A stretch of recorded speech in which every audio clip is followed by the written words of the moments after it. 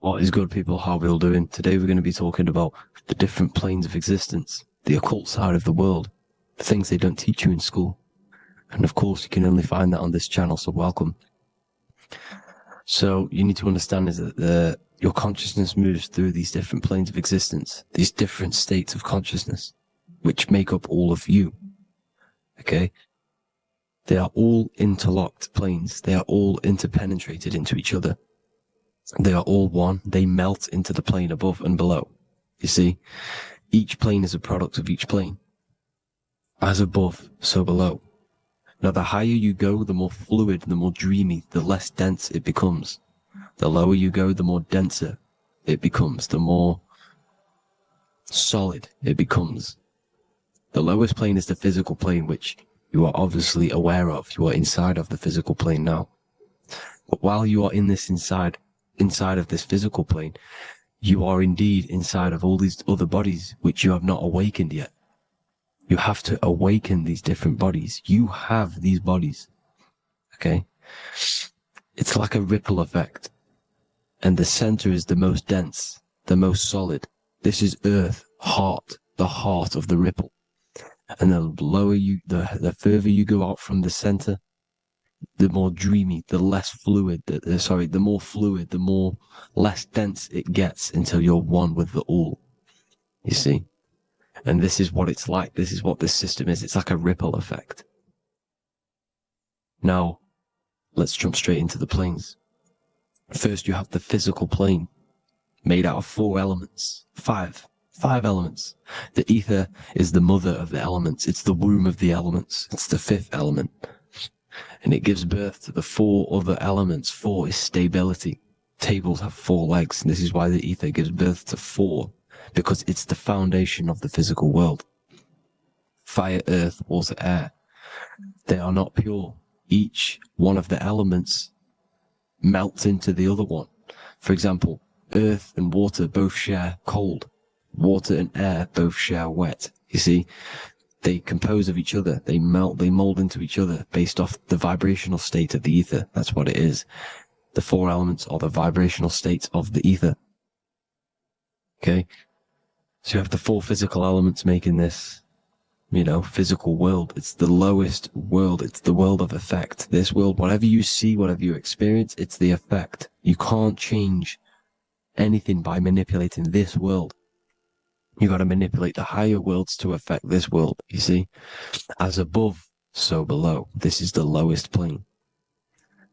It has 3-dimensional. It's the 3rd dimension. Space, height, and thickness. That's all it is. Front, backwards, upwards. You see, it's 3-dimensional. We cannot perceive the hidden side, which is the interior of this existence. We cannot perceive the interior from our exterior view. We are looking into this world. Okay? This is the exterior view. We can't see what's inside of that. That's the 4th dimension, which is the next one. It's the most gross and dense plane. 4 states of matter, the most slowest vibrational molecules exist in this plane. Above this plane, you have the ether. Okay? The word ether and either are the same thing, because either connects 2 scenarios in languages. I either support Manchester United or Liverpool. Either is connecting them 2 scenarios. The ether is doing the exact same, as you can see here on the planes of existence. It connects the astral world, which is very important, to the physical world. It's connecting these 2 worlds. So it's the ether. It's the ether. The ether is pure potential. Energy flows through the ether. It is pure energy, pure potential. Okay?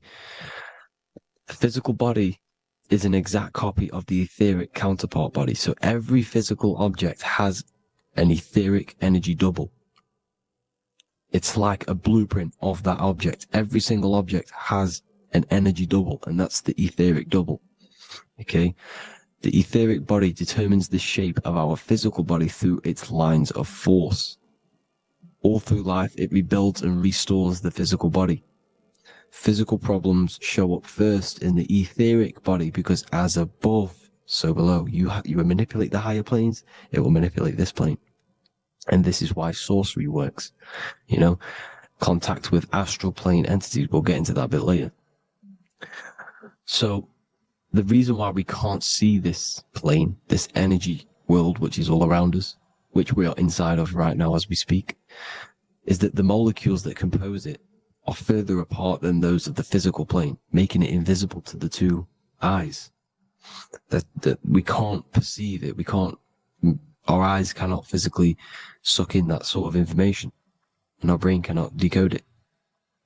This is why, they brainwash us with all these programs to keep us asleep, to keep these other bodies we have asleep, so we don't find out about these other bodies, and is to make you believe that everything's just a material. Only the material world exists.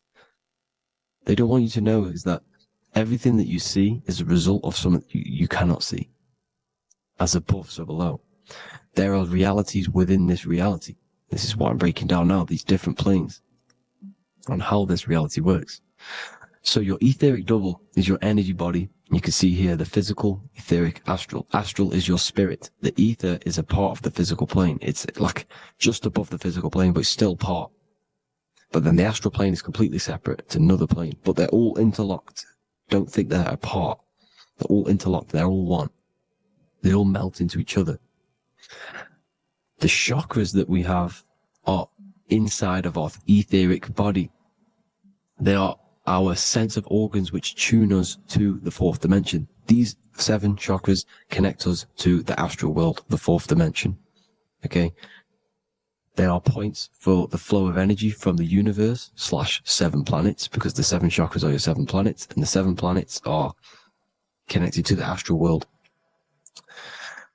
They are feeding these 7 senses in our body. They connect us to the universe, to our etheric counterpart, and then to us, supplying the physical body. Because the energy comes from above. As above, so below. These 7 senses, these 7 etheric chakras, are being supplied with energy from the universe, the 7 planets, the solar system. Then it supplies the physical body. You see? So the ether is very important. And this is, that the ancients understood the science of the ether, and they could, harness free electricity from it, because it's all around us. The ether is all around us. And this is what they were doing. They were harnessing free energy using the ether. The astral plane, the fourth dimension, very important plane. Very, very important. We've all been there. Every single one of you has been there. Okay? The fourth dimension is unseen of what we see. It's the interior of the exterior that we see. We see the third dimension, but we cannot see beyond what's making this third dimension. This is the fourth dimension. Okay? It's the dream world. This is where you go when you dream. Okay? This is where you go when you dream. It's the place of disembodied spirits or ghosts, entities, whatever you want to call them. When you hear ringing in your ears, that is not tinnitus. That is an entity around you. Okay? That is an entity around you. The fourth dimension is where thought forms exist. Mental images. Thought forms as in what you see in your mind when you think of an image, because the mind is the highest plane of existence. Mind is the highest plane of existence. And it manipulates all of the planes below. So it goes the mental plane, then the astral plane. So the thought is in the mind, the mental plane. That just the thought alone, no image, but then the form depiction, the thought form exists. It manifests in the astral plane as a sort of image, an entity, a living conscious being. So this is why thoughts are things. You see, thought forms exist within the fourth dimension. So when you imagine something, when you are, for example, right now, look into your hand and imagine there's an apple in your hand. If you can see that, you are seeing into this fourth dimension. You can only see into this fourth dimension using the mind's eye, not the two eyes, the mind's eye. When you shut off the two eyes into darkness, the third eye opens. The mind's eye is open, and you can see, this is astral travel. You got to work on astral travel, and you will see this astral plane, this fourth dimension. And there are 3 different sections to this astral plane: higher, middle, or lower. So yes, there is a kind of a heaven and hell, and a mid-God. Heaven being the higher vibrational entities manifesting higher vibrational thought forms existing there, the lower vibrational thought forms existing in the astral plane. But these thought forms are beings. You can create these beings. They're called elementals. Okay?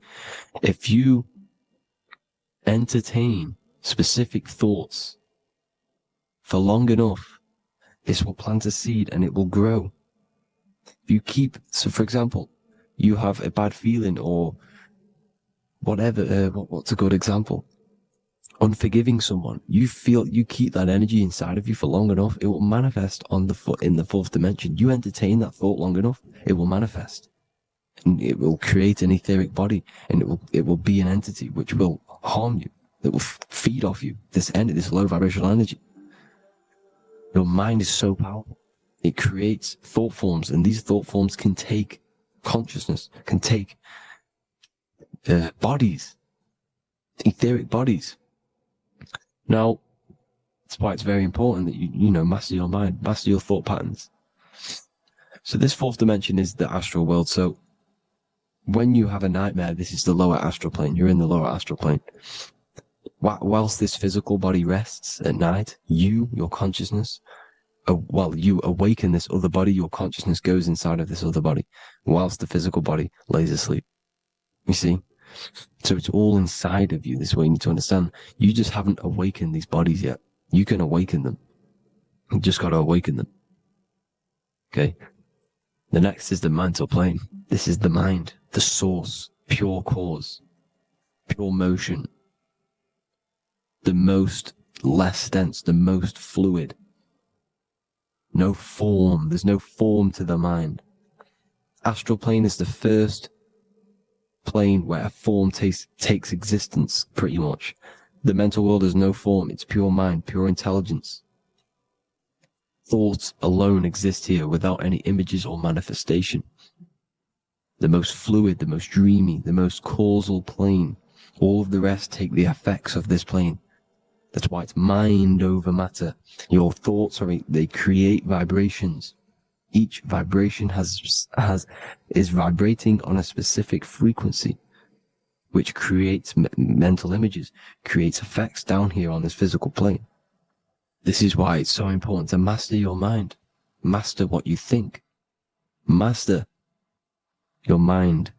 It's the hardest thing to master. You could conquer the world, but it's probably harder to conquer your own mind than to conquer the whole world. I can promise you that, because the mind can play tricks on you. You got to listen to that inner guide within you that will constantly manifest the good things. So anyways, people, hope you learned a lot from this. Please work on trying to activate these other bodies. I will maybe do another video on trying to activate these bodies if you wish. Please comment down below if you would like to see that. And have an amazing day. Please like, subscribe, comment down below any video ideas you want me to do, any information you want me to spit. Thank you all. Have an amazing day.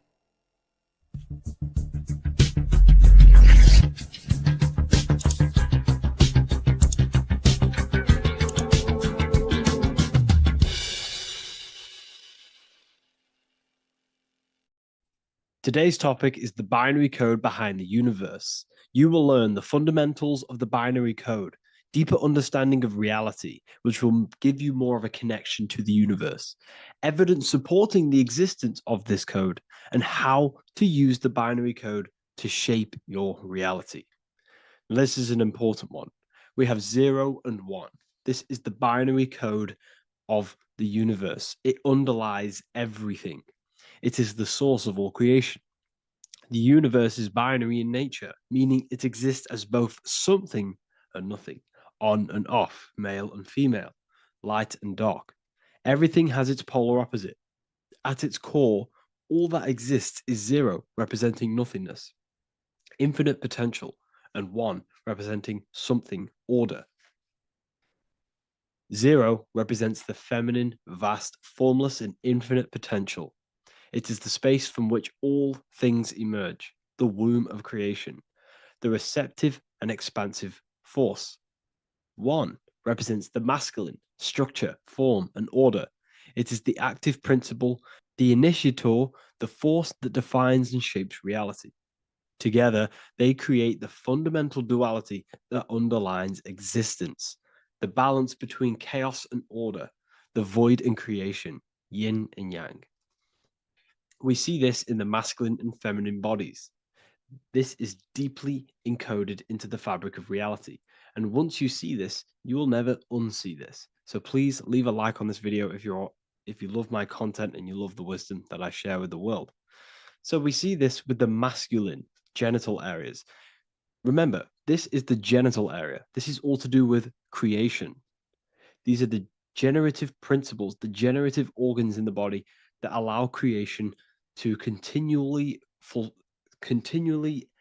outfold into new life. The genital areas are all to do with the code.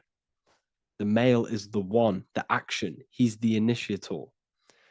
The feminine is the 0, which is the infinite potential, the womb of creation. 0 and 1. This is why we have 10 numbers. 0 and 1. Masculine and feminine. We even see this in the bodies. The feminine body is made out of curves, which is 0, curves. And the masculine body is made out of lines. So please leave a like and comment if you love this. And if you have any lecture ideas, feel free and I can make a lecture on any suggestions that you have. So look at the word masculine. Masculine, line. Line is just one line, which represents order. 1. Feminine. 9. 1 and 9 equals 10. 0 and 1. The binary code of all creation. Why is feminine? Why the number 9 for feminine? Because the moon has to go around 9 times to create a human in the feminine's womb. And look at this image of nature. All nature is zeros and ones. Now you can tell. The stick is a 1. It's a line. And here we have curves. It's curves and lines. Curves and lines create reality, creates matter. Everything is 0 and 1. We even see this with the sky. The sky represents zeros. They represent curves, the heavens, the heavenly bodies, the sun. These are circles, the moon, circles, the planets, circles. Down here is matter, representing the square. We have the Freemasonic square and compass, representing lines and circles, masculine and feminine. We see this with Leonardo da Vinci, with the circle representing the spirit, the void, the womb of creation, and matter, which is the body. This is the soul in matter, infinite potential in matter. This represents spirit over matter. This represents the architect of reality, zeros and ones, spirit and matter. This is all the same thing. Understanding this binary nature of the universe, where 0 feminine represents the infinite potential and 1 masculine symbolizes order and structure, can benefit you in several ways. Manifestation and creation is the first way it can benefit you. Now that you understand this, you understand that everything comes out of infinite potential. 0, infinite potential. 1, action equals manifestation equals creation. So you must pull things out of infinite potential.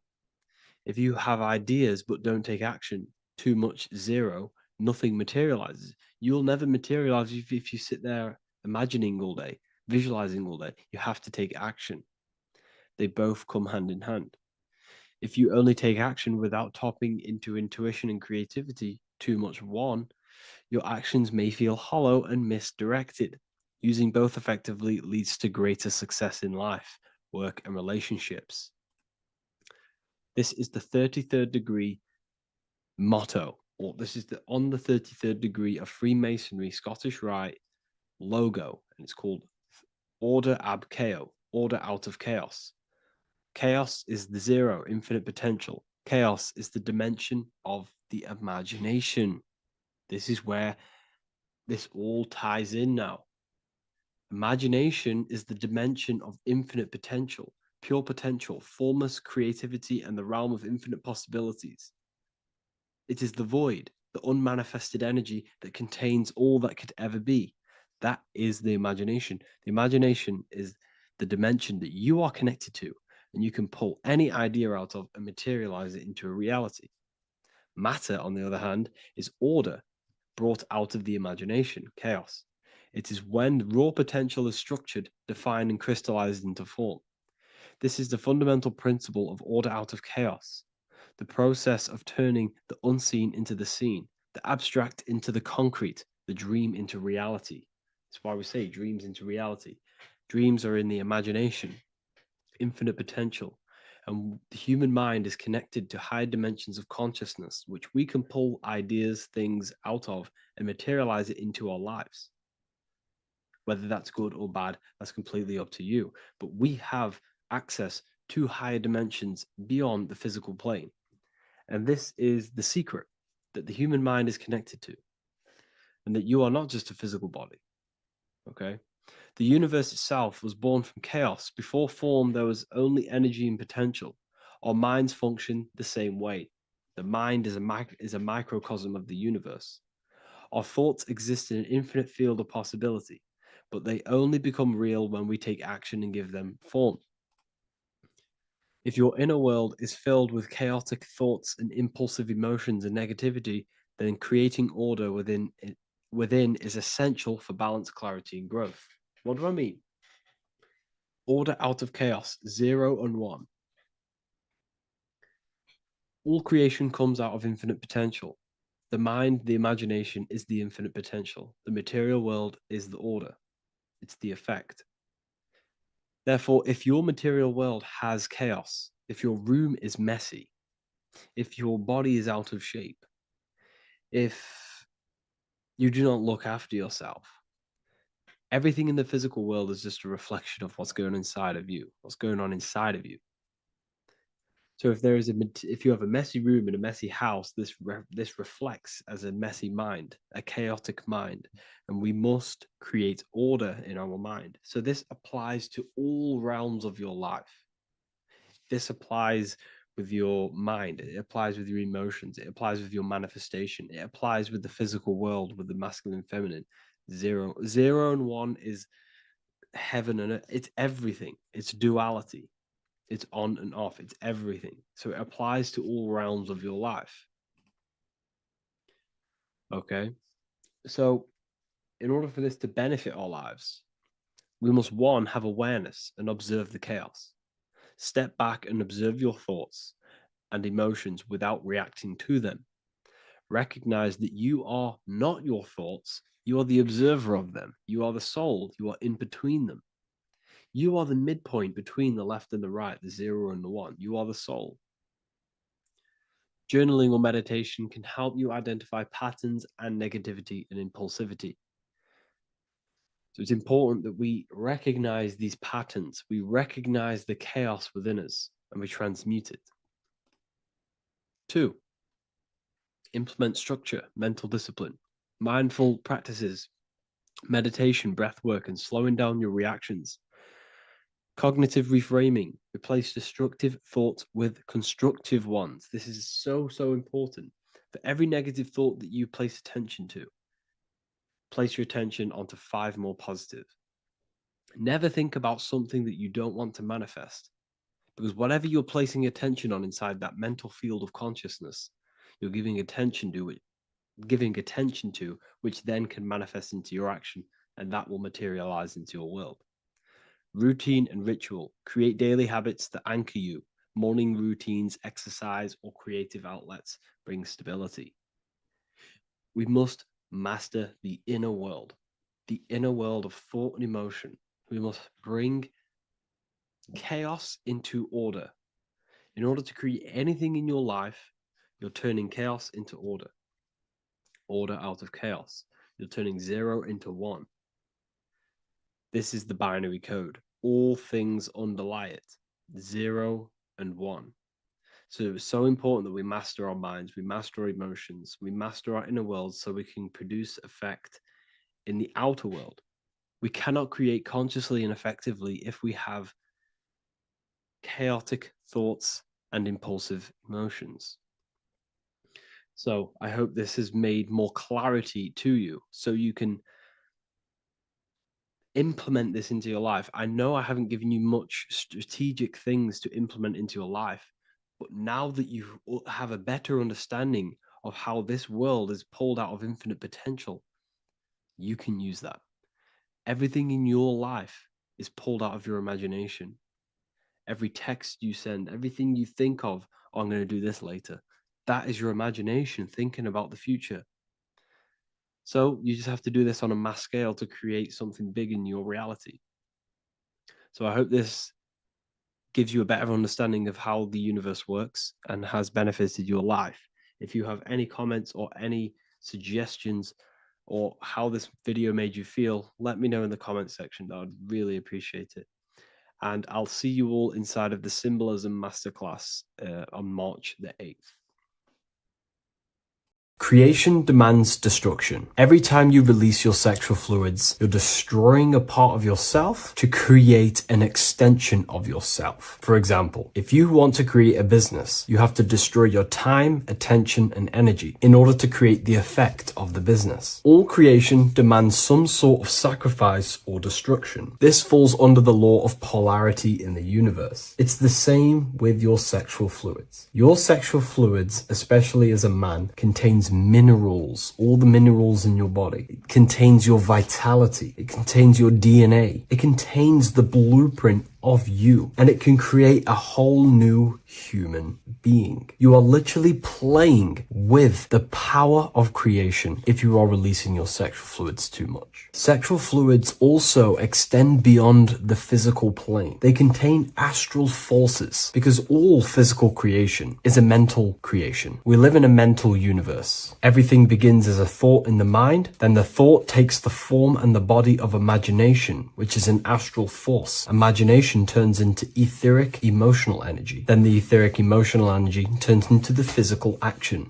and the physical manifestation. We live in a mental universe. Therefore, these dimensions do not exist separately. They are permeating and mixing in with all. Your physical body has an astral body. Everything physical has astral forces behind it. Semen is known as the astral fluid of the soul. It feeds nerves, the channels of life force and consciousness within the body. And every time you release it, you're destroying a part of your vitality, your brain, your nerves, your energy levels, your creativity, and your DNA to create an extension of you. Therefore, it is a sacred fluid within your body and not something to be played with and to be released too much. Think about it. This is a very creative energy, your sexual fluids. It can create a whole new human being. This is how powerful it actually is. It is the power of creation, and the misuse of this power can destroy your own vitality and your life of your body. Because that life you are giving in order to create an extension or a child is the same life you could keep inside of you and not waste to recycle and regenerate the body. Sexual energy has been for thousands of years associated with regenerating the body, longevity of life, and maintaining youth. Not only that, every time you release your sexual energy, it floods the brain with dopamine. Dopamine is the brain's reward system, created within the middle of the brain. It releases every time you've achieved something. However, sex or an orgasm is the most powerful feeling you can feel. It's the most amazing, intense feeling and release of dopamine you can possibly feel as a human. Therefore, if you flood your brain with this high amount of dopamine every single day, you are getting the epitome of human feelings every single day. Therefore, you will become numb to everything else in reality. You won't be able to enjoy the small things in life. And I know this firsthand because I experienced this myself. As soon as I stopped, this is when I started to enjoy the little things in life, seeing family, and I actually gained more energy, more ideas. We'll get into this a bit later. It is a creative energy. It creates a whole new human being. Therefore, if we maintain this energy, we can maintain our creative power within us because that's what we are. We are all creative beings, moving energy from higher dimensions of consciousness, the mind, into lower dimensions of consciousness, the physical world. You hold the power to create. You are not in a world. The world is working through you. You do not possess a life. Life is working through you. You are not in a universe. You are the universe. It's moving through you. There is no past, present, and future. The present moment is you. When we release every single day or frequently throughout the week, like I said, we're triggering the brain's reward system, dopamine, which makes you feel as if you have already achieved something. And if your brain is telling you have already achieved something by overusing your sexual fluids, then you will not have the motivation to achieve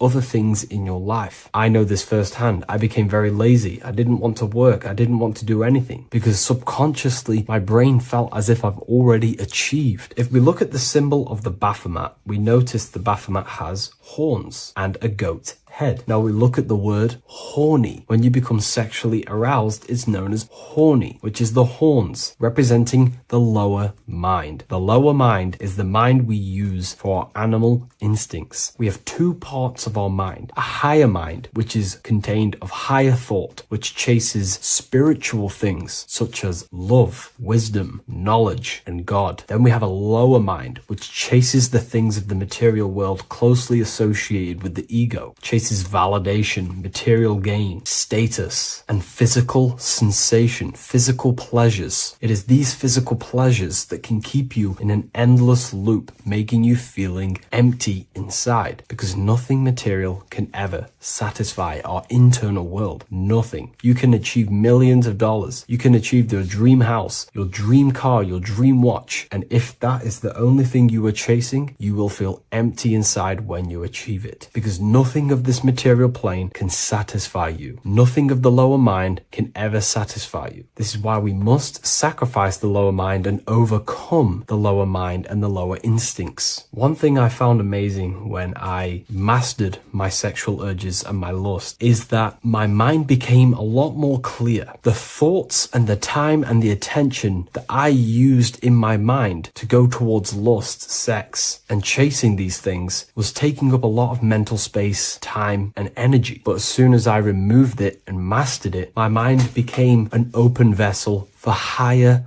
thoughts to be received from the higher mind. The mind is like a radio antenna. Whatever we attune it with, that's what we receive. If we're constantly thinking about lust and low-level pleasures, we're going to just receive low-level thoughts. But once we remove all of the lower mind and we conquer our physical body and physical urges, our mind becomes an open channel for divine thoughts and spiritual thoughts. This is what most people call today as downloads. You receive wisdom from your higher self. Not only do you receive more wisdom, you just receive more power to create. The male and the female come together to create a child. That's how you were created. Now, the law of correspondence teaches as above, so below. It refers to everything in the universe. Therefore, in order for you to create a reality, to give birth to something, you have to bring together the masculine and the feminine. Your masculine forces are willpower and actions. Your feminine forces are emotions and imagination. When you combine the willpower, action, emotions, and imagination and combine them together, you can give birth to reality. But it's important to only give birth to things that are spiritual, that are good,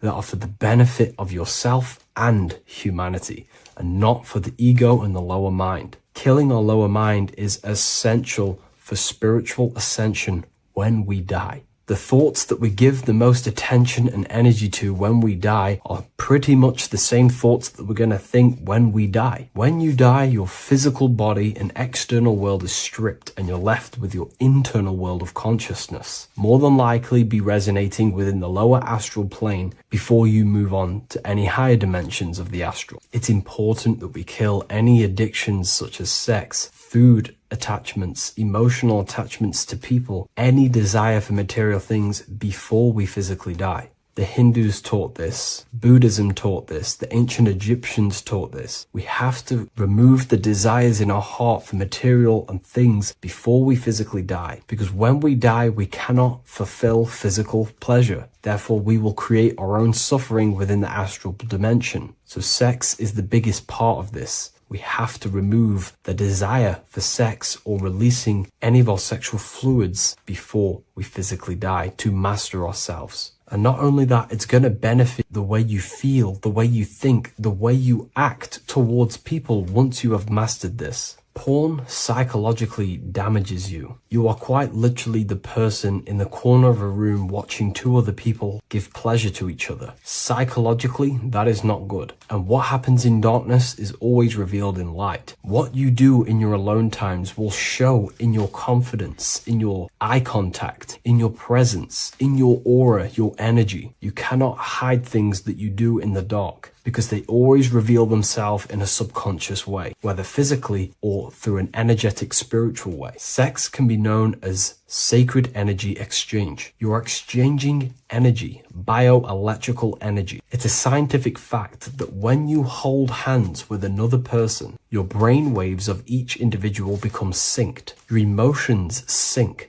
And you exchange electromagnetic energy because you are an electromagnetic being. But when you have sex with someone, you are literally exchanging emotional energy. Your aura is not just an electromagnetic field. It is literally a manifestation of your internal consciousness. Your consciousness contains your thoughts, your beliefs, your traumas, your emotional state. And this manifests externally through the vortex of your heart into an energy presence around your body. This is why you can feel sad when someone else is sad next to you, because their energy is merging with yours. When you have sex with someone, you are quite literally exchanging consciousness, beliefs, traumas, emotions, feelings, vibrations, and your consciousness merges with their consciousness. So be careful with just having casual sex. Now, I'm not here trying to say never release, never have sex with your partner. I'm not saying that. I'm saying take caution with these things. Take my teachings with a pinch of salt. If it benefits you, that's great. I'm not here to tell you how to live. I'm simply giving you my research and the things that have helped me in my life on my esoteric research, awakening, or spiritual path. I don't like calling it a spiritual path, because it's not spiritual. It's simply just life, the knowledge of consciousness and the self. So I hope this video helps. If you'd love to read this book, I'll leave a link in the description. This book I wrote myself called The Book of Wisdom, Volume 2.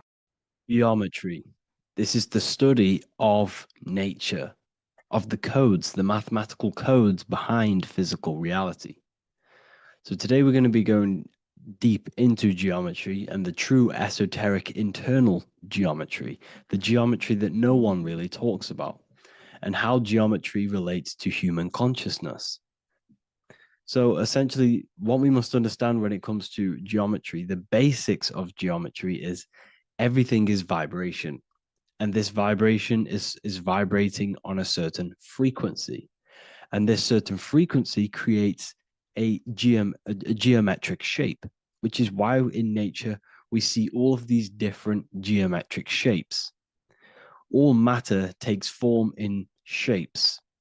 So if we put sand on a plate and we vibrate the plate on a specific frequency, we see that the sand goes into specific geometric shapes and patterns. So essentially, matter is energy condensed. It's energy vibrating on a low frequency, vibrating at a certain frequency. So matter is condensed energy, and each geometric shape is manifesting and showing a specific energy. Some shapes carry more energies than others. For example, the cube is what traps energy. A square is what traps energy. So geometry and the flowers are basically how energy manifests itself into physical matter. We are in a world made out of energy or light. Light is energy. So everything is vibration, everything is frequency, and everything is energy. Even the words, each atom in our body, everything. So everything in nature has these mathematical energetic codes. So geometry is basically the study of nature and the shapes that are in nature and their energetic principles.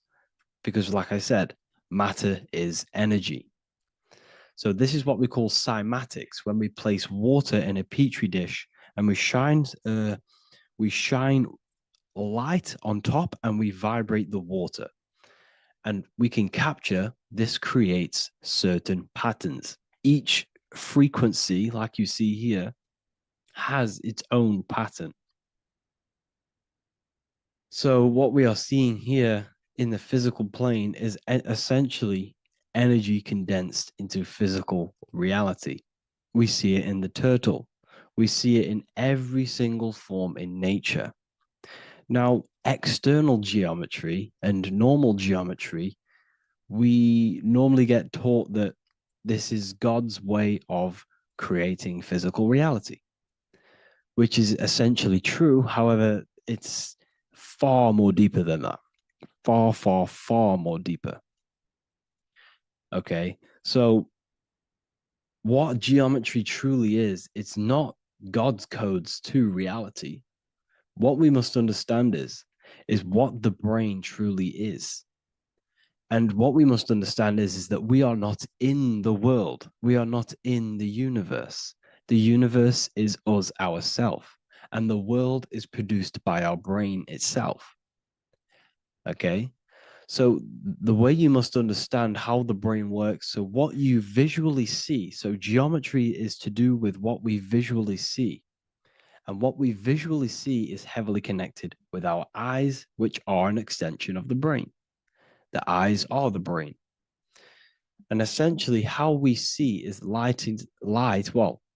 energy enters the eyes, and each eye goes to the optic nerve. And this energy is transferred into electricity, which travels to the back of the brain, to the visual cortex of our brain. And this is where the image is produced, what we see. Therefore, the world outside of us is truly inside of us. It's a projection from within the brain. The brain is an energy condenser, a decelerator, an energy decelerator. Everything outside of us is basically formless energy. It is formless energy vibrating at a certain frequency. So what the brain is, it's sucking in this energy, this light, and turning that frequency, that code, that light code, into a physical reality. It's condensing the energy and turning it into a visual image inside of the brain. Therefore, everything outside of you is not what it looks like. Everything outside of you is basically energy, infinite energy. And our brain is condensing this into a physical reality and projecting it outwardly, which you experience your visual field. Okay? And the ancients knew this. So this is basically called the sigil of Lucifer. Lucifer is known as the light bringer. Lucifer in Latin means to bring the light. This is the sigil of Lucifer, which shows the visual field and the brain. We also see this in the Google Play symbol. It's a powerful symbol showing you the visual field, which is basically a symbol that tells you that reality is inside of the brain. The brain is what produces reality, but consciousness is not produced in the brain. The brain is essentially a consciousness downloader. It's a computer, and it's a reality simulator. The body is a simulation of physical reality. You are inside of the body experiencing the body simulation. The body produces this reality. It's a piece of technology. So Lucifer is to bring the light. Lucifer is the light being produced in our brains. Okay? So this is why they say Lucifer can tempt you. Lucifer can be the devil because it represents physicality. It represents the false light. Lucifer can trick you because it represents the physical world can trick who you truly are. So now that you understand how the brain is basically an energy decelerator and it creates and simulates a reality to your consciousness, you are no longer a person in a universe. You are the universe itself experiencing itself. Therefore, geometry is heavily linked in with the brain. Geometry is essentially how your brain and how your eyes decode energy. So what you are seeing is the mathematical It's the mathematical codes of your brain creating reality. So what they teach you is the external is that geometry is God's way of creating this world, and these are the mathematical codes God's created. But now I'm telling you the internal. This is the truth. Geometry is how your brain mathematically condenses energy and light into a physical reality. So therefore, your brain is a computer program. So now geometry is nothing outside of you. Geometry is not something created by something else. It's created by your brain. Your brain produces these patterns through mathematical codes by breaking down energy into physical reality. And this is why you see geometry in everything around you. This completely changes your view on geometry. It's in your ear, it's in your face, it's in everything. Geometry is everything. Okay? So now that you understand this, now, as we were talking about the visual field earlier, the ancients knew about this. The ancient Egyptians knew about this. We can see this symbolism inside of the casket, the Egyptian casket. See, this crossover represents the visual field. This represents the back of the brain. This is the left hemisphere, the right hemisphere. And now some of the most simplest teachings in geometry is that straight lines are masculine and curved lines are feminine. And we even see this in the human body. The feminine human body is curvy and the masculine human body is liney. And even with the genital reproductive area, we have a line and a curve, 0 and 1, the binary code of all creation, 0 and 1, because that's basically all that exists. Nothingness and one, nothingness and God, nothingness and consciousness. That's all that exists. Now that I've told you that, the basics of geometry and the line and the curve and the feminine and the masculine, what do we have here? You see this stick here? This is a curve. And what's the right hemisphere? The right hemisphere is the feminine, the feminine energy, the feminine aspect of our brain. Then we have a straight line. This is straight lines. Now this represents the left brain. So the Egyptians are showing you the left masculine brain and the right feminine brain because of the curve and the straight line. And this is the visual field, the crossover. So there's a crossover in the brain. The left eye is connected to the right brain. The right eye is connected to the left brain. Okay, so the left eye is connected to the right brain. The right eye is connected to the left brain. The solar and the lunar. So, like I said, everything outside of you is basically energy. Your body is basically a holographic avatar, condensed energy produced by your brain. There's nothing actually outside of you. Your 5 senses are electrical threads of light. And when you touch something, this is basically electrical signals in your nervous system, which are reporting back to the brain. Therefore, what you touch is actually, you're not touching. The feeling that you feel when you touch something is not the true feeling. That's your nervous system you're feeling. You're feeling your nervous system in the brain. It's electrical signals to your brain. So the 5 senses do not decode, well, what you're experiencing as the 5 senses is not outside of you. This is your brain interpreting electrical signals. You don't experience the world, you experience your nervous system and your brain. The nervous system is an extension of the brain. So this is the truth. This is not woo-woo spirituality. This is true consciousness science that I'm teaching you here. Okay? So nothing is truly outside of you. It is a universe. You yourself are the universe, the fabric of the universe itself. The only thing that exists outside of you is essentially energy. That is it. And your body and your brain condenses this energy into reality. So when we look into architecture, why is architecture, the ancient architecture, so important? Because what did I tell you at the beginning? Shapes and physical matter is condensed energy. Each shape holds specific energy. Some shapes hold more energy, emit more energy. Some shapes condense energy. Some shapes transfer energy. Each shape, each geometric shape has an energetic principle because matter is essentially energy. So when we look into cathedrals and the ancient buildings, they were filled with geometric patterns, geometric shapes, because they understood the energy principle. Architecture is basically solid energy. It's physical energy. If we create this pattern here is an energy code. And if you stand next to it, you're going to gain that energy. It's going to be imprinted on your body.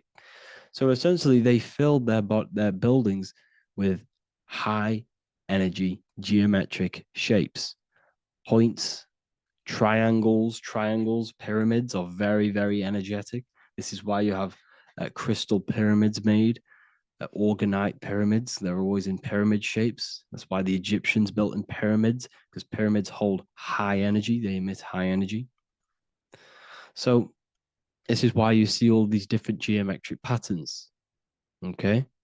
So in the real reality, in the energetic plane, this building would basically look like this: lines and grids of energy. Okay, this is what it would look like in the energetic plane, a blueprint of the energy body. So as you see here, these are the different frequencies in a petri dish, of water in a petri dish. And you can see they are specifically aligned up with these specific patterns. You can see geometry even within geometry. It's fractal. So essentially, when you would stand inside of these buildings, they would imprint the energy of the building in your body, because your body is healed through energy. You have an electromagnetic field around your body. So by creating buildings with geometric patterns, we are essentially increasing the energy of the building, because the building itself is energy. Okay. So when we fill it with geometric patterns, we're increasing the energy. We're giving it a certain energetic imprint. So when you stand inside of that building, you're being imprinted with that energy. Okay. So especially with these windows, these stained glass windows. Well, why are they stained glass? Well, color is frequency. So when you have all of these different colors, and not only were they just painted, some of these colors are specific gemstones, crystals, natural stones, which all hold energetic principles. Each crystal is vibrating on a certain frequency. Wood has its own frequency. Metal has its own frequency. What you must understand is that everything in nature is not just a piece of matter. It's vibrating. The atoms of wood are vibrating on a certain level, which give it a certain energetic principle. Each crystal is vibrating. The atoms of the crystal are vibrating on a certain frequency, which give it a certain energetic principle, quality. So each thing, this is why the ancients were obsessed with natural stones, natural things, crystals, natural metals, and they wore different metals, different things like copper on their bodies, because they understood the atoms of these natural things are vibrating, which give certain qualities to you if you wear them. So you're not wearing it, you're basically putting that frequency onto your body, because they understood this is energy. If I put copper on my body, I'm not putting copper on the body. I'm putting the frequency and the energy of the atoms onto my skin. And that frequency of them atoms are going to vibrate my skin, that frequency, and heal my body. So this is why this is so important.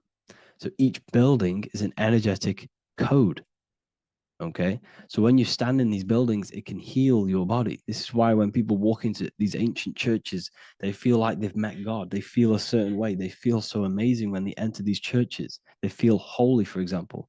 It's not because God's there. It's not because these man in the sky dwells in these holy places. It's because the energy of these buildings affect our consciousness. They increase your energy. They raise your vibration. They heal your body. They heal your cells. They imprint the water in your body. especially with these stained glass windows. Like I went a bit on a tangent there, but these stained glass windows were encoded. Well, they use different gemstones, different lights, different colors. And when the sun would shine through this window, well, what's the sun? The sun is light. Light is energy. The sun's light would go through this filter of the window, of the crystals and the different gemstones and the different colors.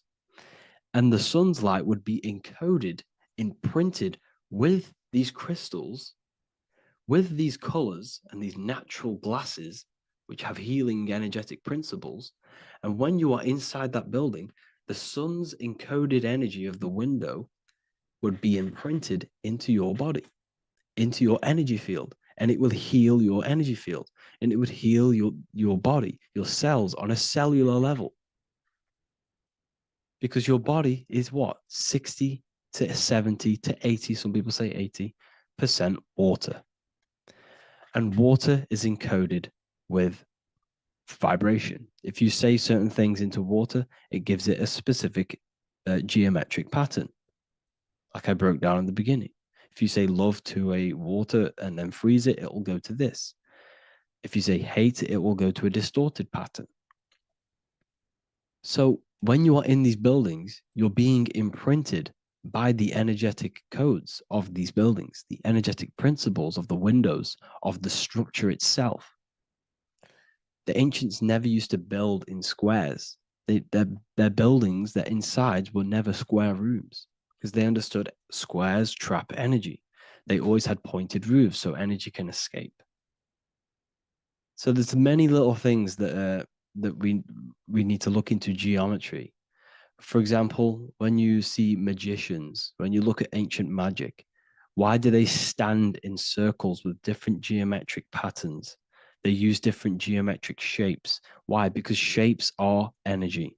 They hold specific energy. So when the magician stands in a circle with a pentacle, they're working with the energy of that pentacle.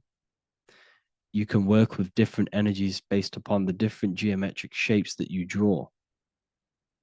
And you can use this in your structure, in your architecture, in your work, and it can influence everything. So this is the true geometry. I hope you gained a deeper understanding on geometry and how it relates with you and your consciousness. Like I said earlier, your brain produces geometry. It's basically how your brain decodes energy. It's not God, how God creates this reality. And no, you're in this reality. You are the reality itself. Your body produces the reality. Therefore, geometry is one with you. So therefore, if I play with the geometry of the buildings, for example, like the government have, everything's in squares. If you look outside, everything's a square, everything's a rectangle. You go to a city, every window is a rectangle, every building is a rectangle. You live in a box room, everything is boxed and squared off in this reality, in this modern society. Why? Because they're trapping energy.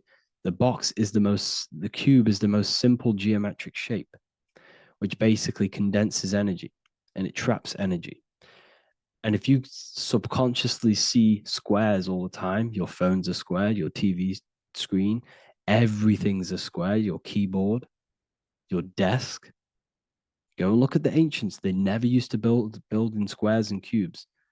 And if you go into nature, you'll never see squares and cubes. Nature doesn't create squares and cubes. Everything in the modern society is squares and cubes to simple your consciousness down, to dumb your brain down. So the ancients built very, very complex structures. Why? Because they understood what we see affects our brains, because our brains decodes reality and creates reality. If you see a sophisticated building, this is going to give you a sophisticated mind and raise your IQ levels over time, subconsciously. I'm not saying if you look at this building, you're going to become smart. I'm saying if every single building in your environment, ment is mind, mental, every single building in your environment was this complex and complicated, it would increase your IQ on a subconscious level. It'd make you more complex, make you more intelligent. So they've dumbed everything down. They've dulled everything down. Look at everything. Everything is being dulled down. So anyways, I hope you all gained a better understanding on this. If you want to gain more occult knowledge and esoteric knowledge, make sure to read the Book of Wisdom, Volume 2. If you're inside the university, you can get this book for free. Go to the general chat area and follow the instructions, and you can order yours for free. Truly life-changing stuff, because the issue is with the world is that no one really understands who they are, what they are, and why we are here. That is the issue for people's depression, for people's wrongdoings. They don't understand who they are, what their emotions are, what their mind is, what their body is, what reality is. This book gives you that. This book gives you the sense of understanding, the sense of well-being that will give you a better life, because you understand life and what life is. And if you truly want to take your studies to the next level, we have the Ethereal University. This is the place for truth seekers, where you can connect with like-minded people, so you don't have to feel insane, because not many people think this way. I've been there. I've been there when you wake up and not many people around you are thinking the same way, and you start to feel a bit insane, and you can't really talk to people about these things. That's why I created this, so you can connect with people and learn at the same time and become the best version of yourself by understanding truth and knowledge. If you join, you'll gain access to free live calls every single week, every single Saturday morning. We do live calls. You can ask me questions and all sorts. So make sure to leave a like and a comment, and thank you all for tapping in. Revival of wisdom. What is good, people? Is Revival of Wisdom. We're back with another video. Today we're going to be talking about the importance of Saturn and the occult. Let's jump straight into this. So Saturn is the god of the earth, right? It's the time of God, change, destruction, physical matter. He creates and destroys, because the energy of Saturn is the key to crystallization. It wraps things in physical matter, right? He creates everything, all life forms, and he takes things back, because the day that you're born, that's the day that your expiry date is coming. The time is ticking until Saturn takes your life. This is why he's known as the Reaper, okay? As he's personified as eating his child here in this ancient Roman painting. As you can see, he's eating the child. We are all children of Saturn, right? He creates physical matter, our physical bodies, right? He's the god of time because he's the slowest moving celestial body. He's the Lord of the Rings, as you can see here. He's the last one on the ring. He's the slowest one moving, okay? So he is the Lord of time, of destruction and creation, okay? This is why his name is Saturn, Satan. He's the devil, okay? But I'm not saying Saturn's evil, guys. It's a part of life. Everything lives and dies, right? He's the key to crystallization. Now, as we have the clock here, our god Saturn, or Chronos in Greek, just means time. He's also the god of time, as I've already said. 60 seconds in a minute, 60 minutes in an hour, 24 hours in a day. Add 2 plus 4 equals 6. 60 seconds, 60 minutes, 2 plus 4 equals 6. That's 666, okay? And as you see on the clock, 6 take away 12 equals 6. 7 take away 1 equals 6. 9 take away 3 equals 6. 6 is the number of Saturn. It's associated with Saturn, right? He's the god of time, of justice. Everything goes back to the Reaper in the end. Everything lives and dies. Now, the artwork of him, he's always got the Reaper staff. You see, it's personifying death. Now, when you see this, the Romans were not saying Saturn was a real person, a real god in human form. No, this is personification. This is what the ancients always did. They personified, just like the Bible. It's all personification. So the personifying Saturn eating its children because it eats, it's the Reaper. No one can escape the Reaper. No one can escape death. Now, Saturn is 666, which is in the Bible, the number of the beast, right? The number of the beast, Satan, 666, right? So on the North Pole of Saturn, you have a hexagon, which makes a cube, right? Now this hexagon, when you join up all the corners, creates the six-pointed star known as the Star of David, right? In the Jewish religion.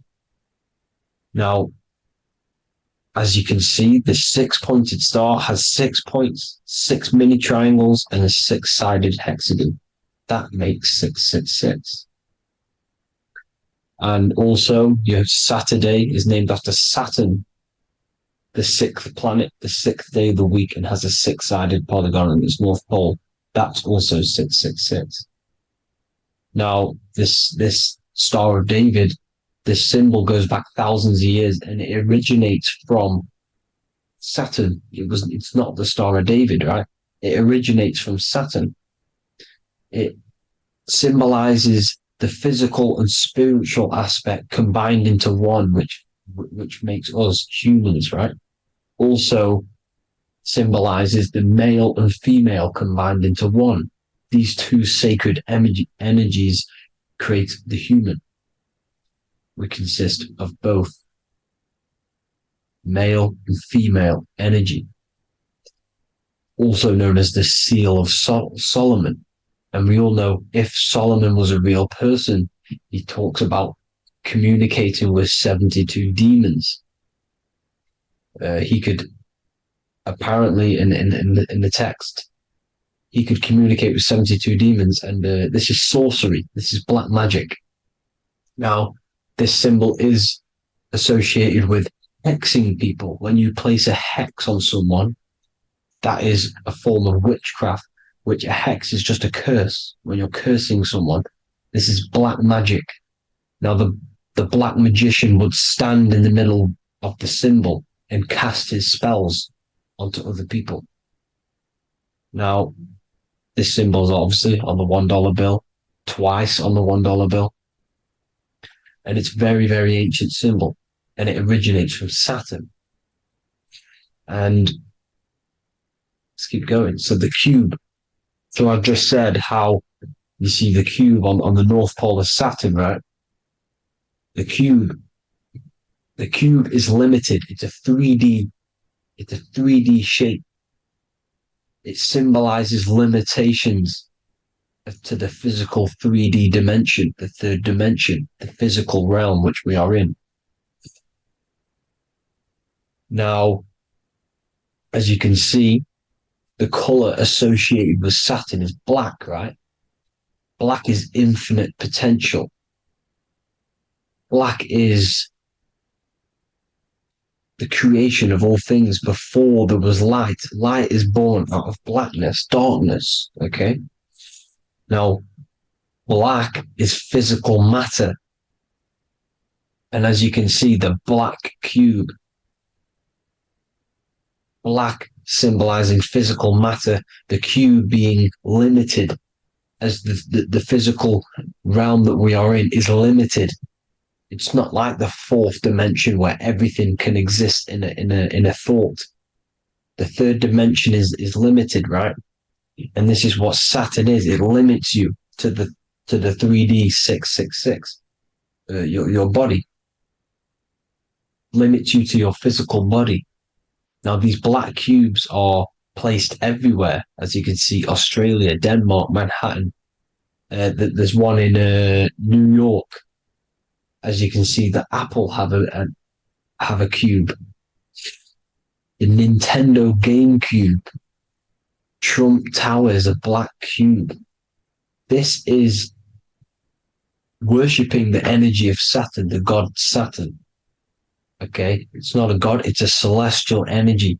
However, it rules over Earth because it pretty much created the physical realm. Now, as you see, when you go to a funeral, you wear black a black suit symbolizing Saturn, which is the color associated black. And as you see in Mecca, they walk around the black cube in rings. As you can see here, they're stood around in rings, like the Saturn, the rings of Saturn. The Mercedes symbol. You probably wouldn't notice that, but yes, it's Saturn. And when you graduate from university, you wear a black cube on your head. This is all symbolizing Saturn. Okay. Now, as you can see, the Jews here have a black cube on their third eye whilst they pray. Notice how he's shutting his eyes into blackness, darkness, and he's wrapped around a black strap around his arm. This is symbolizing the wrapping of physical matter, of how physical matter wraps things into existence. And as we all know, the Star of David is a Jewish symbol. So he has the black cube and the Star of David, right? So all of these religions are secretly worshipping Saturn. Okay, this is all Saturn worship, Kronos, the god of time and destruction, the physical reality. Now, as you can see, it's symbolized everywhere in all major corporations. Pepsi, internet, that's obvious. NASA, of course, NASA. NASA means to deceive in Hebrew. Universal, Walkers, that one's so obvious. Nike, Toyota. So many different ways they symbolize it. You either see the rings of Saturn or the black cube, as I just showed you here, the Nintendo and the Mercedes, right? It's absolutely everywhere. Now, they also use 666 to symbolize it, as I've just broken it down to you. 666, the World Economic Forum. We all know how they're trying to enslave us into this new world agenda.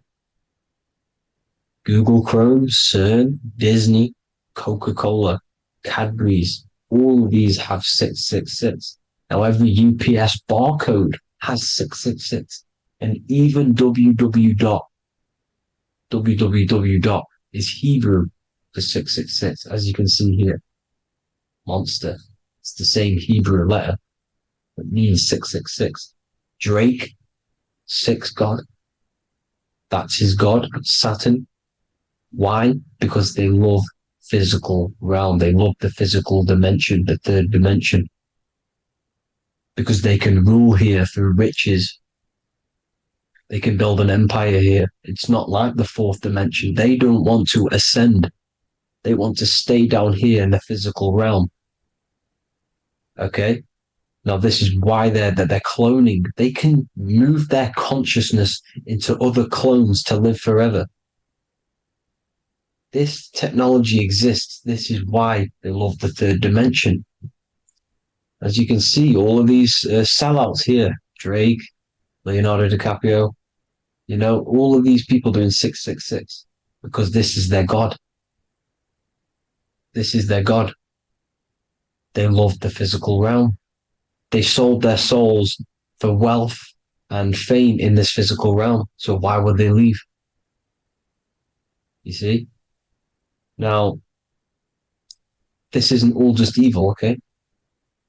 So you have 7 chakras, right? You have 7 days of the week, 7 solfeggio scale notes. These are frequencies, the solfeggio scale. Now, it's called the Saturn moon matrix because the moon symbolizes your mind, because you're created out of the Holy Trinity, which is body, mind, and spirit, right?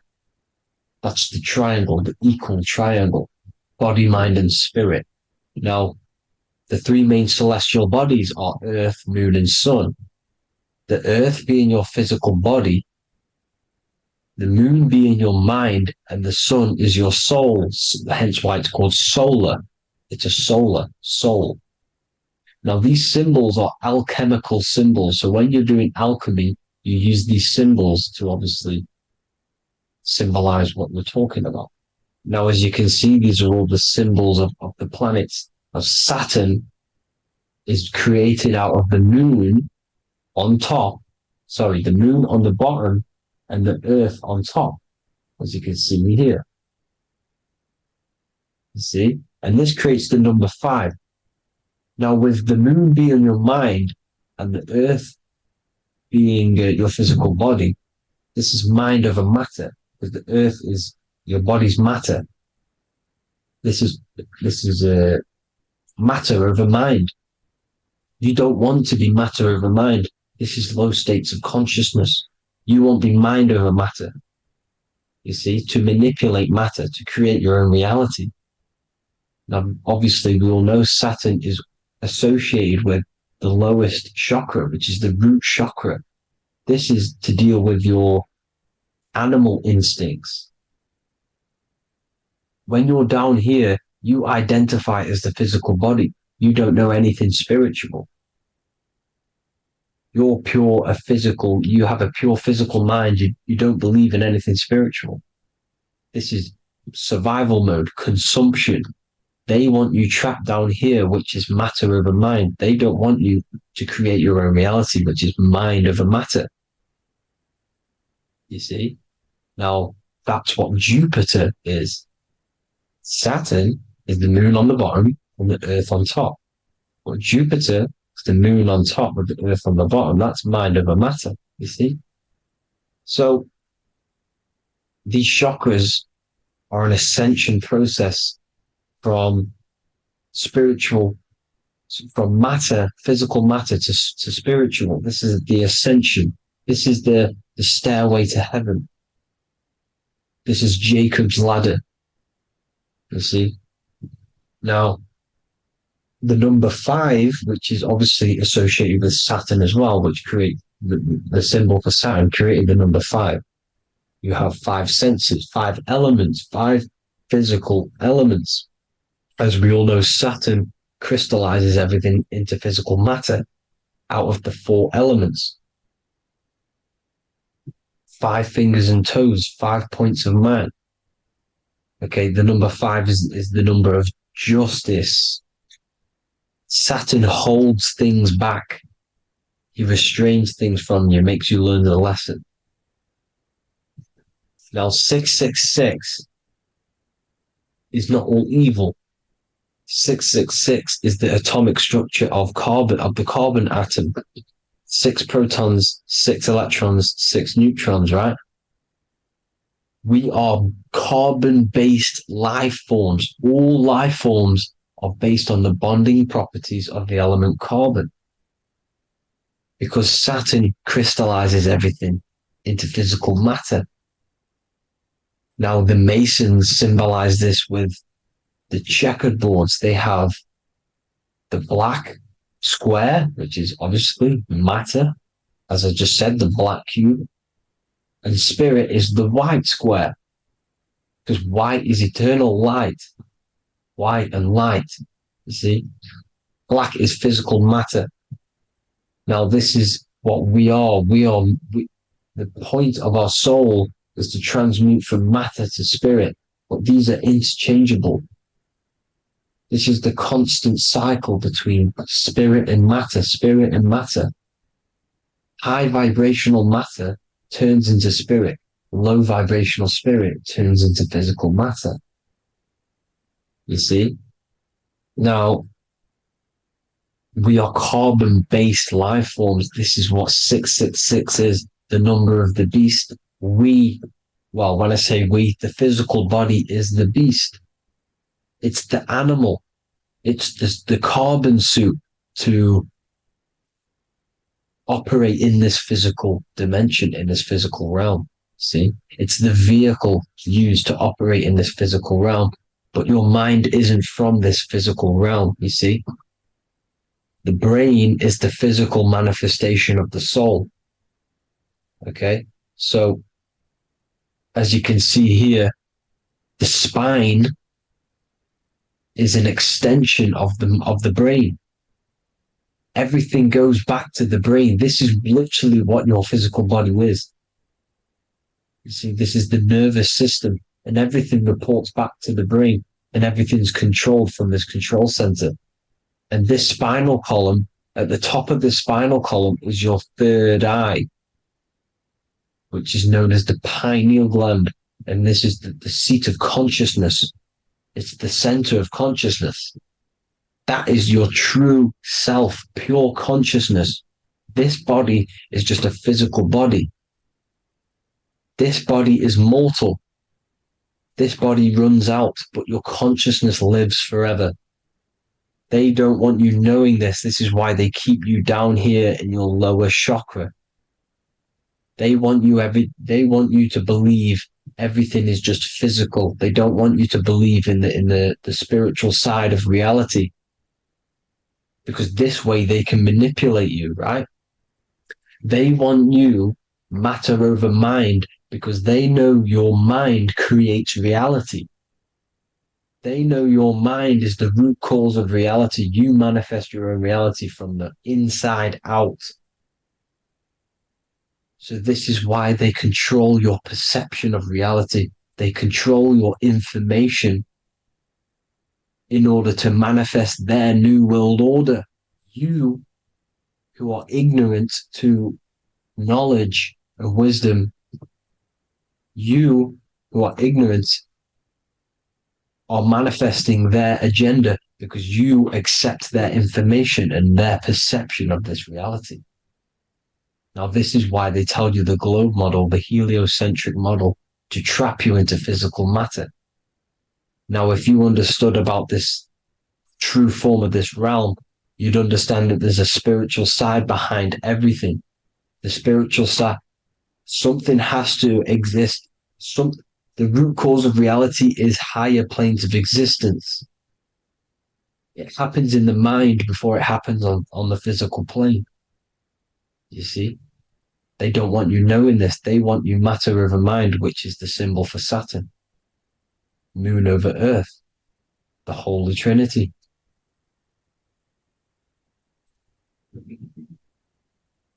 Now, as you can see, the cube also makes IXXI. This is Roman numerals. This is Roman numerals, and when it's translated from 9/11. Yes, 9/11. This is the secret code of the one world order. The two twin towers, when the two become one.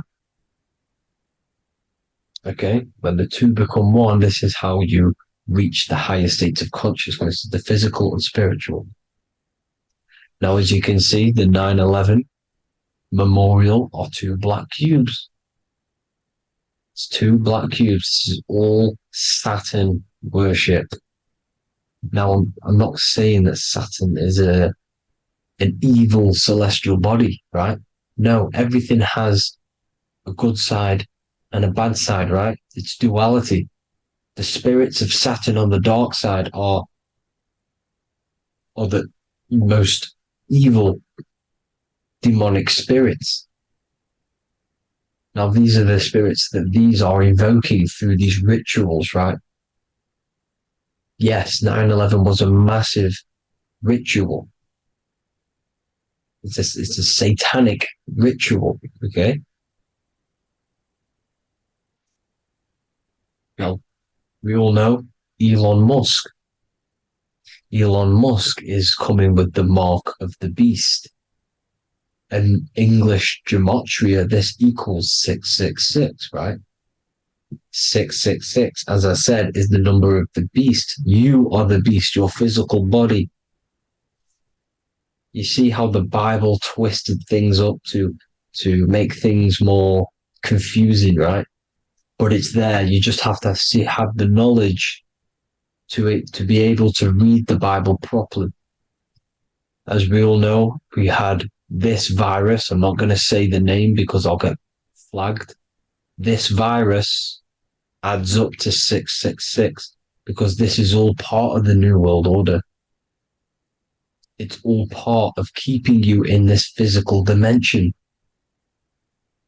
Okay? Now, as you can see here, Novus Ordo Seclorum on the back of his shirt, on Elon Musk's shirt, this is also on the $1 bill, Novus Ordo Seclorum. This means New World Order. Yes, New World Order. This is on the back of Elon Musk's shirt. And as you can see here, he owns Neuralink, which is the brain chip which they're going to be putting into implanting this onto your brain. This is the New World Order, to connect you and merge your consciousness with AI. Neuralink and Meta, he owns Meta as well, which is the metaverse. These are going to be linked in, hence why they have the same symbol, but just in a different format. It's the infinity symbol. And the infinity symbol comes from the torus field, as you can see here, your electromagnetic field from around your body. Now, the end goal is for this New World Order is to trap your consciousness inside of an alternative reality being projected from the metaverse.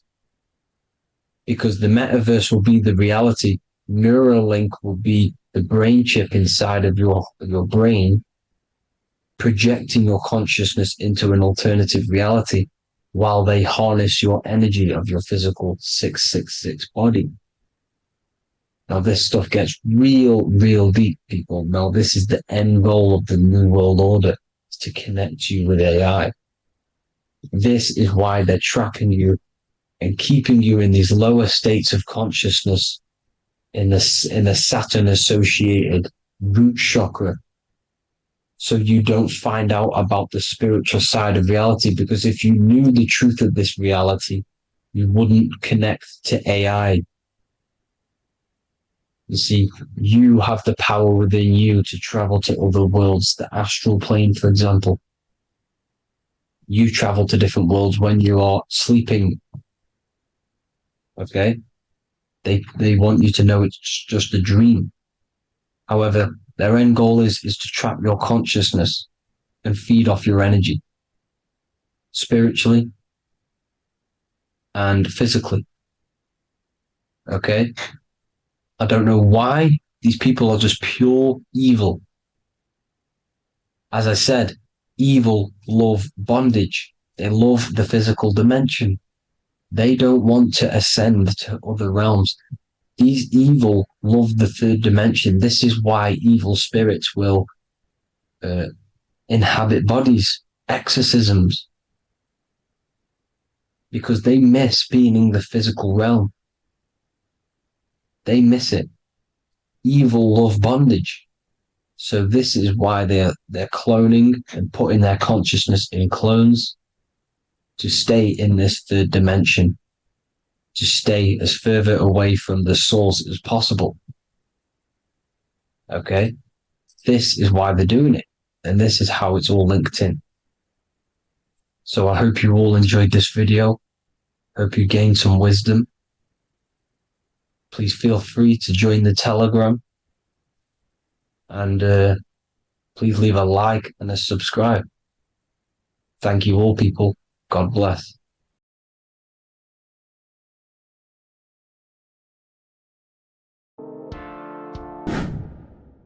Hello and welcome to another video, people. Before we start, please like, comment, and subscribe if you wish to see more content. Today we're going to be talking about the mental universe and how everything is mental. This is the #1 law on the Kabbalion. If you've never read that book, it's called The Kabbalion. A very good book. It's the first law because this is the most important thing you need to understand, is how everything exists within the mind. Behind every single one of these eyes is the same consciousness expressed in different bodies. The mind is what gives perception to what you're experiencing. Behind every single one of these eyes is the exact same consciousness, but the brain that they inhabit is giving them a different perception, a different being, a different body. Now, this is the difference between humans and animals. Humans possess a advanced consciousness, an advanced mind that gives us the ability to be aware of ourselves mentally, physically, and spiritually. We can reflect on ourselves. When a dog looks in the mirror or an animal looks in the mirror, it doesn't know what it's looking at. It doesn't realize it has a consciousness. It can't reflect on itself. It can't say, I want to improve in this area. It doesn't have that consciousness. We have a divine consciousness. Take away the N for divine, and you get with a D, put it with a D, you get divide, because we have a divided two-way consciousness. An animal only has one. However, it's still the same mind. We're all mind. We're all mental. We all exist within the mental plane. Look at this person walking. The body, the brain is sending electrical signals through the 12 cranial nerves, which the 12 disciples that spread the gospel of Jesus, right? You have 12 cranial nerves in your brain. There are 12 disciples which spread the gospel of Jesus. Jesus represents the mind, the intelligence, the invisible intelligence that we all are, the same intelligence, the same exact consciousness, which then sends a command into the brain. Then the brain sends these 12 electrical signals through the 12 cranial nerves to control the rest of the body through the nervous system. This person walking is not, the body is not walking. The mind is telling it to walk.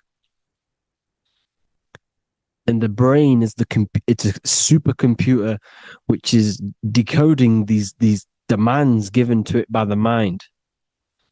Because the pineal gland will have something to do with the ether, because the ether is physical and non-physical. The mind is sending the commands through the ether to the pineal gland, which is then getting broken down into electrical codes within the brain and sent throughout the nervous system to control the body. And this is why in the Sims simulation, because the body's the simulation, it's a false reality. It's the fake reality. It's not the real you. You are formless. There is no form. But the third dimension is a dimension within your mind. Matter, mind, light is all a product of your mind. It's all in the mind. Now, this is why The Sims has this green little diamond on top of the head. Because this is you. This is your invisible intelligence controlling the character. Okay? It's controlling the character. And this character is in the world. Your consciousness isn't in the world. The world exists within you, but the body is a vehicle for that realm that you land in. When you have a dream, your mind transcends this body into another body, duplicates your body into another universe, unite. Unite is one. We're all one. It's all one universe, expressed in many different ways, infinitely. And the vehicle that you land in is the body to operate in that realm. This is the all-seeing eye, as you see here. The eye, this is all the intelligence. This is the ball of consciousness, God, expressed in different bodies. We're all this same one in different bodies, as you can see here. And this intelligence is expressing infinitely throughout the universe. An infinite universe. There's no beginning, no end. There was no beginning of the universe. There is no end. It's infinite. Always has and always will. But the mind is what gives you the ability to explore the universe, to make perception of it. We are God in disguise. We are God in disguise. We are God in flesh. But the body can become attached to the mind, can become attached to the body if the mind is not aware of itself. When the mind is that blinded by matter, and we lack knowledge and understanding of what we truly are, a formless, infinite being, a traveler. This is why Freemasons are called Freemasons. Mason means traveler. Free. You're a free traveler because your consciousness is a traveler of the universe. When we lack understanding, our mind bounds to the body because we don't separate the body with our different layers of consciousness. When we separate them and identify that we are mind, body, emotion, you then can apply this knowledge to when you want to astral travel and explore the different realms of your mind, because the mind is the universe. People, this is what we need to understand. The mind is the universe. I am you and you are me. This is the Egyptians showing you this. The Ankh is the symbol of life. This is the one ball of consciousness, mind, giving it the Ankh life to all the different life forms. The cows, the birds, the snakes, and the big Ankh given to the humans, because the humans are the most intelligent. We have the most advanced consciousness. We have the most advanced consciousness. This is why the one is giving a big Ankh to the humans here. Here you see again, this is not the sun. This is also showing Ankh giving out its life to all things infinitely. And this is the Most High. We are the Most High in disguise. When we strip off the body, we strip off the desires for the physical world, we strip off all of these fake identities that the mind gets attached to. That is God. The universe. You are the universe experiencing itself. I and I. The letter I and the number 1 is just one line. The letter I is the number 1. Because your I am, when you refer to yourself as I, every single one of you who's watching this video refers to yourself as I, which is the one. We are all the one. We are all intelligence. We are all invisible. We are all the one. 1 is the only number. 1, 2, 3. Everything goes up in ones because there is only one. Doesn't matter how far you go down the line with numbers, all of their numbers are created by 1 because there is only one. To me and you are the exact same consciousness expressed in different bodies. Mind, cause. There is only one cause. There is only one mind. There is only one being. But because we lack understanding of this, we think we are the bodies. And this causes division because the physical world is the most illusionary world. It's an illusion. It's all an illusion.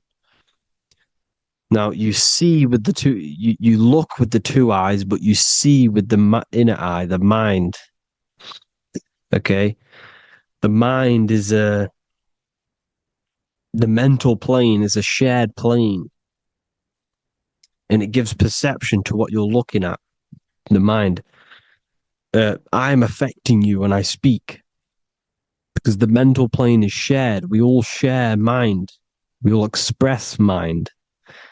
When I'm speaking to you, I'm affecting you because we are mind. So the words that I'm saying, which are being manifested from my mind, are being manifested through my body into vibration, is affecting you. I'm affecting you with what I'm saying. And these words are having an effect on your mind because we're all mind. This is why you need to be careful what you're listening to, music and all sorts. Because music can also create thought loops within your mind. Because the chorus, we shouldn't be listening to choruses. Choruses are loops. And what they're saying in the chorus is being looped. And this can create thought loops within your mind. Go and listen to an old song that you used to listen to about 5 years ago, 10 years ago, 20 years ago. Go and listen to an old song, and you guess what? You will get nostalgia. Why will you get nostalgia? Because that song will trigger the thoughts that you were thinking in that time of listening to that song. So songs with choruses create thought loops. And they reprogram your subconscious mind. It's important why music is very powerful. Mind and mind, same word. See, language is the truth, people. This is why I use language in all of my presentations, especially the English language. It's riddled with occult truth. I is my me, I, you, and me, or I, one. We are not the name, we are I. Every single one of you is I because we are all the one, all mind. Now, the only thing that is truly mine is my mind. When you say something is mine, it's an illusion. It's not yours. The only thing that is mine is mind, my mind. Okay? It's my mind. It's the only thing. It's the same word, mind and mind. Like I said before, everything's one. Hot and cold is different degrees of the same thing, of the one substance, of degrees. The 7 colors are different frequencies of the one white light. Everything is one. There is only one. We are all one. Everything is one. Hot, cold, day, night. It's the same degree of one, which is mind. The mind's perception is what's giving it, labeling it hot or cold. The mind's perception of colors is what is giving it red or purple, hot or cold. There is only mind. The mind gives things perception. There is only one, that is mind. The conscious and the subconscious mind. The male and the female, these are married. The subconscious mind is your hidden part of the mind. Okay, it's hidden. You can access it through different meditations and Reiki teachings. And dreams are manifestations of your subconscious. This is how you know mind and matter are one, because your mind creates matter in dreams. Your subconscious manifests everything in a dream, in the astral realms. The conscious is what you're conscious of, what you're consciously thinking of. So me, I am conscious that I am speaking into this mic and creating this video. My subconscious mind is the hidden part of the mind, which is speaking to my heart, telling it to beat. It's telling my food to digest. It's regulating all my blood. It's doing everything in my body without me being conscious of it. Without me being conscious. The subconscious is the feminine, the conscious is the male. The Bible, of course, Proverbs 12:4, helpful not, helpful, an excellent wife is the crown of her husband, but she who brings shame is like rottenness in his bones. In the same way, husbands should love their wives as their own bodies. He who loves his wife loves himself. You can take that physically, you can take that literally, or you can take it metaphysically. See, the Bible's written in such a way where you can take it as your level of realization. He who loves his wife loves himself. If you love your subconscious, if you love yourself, you speak good about yourself, because your subconscious takes everything literally. If you say, I hate you to someone, your subconscious does not know the difference between me and someone else. It only thinks me, me, me. Why? Because mind is the only thing that exists. You are mind, I am mind. If I say, I hate you, you're saying that to yourself. Your subconscious picks that up and says, I hate myself. And that's telling your subconscious that's what you want. Because your subconscious manifests 90% of your behavior. The programs within your subconscious. Tying your shoelace is a program. You don't need to be conscious of it. You can just do it because it's a program. It's deeply interwoven in the subconscious. Driving your car, texting on your phone. You don't have to think about what letter. You just do it because you know where the letters are. It's a program. Therefore, if you look after your subconscious, they are a married couple. It's your wife. Your subconscious is your wife.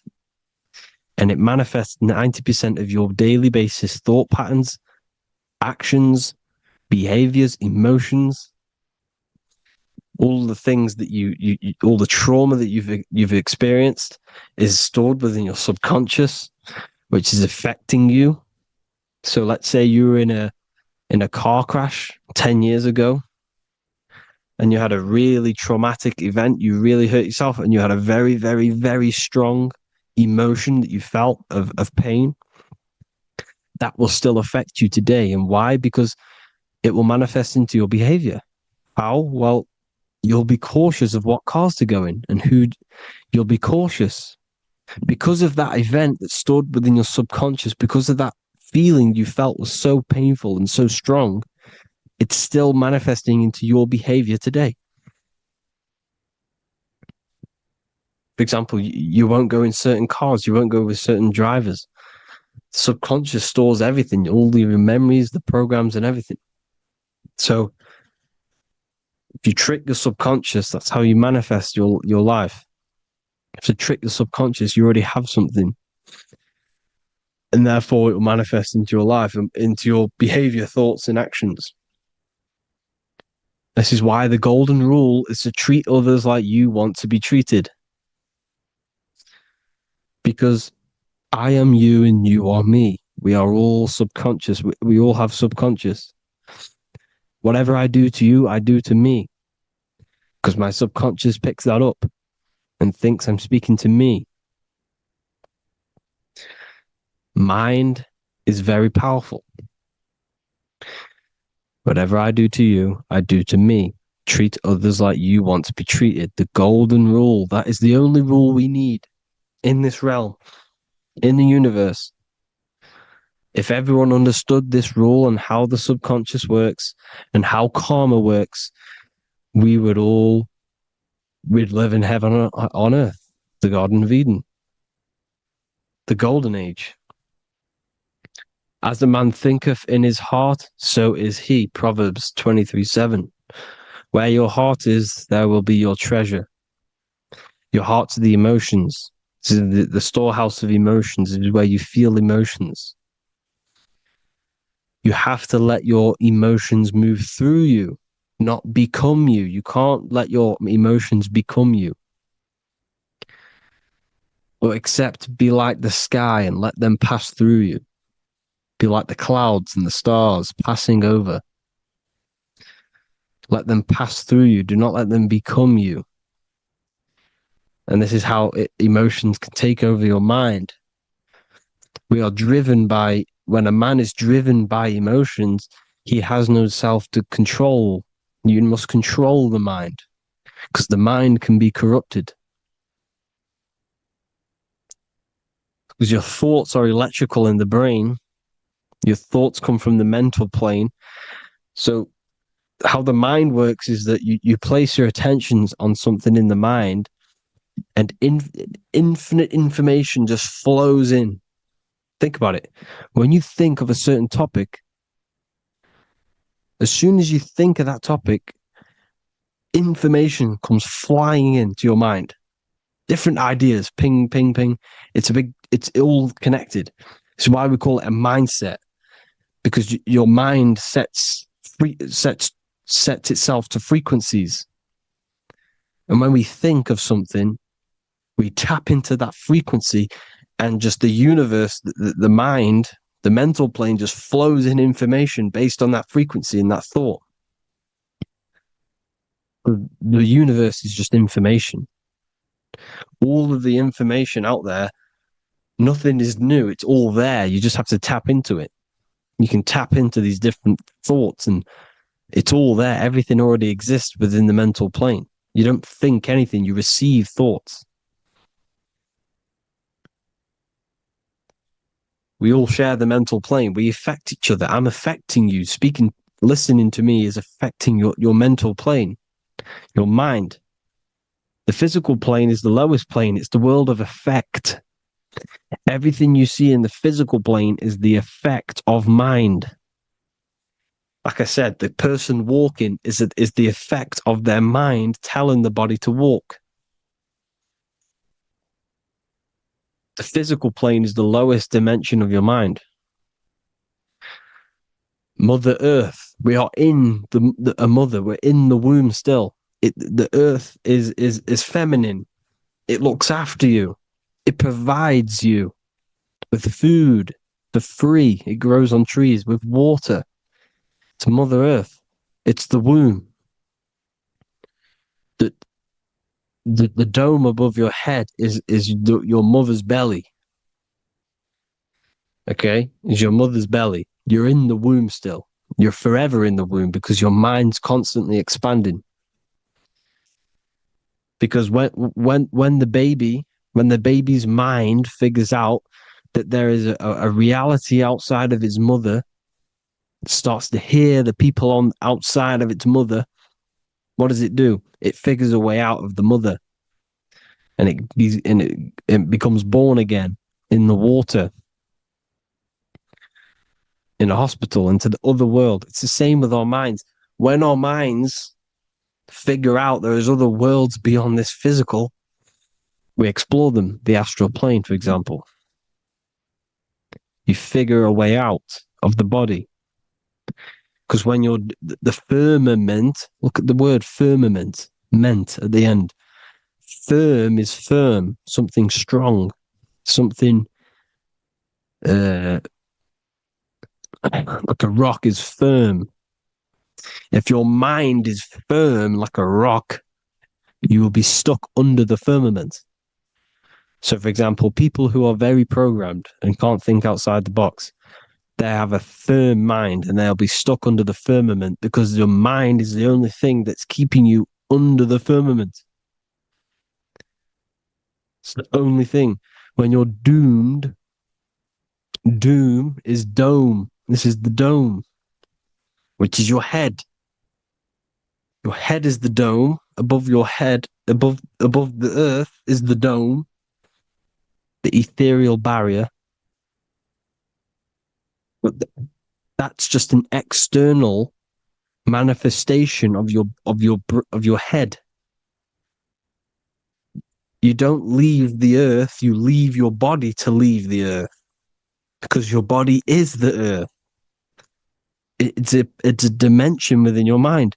So when you're doomed, you're domed. Your reality is your level of realization. You realize something, or when you have an idea, I The mind, I and the I, EYE or I, same thing, mind, it's all mind. Reality is your level of realization. You realize there's other worlds, that's your reality. Your perception's your reality. Mind in Latin is mens. Jesus was known as the fisher of men, which is the fisher of minds. He was fishing minds worthy of knowing the higher truth, the deeper occult knowledge. Jesus figured out that we are all God. And he got killed for it because in that age they were trying to suppress this information.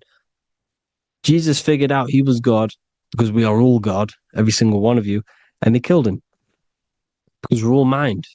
We are not the body. We're the invisible intelligence, which is God. But you are not God if your mind is attached to this physical world, to the worldly pleasures. If you master your mind and travel the depths of your mind, that is God. Mental and men. Look at the word mental. It has men in it. Men in the Bible means mind. Here you see Masonic. The Masonic symbol with the eye, the mind.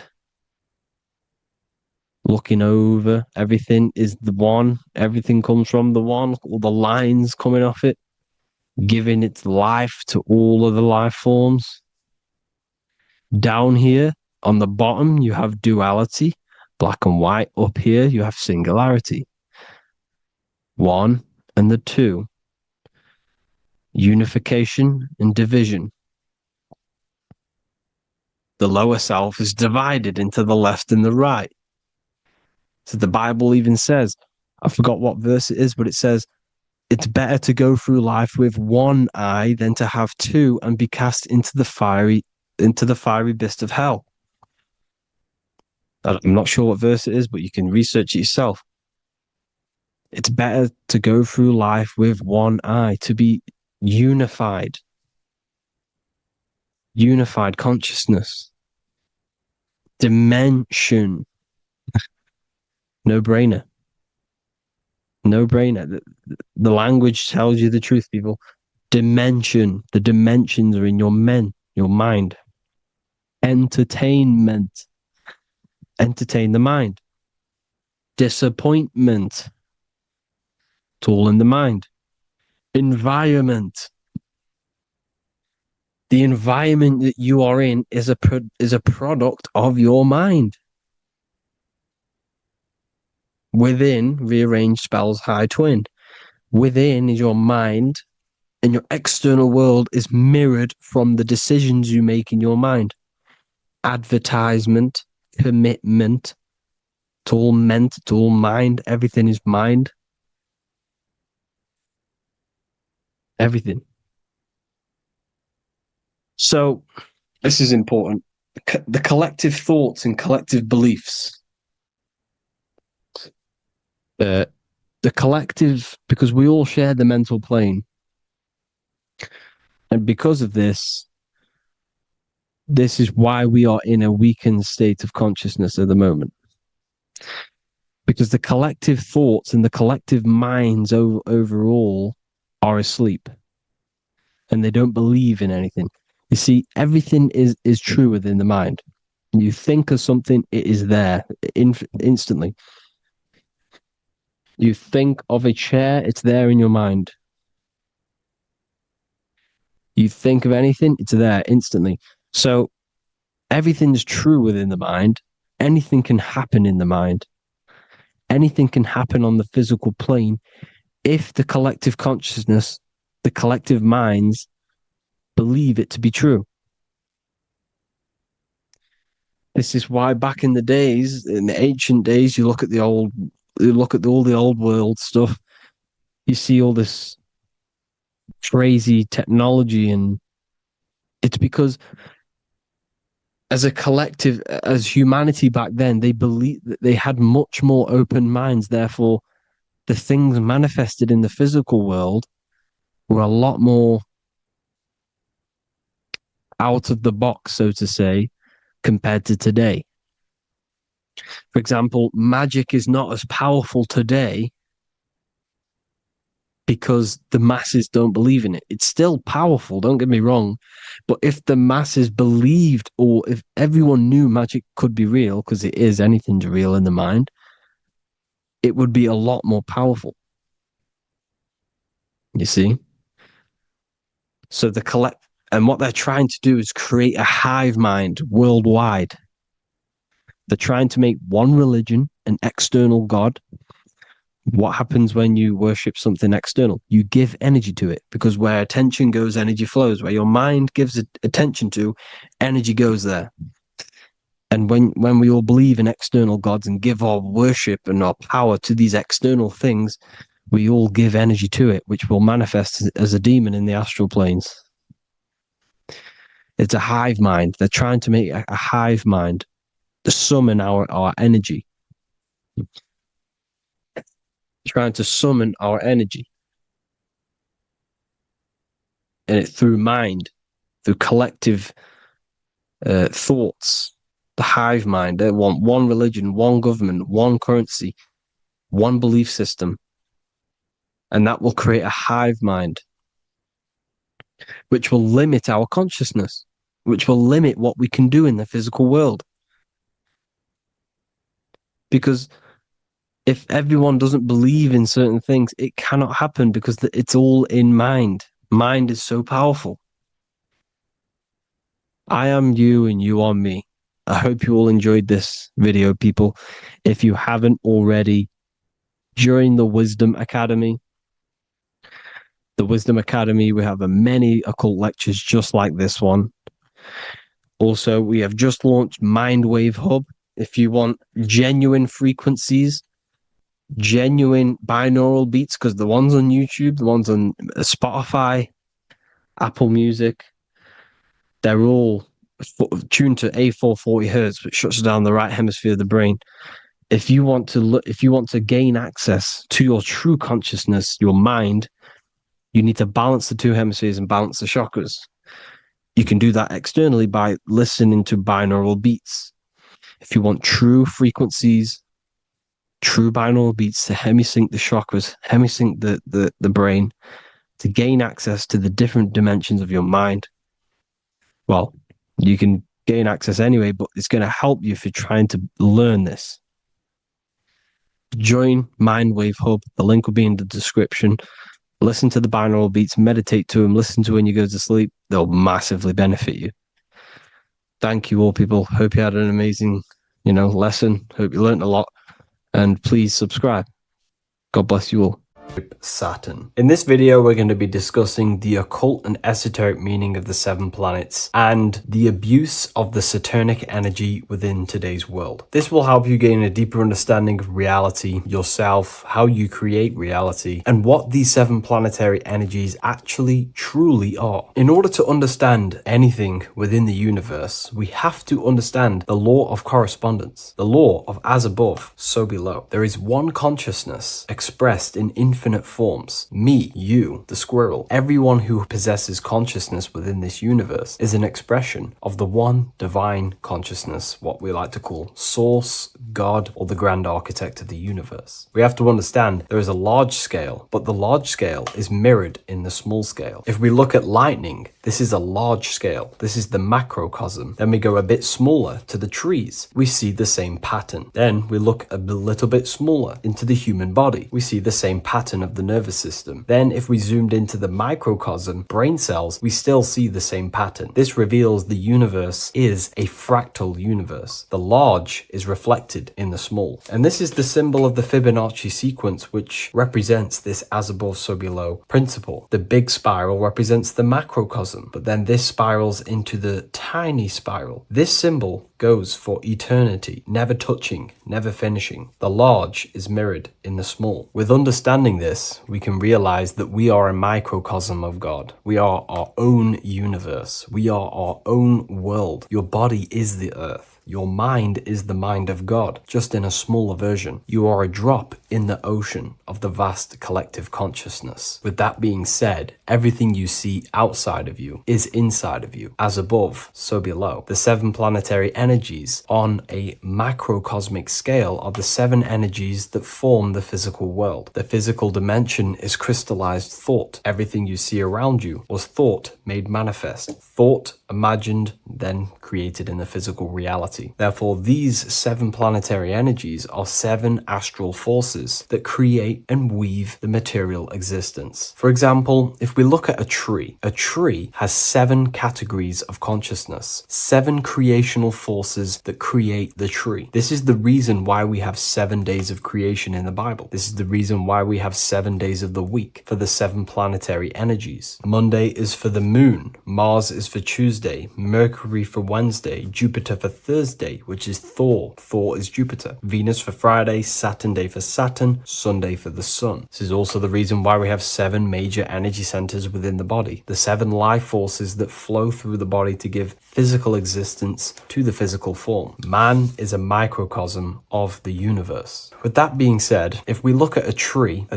is nature, and nature is the macrocosm, the creation of God's mind. And if we look at the tree, we can see 7 creational categories that go into create the tree. For example, the stem of the tree, the trunk, represents the sun. The root system, the base of the tree, where the tree grows out of, is Saturn. If we look at the fruit of the tree, that represents Jupiter. The smell, the look, the colors of the tree, that's Venus. How the tree communicates with other trees through the root system is Mercury, the intellect, the intelligence, the communication. The leaves of the tree is the moon. The defense mechanism of the tree, how it defends itself from infections and other territories, is Mars. So we can see all physical matter, all physical creation demands these 7 categories of consciousness, these 7 planetary forces. But again, that is the macrocosmic scale. The macrocosm is reflected in the microcosm, which means you have access to these forces, these 7 planetary energies, and you use them to create anything in reality. You've been using them maybe unconsciously your whole life. For example, this book that I've created, the Book of Wisdom Volume 2, you can find it in the bio if you're interested in reading it. It has the 7 planetary forces that go into this tree, into this book. I used the sun, which is my passion and my drive to take actions. I used Mercury, which is my intellect, my thinking, my communication. I used Venus, the layout, the look of the book. I use Mars, my defense of my work, my trademark, my copyright. I use Saturn. Saturn is my time, my discipline, my attention. I use Jupiter, which is the why, the reason why I created it. I used the moon, which is my care. My care is the generative force. Whatever you create in your reality is because you care. You care about keeping a house above your head. Therefore, you go to work and earn money. Care is the driving force to create anything in reality. What you see right now watching this video is because you care about watching this video. If you lose care about watching the video, you will turn it off and continue to do something else. All creation demands these 7 forces, hence why we have here a midsection. Sometimes we see the symbol of the earth, which is a circle and a cross in the middle, because these 7 forces create earth. But again, this video is specifically aimed to Saturn. We're going to be discussing Saturn's Saturnic energy because there is a lot of misunderstanding in today's world. And I'm going to give my perspective and my research on the energy of Saturn and how we use it and how it's being abused in today's world. Saturn externally, because remember, we have an external world, an internal world, a macro and a micro. Saturn externally in the material plane governs the foundational and enduring aspects of existence, such as the roots of plants, the bones of our body, even the insects that dwell beneath the ground. It represents the dull, hard, unyielding forces of life, symbolizing structure, limitation, and conditioning. Under Saturn's influence, things become rigid, bound by the god of time, bound by restriction and boundaries. In Roman mythology, Saturn is revered as the god of time, ruling over the cycles, beginnings, and endings. This connection with this emphasizes Saturn's role in marking the passages of life, aging,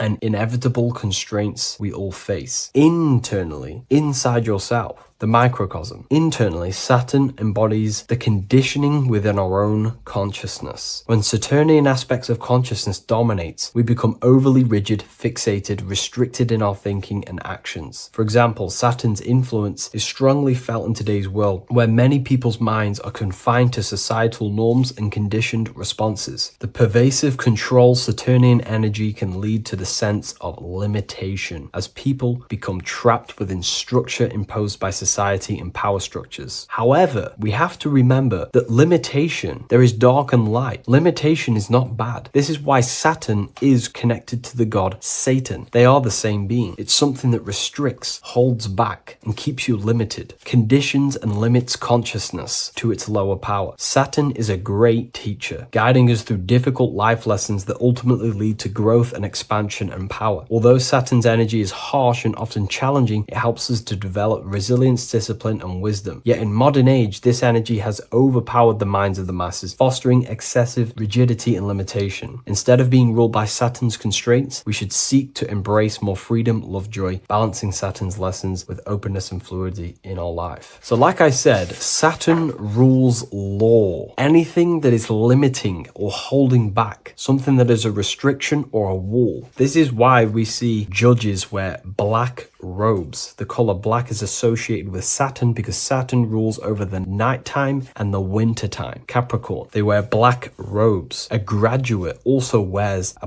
black robe with a black square cap on its head because black is associated with Saturn, restriction, limitation. University graduates wear this. Personally, not to offend anyone, these educational systems that we have in today's world are not here to give you power, to find you the power of consciousness or yourself. They are simply to restrict you, to keep the mind limited in a certain belief system. That's not to say the things in university are completely useless, but what I'm saying is it is a conditioning by the educational system. And if we actually look at the top of the hat, it's a square over a circle. And in Freemasonry, we see the compass on top of the square. In Freemasonry, we see the square underneath the compass on top of the square. The square creates squares and the compass creates circles. So this is symbolizing the square, which is matter, the circle, which is spirit, matter over spirit when it needs to be spirit over matter. This is a symbol of conditioning, limiting the mind into being locked in the five senses and base consciousness. Saturn's energy is keeping people restricted. This is why there is so much Saturn symbolism in today's world, because Saturn is anything to do with limitation, restriction, and time. All of the systems in place are to limit our minds, to keep us on base consciousness, only thinking in a limited box. Only thinking and aware of the five senses. In base consciousness, in animal nature, one only thinks according to their senses. When they have a sense, their mind thinks. This is an affect state of consciousness. They're living in the affect. We need to understand that in base consciousness, we have no true power to create. We're simply living in cycles of affect. Now, what do I mean? The physical world is the effect. It's already manifested and cannot be changed. Our consciousness needs to rise to become a cause instead of playing around and being lost in the effect, to become a co-creator. And this is what the system does not want you to do. It does not want you to become a conscious creator. So they keep you in base consciousness, not giving you the awareness that you are literally a god creating a world right now. You are a world and you are shaping the world. Our consciousness needs to be mastered, controlled, and then we can become a conscious creator instead of running around in the world of illusion and effect. As above, so below. What happens in the mind happens in reality. We do not want to be matter over spirit, which means the external world over the internal world. We need the internal world to rule over the external. Saturn symbolism can be symbolized as a black cube. The cube symbolizes this physical world because everything has 6 sides. We can move forward, backward, left, right, up, and down. We are in this cube. This is why we say think outside the box. Thinking outside the box means to become a cause and not an effect. The mind needs to be a cause an instruction center and not just thoughts that are reinforcing the effect and lost in the effects of the material world. Instead of reacting, we need to become a commander. This is a symbol of conditioning and the physical plane. Black is dull, lifeless. The physical world is lifeless. It has no power to create. It has no power to do anything. It is simply a projection and an effect. You, the mind, consciousness, are the cause. You can create the effect. In today's system, Saturn's energy is heavily relied on, which is just simply man-made laws, restrictions, time wasting, and keeping people in base consciousness, only aware of the physical five senses. Let's get something straight about the elites. They do not worship Saturn. There is nothing to worship. They simply use the energy of Saturn to keep people limited. They're not using the planet Saturn, but they're limiting people in their belief systems and physically where they can go, restricting boundaries, countries, restricting people's minds through mass media, which is all symbolism of limitation and restriction of Saturn. They're not worshipping it, they're using it and abusing it. Saturn could be anything in your mind that keeps you limited. If you have a limited thought that does not allow you to take action on something, that is a Saturnic energy within your own mind. Anything that is indoctrination, anything that is boundaries on you, that is a Saturnic energy. Some people say that the Saturn and the moon are working together to trap our soul. This is highly symbolic. Saturn and the moon are not forming a matrix to trap your soul and keep you reincarnated. Again, this is symbolic, and in the esoteric version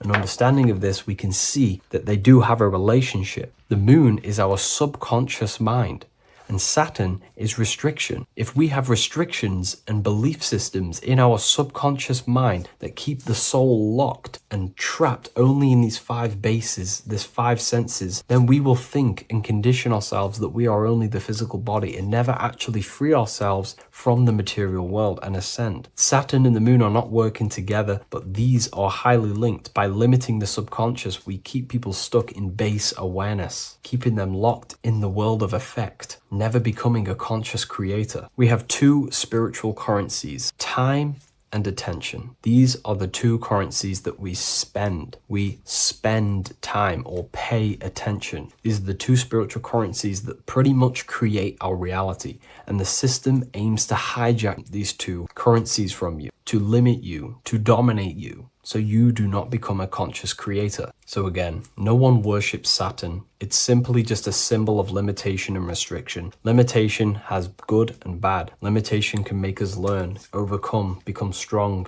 disciplined. But when it's abused, it can keep people locked in base consciousness and stuck in their lower nature, never figuring out how powerful they are. You hold the power to shape a world. That's how powerful you are, to turn thoughts into physical existence. I'll see you in the next video. Please leave a like, comment, and a subscribe.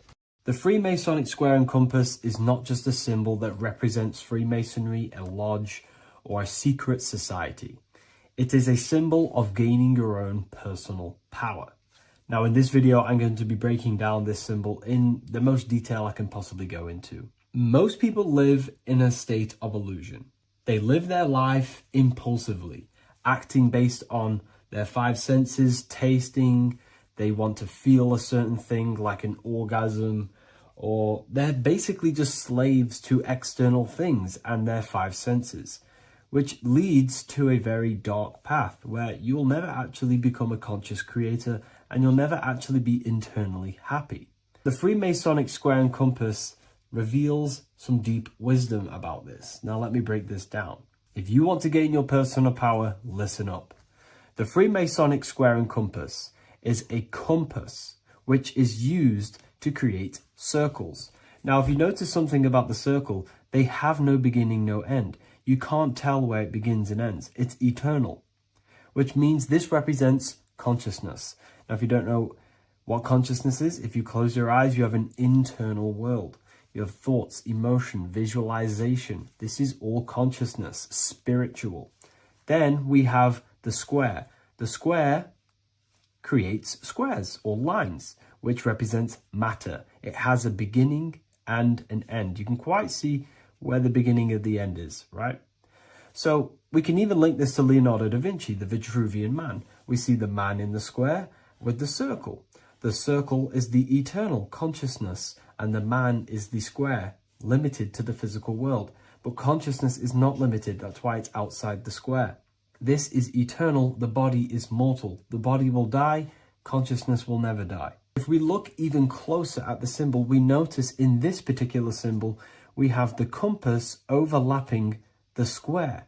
This is very, very symbolic. This represents spirit over matter, also known as mind over matter, consciousness over matter, the circle over the square. Like I mentioned earlier, most people are slaves to their senses. They go through their day and all they do is chase validation and feelings. They eat all day to feel good, which means they're a slave to their taste. They're slaves to their feeling. They masturbate, which means they're a slave to orgasms and external things.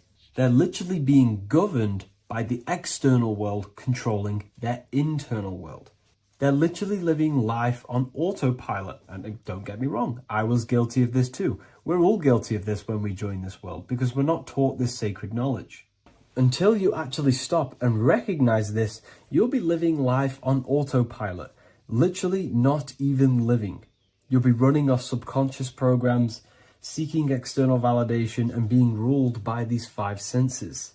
The square underneath the compass represents consciousness on top of matter, which means the internal world is controlling the external world. It is the mind controlling matter and not matter manipulating the mind. In the occult and esoteric world, it's very important that you are conscious of every action that you are taking in your day-to-day life. Never act subconsciously. Always be conscious. What are you thinking? What are you acting? What are you giving your attention? All of this is contributing towards creating because you are a creator. Consciousness is a creative force. You need to make sure that the compass is on top of the square, that your inner world is controlling the outer world and not the outer world controlling the inner. As I've mentioned in many videos before, the internal world of consciousness is what's producing the external world. Your life is just a result of every thought and emotion that you felt in the past. Everything you own, everything you possess, your friends are all reflections of your consciousness. They're all reflections of what you are thinking about. When you change your thinking, your external world starts to rearrange itself. On a basic level, this symbol represents the combination of spirit and matter. You are a spiritual being and a material being. You are heaven, the sky, and earth, the ground. You are heaven and earth, spirit and matter infused into one. You are a bridge between the divine and the earthly worlds. And you can bring down these higher realms of consciousness, thought, imagination, and emotions into a physical, tangible reality. To do this consciously, we need to make sure the external world is not manipulating the inner world. Because if your internal world is being controlled by external circumstances, for example, you have a circumstance happen in your reality, an emotion triggers inside of you, and that emotion is a command to create more of that. And the thoughts that you think are creating more of that negativity. So it's a constant cycle of negative manifestation if you let the external world control your internal world of consciousness. So we need to make sure the compass is on top of the square, that the internal world are commands and not reactions to create your external reality. And not only just to create, but to actually enjoy life. If we let the external world bother our internal world, this means that we have some sort of mental or emotional attachment to the external world. We need to detach from the external world. Why do I say that?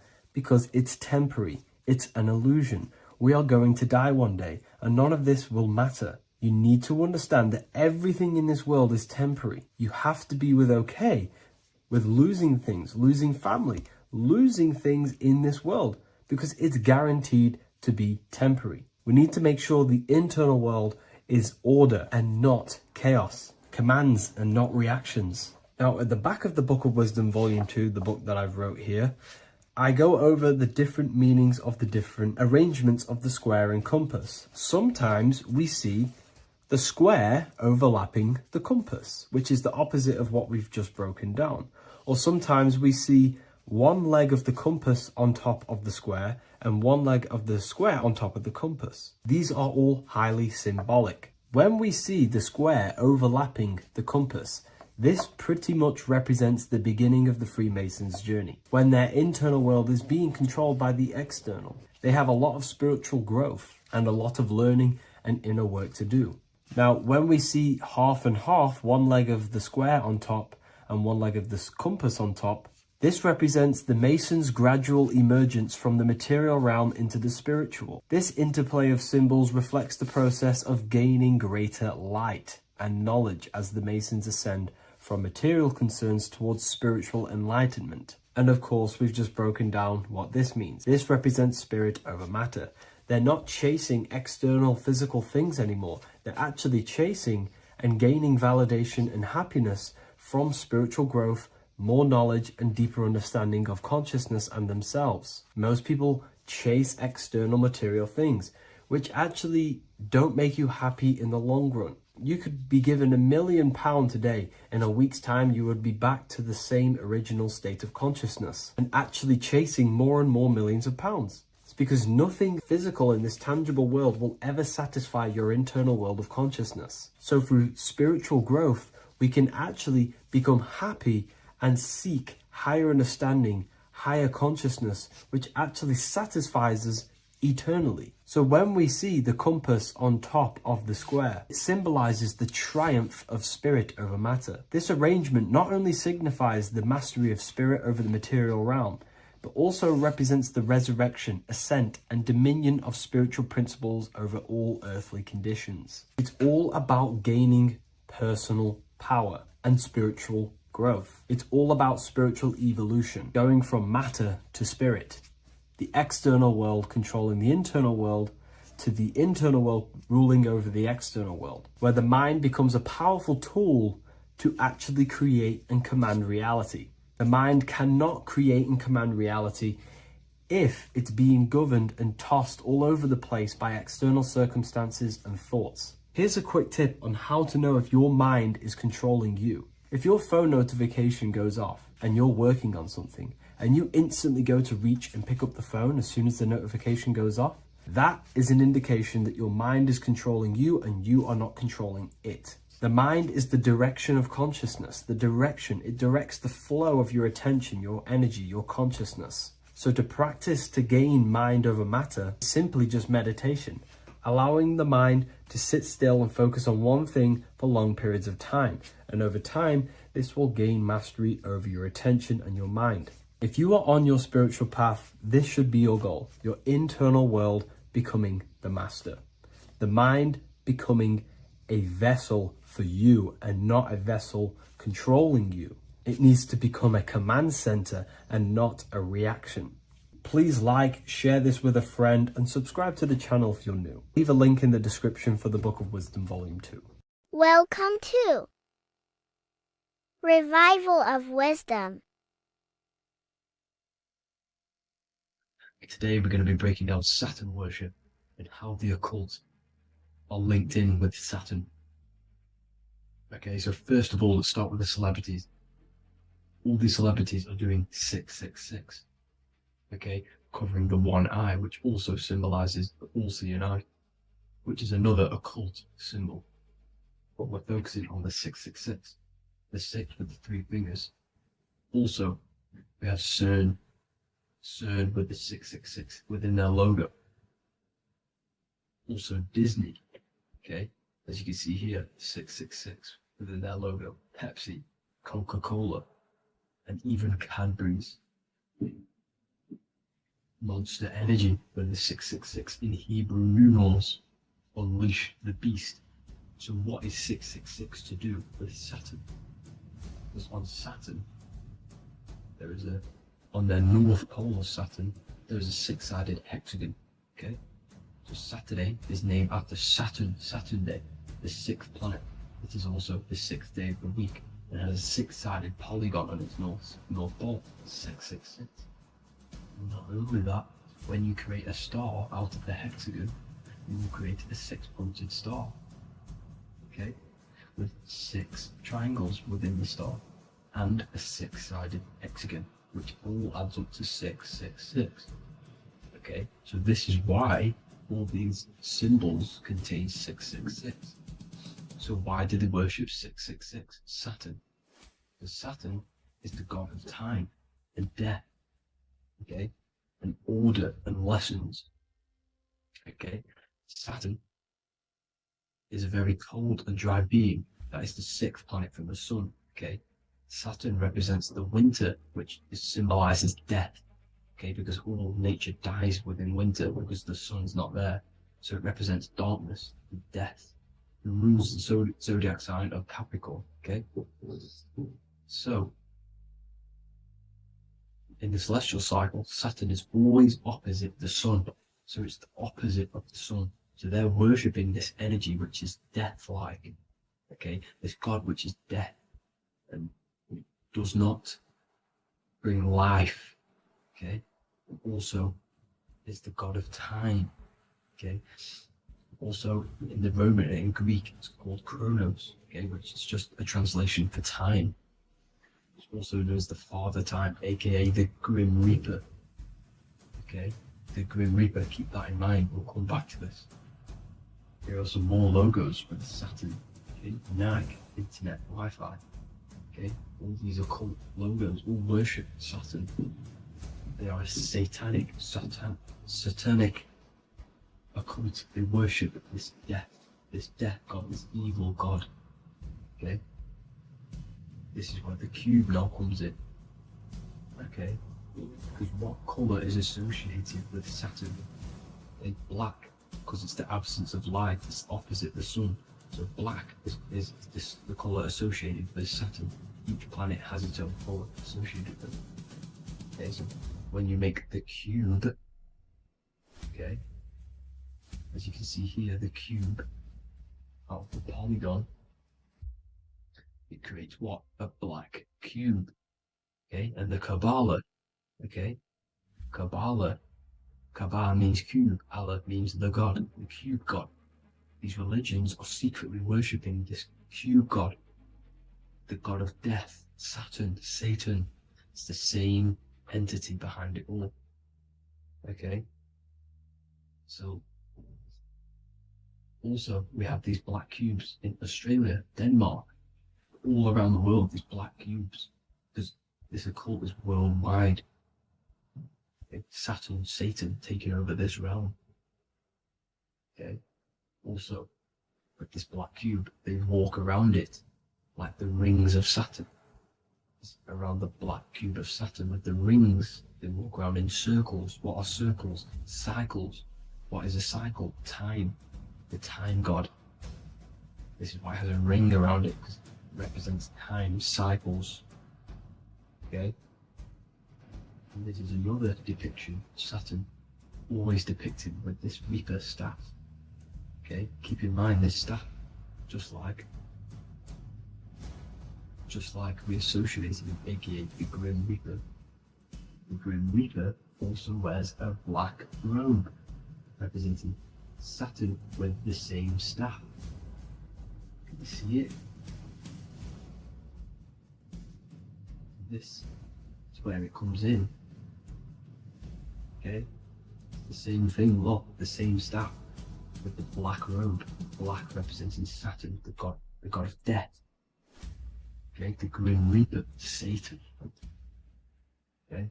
Also, when you graduate from university, what do? You wear a cube on your head, a black cube with a black robe. This is Saturn worship.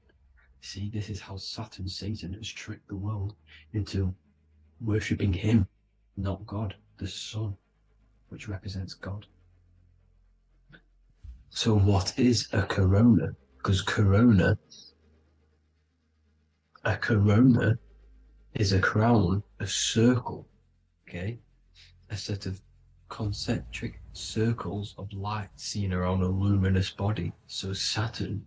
So this is why they used to worship Saturn by wearing crowns in ancient days. And we still do to this day. The king or queen has a crown, a corona. Also, corona, the drink. Corona adds up to 666, just like Saturn is 666. But like you see in the corona, you see the staff. You see this staff? just like the staff of Saturn, the Saturn god, like the Grim Reaper, with the black robe and the staff, just like the Saturn god. What is the Grim Reaper? It's a killer, it represents death, just like Saturn, the god of death and time. So all these occults and secret societies all worship the 666 god, which is Saturn, Satan. All of our energy is being put into Saturn. Okay, and Saturn, Satan, is harnessing all of this energy. So gradually, this is what the mark of the beast is. Like it says in the Bible, the mark of the beast, or the name of the beast. Here is wisdom. Let it know that you have to understand and count the number of the beast, for it is 6. It is the number 6 of a man, and is 6. 600, 6, 666. So this is what the mark of the beast is. They are going to eventually put green chips, just like Neuralink, which is what Elon Musk is pushing. Okay, so this chip is the mark of the beast, and it's going to be implanted to our hands or brains. Okay, and they will manipulate our consciousness, and it will manipulate our DNA, and it will directly connect us to AI, and AI is linked in with Saturn, Satan, as the demons and the people who rule this world are in love with AI. They want to connect humans to AI, and this will control our consciousness completely and give all of our energy back to Saturn, Satan, this deity that they all worship. Just like when you get married, you wear a wedding ring, the rings of Saturn, over the finger, which represents the sun. So you're basically seeing Saturn over the sun. The sun is the son of God. It represents the sun, represents God. So you are putting Saturn over the sun. So thank you guys all for tuning in. I'm going to leave you guys here. Please leave a like, comment some topics that you want me to talk about, and please subscribe for more amazing content. God bless.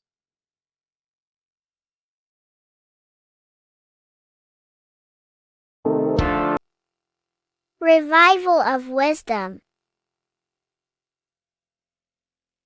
Welcome people, we're back with another video, and this video is about Freemasonry and their connection to the Illuminati. Please, as always, to make sure to hit that like and the subscribe button and turn on the notifications to never miss a video. On May the 1st, 1776, the founder of the Illuminati, Adam Weishaupt, founded this secret organization, and this date can be found in Roman numerals underneath the all-seeing eye pyramid on the $1 bill. This $1 bill also says Anno Coptus Novus Ordo Secularum. This is Latin for announcing the birth of the New World Order. This New World Order will be headed by Lucifer, the all-seeing eye, and followed by the 13 layers of bricks for the 13 elite bloodlines. So your Orsini's, Rockefellers, Rothschilds, Soroses, and the other 9 elite families. So when Adam Weishaupt created the Illuminati, he made it consisting of high-level degree Masons, French and Latin philosophers, and many more powerful people to all become one society. So this is why you see Masons using this same symbol of the all-seeing eye inside the pyramid. But not all Freemasons are part of this Illuminati secret society. As the 33rd degree Freemason Manly P. Hall said in his book The Secret Teachings of All Ages, Freemasonry is a fraternity within a fraternity, an outer organization concealing an inner brotherhood of the elect. So what he's saying here, is that Freemasons have to go up the degrees of Freemasonry, and once they hit the top, they either get elected or not into these secret societies like the Illuminati, Skull and Bones, and Knights Templar. So when you see celebrities doing this one-eye symbolism, either covering one eye, doing the triangle, or doing 666 over one eye, this is showing and reflecting the symbolism of Freemasonry. They have taken the oath to never speak on anything they learn about Freemasonry. Duncan's Ritual of Freemasonry book states the oath they have to take. Quote, I ... of my own free will and accord, that I will ever conceal and never reveal any of the secrets, arts, points of Master Mason's degree to any person whomsoever. All this most solemnly, sincerely promise and swear. Now, this is what happens when they break the oath, stated in this book, quote, myself severed in two, my bowels taken from thence, and burnt to ashes. So this states that Freemasonry comes first, before any law of the land. It has the right to kill you if you break your oath. This is the hand gesture they have to do every time they enter the ritual room inside the Masonic lodge. This is the cutthroat symbol, showing you and reminding you of the oath and what will happen if you break it. Now in this book, Richardson's Monitor of Freemasonry, it states, if you break your oath, binding myself under no less penalty than to have my throat cut across, my tongue torn out by the roots, and my body buried in the rough sands of the sea. If they do not decide to kill you, this book states this by pointing him out to the world as an unworthy vagabond, by opposing his interest, by dearranging his business. In other words, they have the power to frame you and destroy your reputation to the world and destroy your business if you break this oath. So yes, they do kill to keep this truth hidden, because this truth of this reality is what keeps them in power. They have the ability to manipulate people because people do not know what manipulates them. This is why they call themselves the government. They govern the ment, which is the mentality, because the mind is the root cause of reality. They control what you perceive to control what you manifest. By knowing the truth, you are set free, and you no longer need no controller above you. So this is why they are willing to kill and do whatever it takes to keep the truth concealed within these high-level degrees of masonry and these secret societies. However, going back to Manly P. Hall's book, it states, part of the symbols are displayed here to the initiate, but he is intentionally misled by false interpretations. So this is saying even Freemasons are intentionally misled and told lies to conceal the truth, to make sure the truth is hidden in the high degrees of masonry. So that's it for this video, guys. Thank you all for tapping in. Please leave a like and a subscribe. God bless.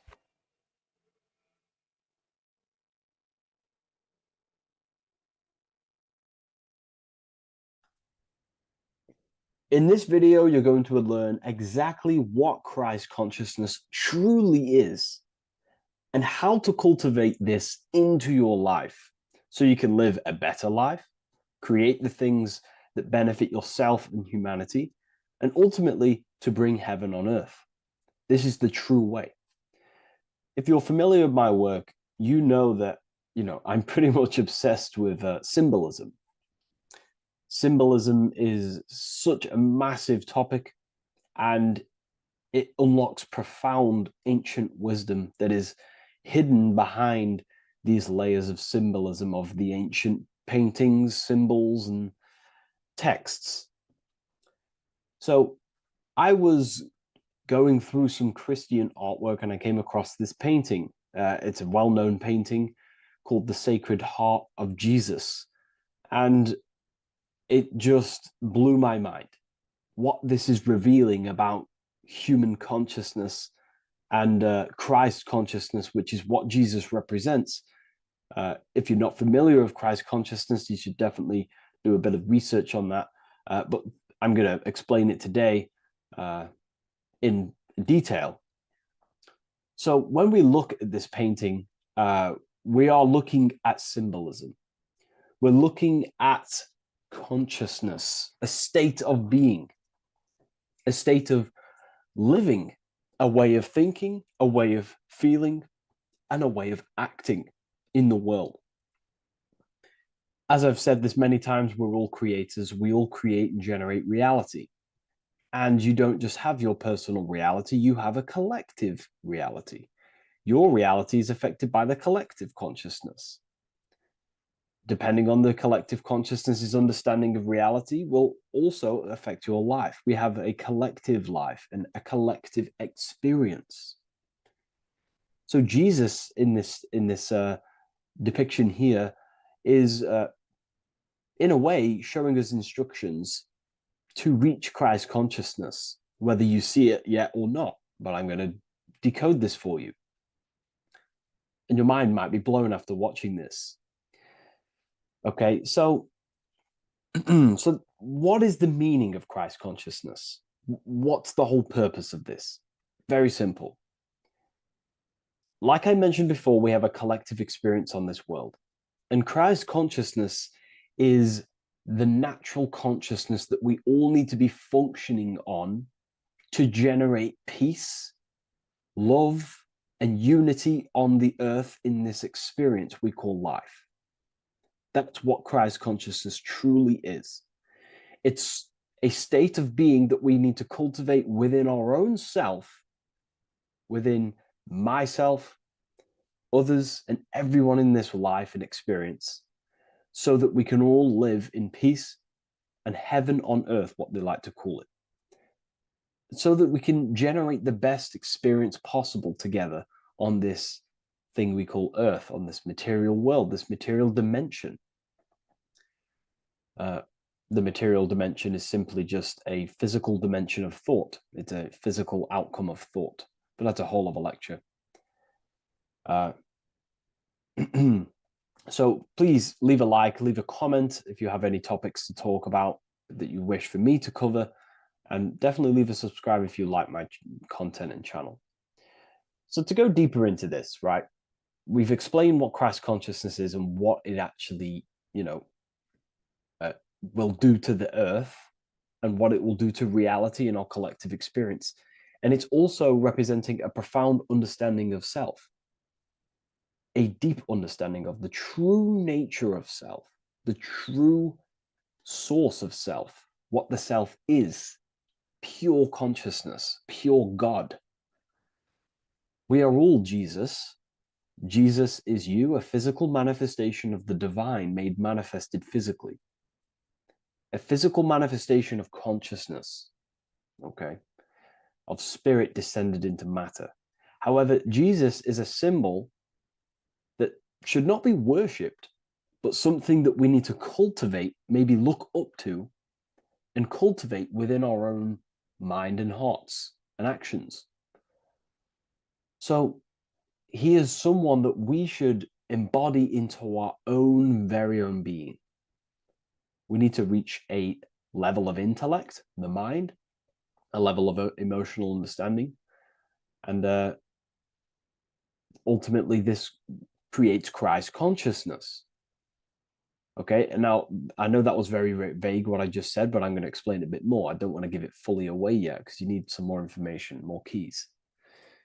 So let's observe the top end of this painting. Jesus with this circular light emanating around his head is symbolic of the mind, of the our thinking aspects of consciousness, the way we generate thoughts, ideas. The mind is also good at also ruling communication. It also rules what we give attention to. Okay, so this is symbolizing the mind of every human being. The mind is a very powerful center of consciousness located in the head, of course. This is why Jesus is the head at the top with the circle around it, representing the mind. Now, to reach Christ consciousness, we need to purify our minds. Purification of the subconscious mind. The subconscious mind is the hidden aspect of our mind with all of our memories, belief systems, and everything we've ever experienced is stored within there. We have traumas there, we have bad belief systems that hold us back. So it's about reprogramming the subconscious and aligning the subconscious with higher consciousness, with higher understanding of self. Removing any mental blockages from the mind. Because in today's world, most people's minds, including myself before I, purified myself, and I'm still continually purifying myself. That's not to say I'm perfect, because I'm definitely not. But what I was saying was purifying the mind so we can have a powerful mind. Because like I was saying, most people's minds are not their own friend. They let their mind control them. They let their thoughts create negative influence on them, negative emotions. They let their mind destroy their confidence, destroy themselves. We do not want a mind like this. We need a mind that is our best friend, that receives powerful thoughts, that gives someone power. We do not want our mind taking away our power. Okay, so in this specific image here of Jesus, this represents a light mind, a powerful mind, enlightenment. The word enlightenment means light and ment coming from mental or mind, light in the ment. This means a powerful mind. Light is also symbolic of knowledge, information. When someone's very intelligent, you call them a bright person. It's a bright mind. It's knowledge of self. So the mind is conscious of self. That's another thing. We need to be conscious. A lot of people are not conscious, including myself before I did this, before I woke up. Most people are not conscious of their actions. They're not conscious when they're actually awake in the day. They do things unknowingly. Are we conscious of our thoughts, emotions, and actions, what we're giving attention to in our mind? Because ultimately this shapes our experience. There's a great quote, I think it's Julius Caesar or one of the Roman emperors, who says the quality of your life is dependent on the quality of your thoughts. Something along them lines. I don't know if I'm 100% correct there, but it's very true. Our thoughts dictate our happiness. So to cultivate Christ consciousness, we need to be conscious of our actions, conscious of our thoughts that we're giving attention to. There is a level of mastery that we can achieve within ourselves where we become conscious of every single thought that enters our mind. That sounds easy, but it's definitely not. But that's a high level of mastery that we can achieve and cultivate within ourselves. So we're looking at a powerful mind here from Jesus, a powerful mind, a purified mind. And we purify the mind through, affirmations, meditations, ritual work.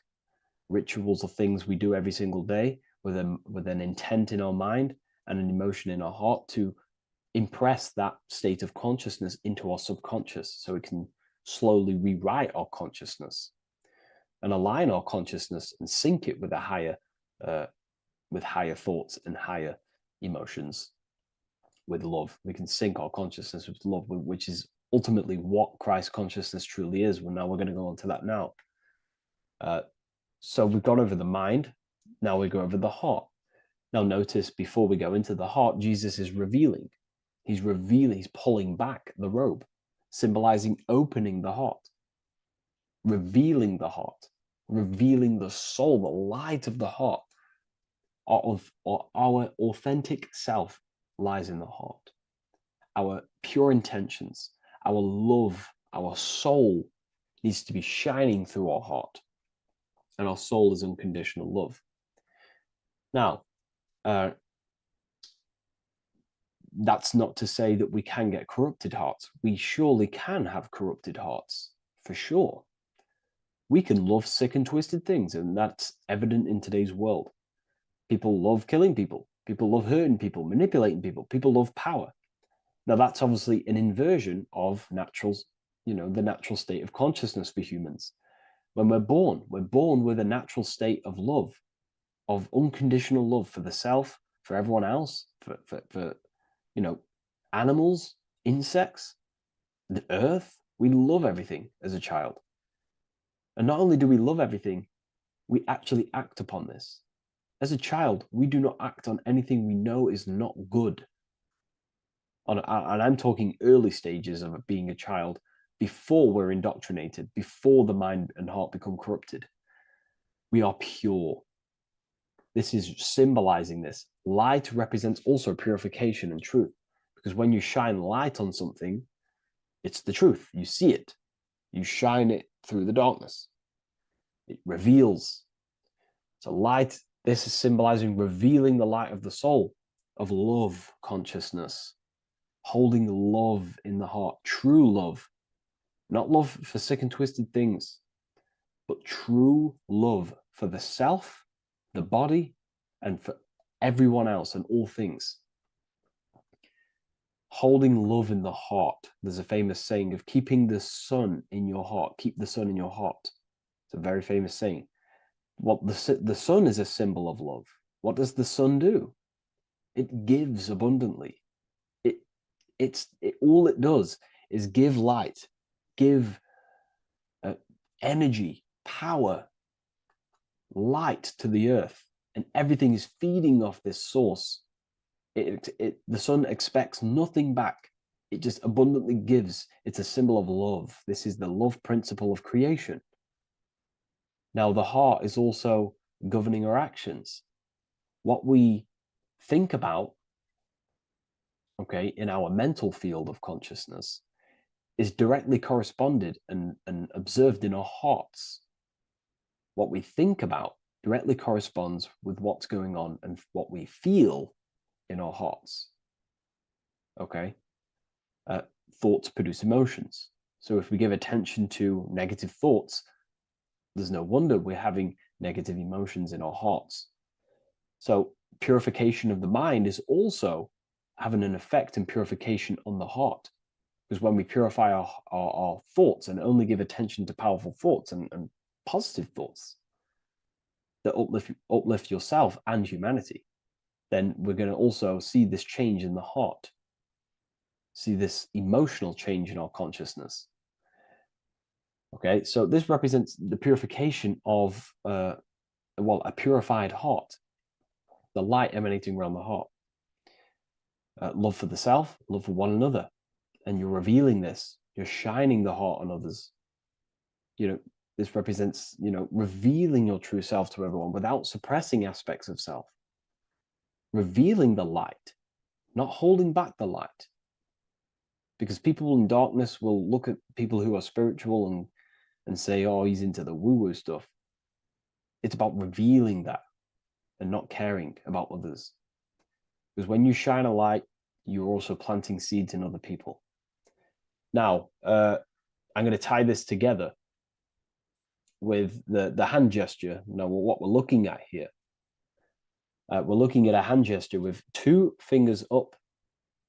We have the middle finger and the index finger upwards. And notice how they're crossed over. They're crossed. They're not separate. They're crossed, representing unification. Unification here. This is a unified two fingers. Two represents division. Crossed over represents oneness. It's the unification of the mind and the heart. A lot of people talk about this, but not many people go into detail about it because, for many reasons. But this is the unification of thought with emotion. This is how we truly reach Christ consciousness. And ultimately, when we do gain the love in our hearts and we do slow, it's a gradual process of cultivating love for the self and everyone else in the world, because we're so programmed to be divided. But it's a slow progress. But when we do cultivate love in our hearts for the self and one another, love is a very, very nurturing and growing force. Like I said, the sun earlier, that is pure love energy. It makes everything grow on the earth. While love in your heart grows connections with people. It grows care. You go out your way to do things to people and give people things. It's a very nurturing and growing energetic force. And me personally, I think the whole universe is built upon love. The whole thing. Without love, without the love, there is nothing. Nothing is, love is the only true emotion that truly exists. Everything else is either an opposition of love or a different degree and branch of love. Love is the only true emotion, and everything is built upon that principle. Okay, love is what guides us to a higher consciousness. When we cultivate love in our hearts, we become a vessel for light, more energy, more vibration. Our electromagnetic field expands, or biofield, when we hold love in our hearts. It's a very powerful force. And when we do cultivate a strong spiritual compass within our heart, because that's what our heart truly is, it's a spiritual compass. It tells us, well, it doesn't tell us, it knows what is right at all times. If you think something, your heart tells you whether that is right or that is wrong, whether you should act upon it or whether you should not. The heart knows what's good and evil. No one told you this as a child. As a child, you already knew this. You came into the world, you knew what was right and wrong. You knew it was wrong to hurt people. So this unification that he's doing with his hand symbolizes thinking with the love of the heart, represents thinking with love of the heart, thinking with love of the heart for the self and the collective. Now, ultimately, what this does is give birth to perfect action. Why? Why does this give birth to perfect action? Think about it. Every time you've taken an action, why did you take the action? You would have thought about it, you had a feeling towards it, a care energy, and you took action. Why do we go to work? We care about paying the bills and staying in our house. We go to work to earn money. We think, we care, we act. Everything you see in front of your reality, on the screen that you're seeing right now, you've called your eyes. Everything is in front of you because you care. It's the heart energy that leads the body. Okay? And that's even present in the body. Have a look at the body. We have the head, thought, then emotion, then our feet is at the bottom, and our feet take action. Thought, emotion, action. Thought, emotion, action. So even the body is basically a blueprint of how creation is manifested. So we receive thoughts from the divine planes, from the higher planes of consciousness. We receive them. That's another thing that I missed. If we purify our minds, we're basically attuning our mind to a higher part of the mental plane, and we will receive higher thoughts. We will receive thoughts that are more genius, what we like to call today, or better quality thoughts. We receive good ideas when we attune our mind to a higher consciousness. Okay, so we are like a radio. We receive thoughts based on what our mind is set to. That's why we call it a mindset. So, like I was saying, we receive thoughts through the head. We feel the emotion, then our feet take action. Thought, emotion, action. So the body's a blueprint of creation. It's beautiful when you really notice this. So this unification is about thinking with the love of the heart, which gives birth to perfect action in the world. And this is the state that we need to cultivate within myself and everyone in the world so we can give birth to heaven on earth through action. Because ultimately the world is molded through action, physical action. and them actions are molded from thoughts and emotions. Now,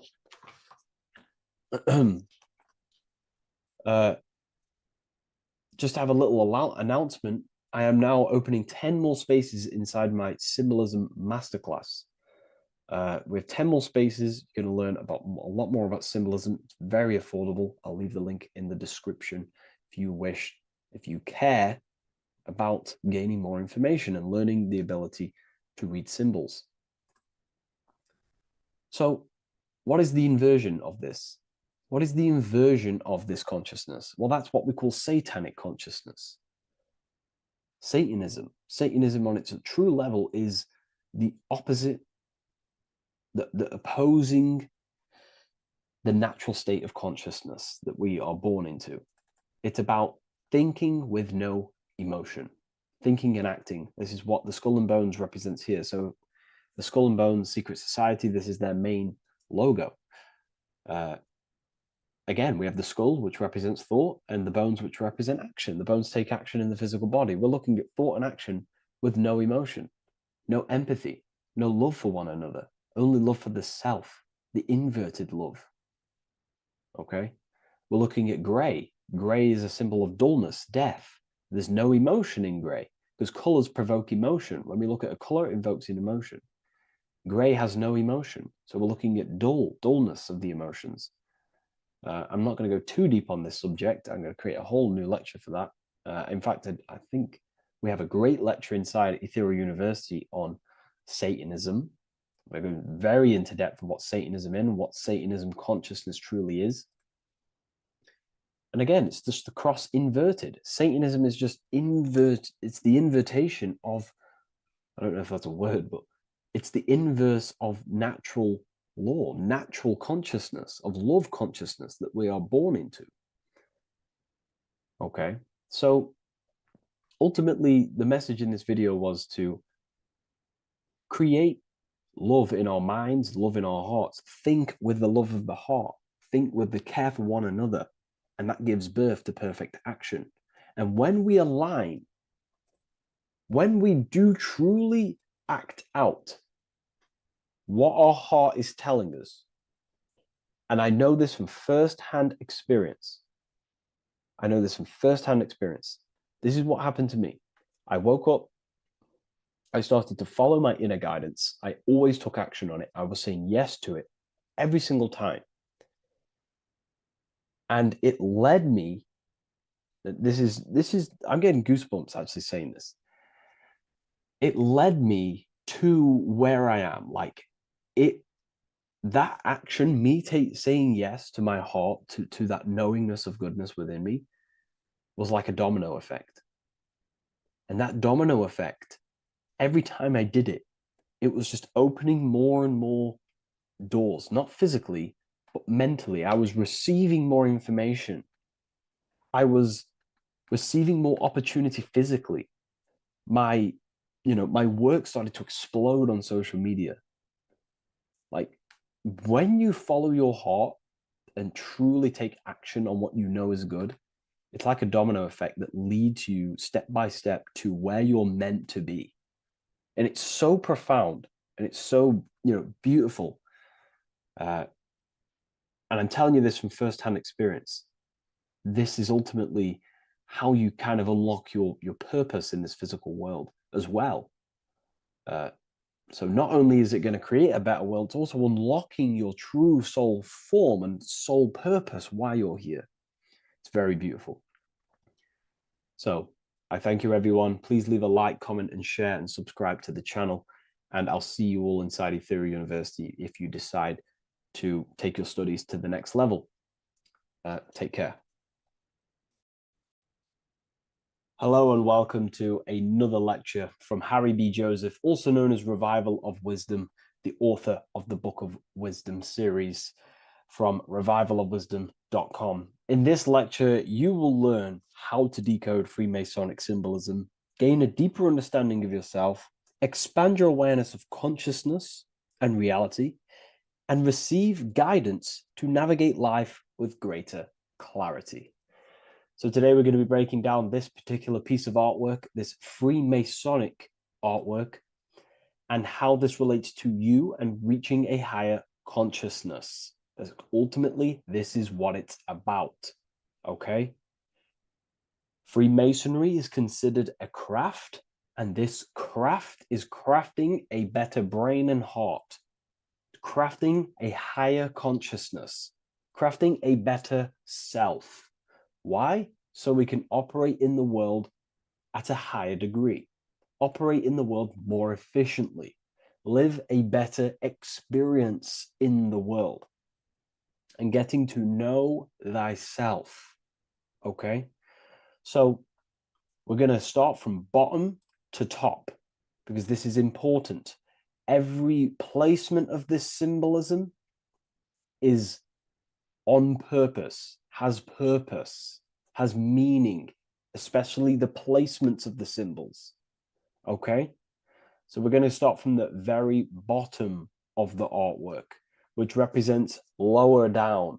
When we're looking at symbolism, especially occult symbolism, that's what the word occult means. The word occult means hidden, hidden from the eyes. It has its roots in the word oculus. I'm pretty sure that's Latin, which means eye. So the word occult comes from oculus, which means eye. And the word occult means hidden, from the eye, the unseen, studying the unseen aspects of self.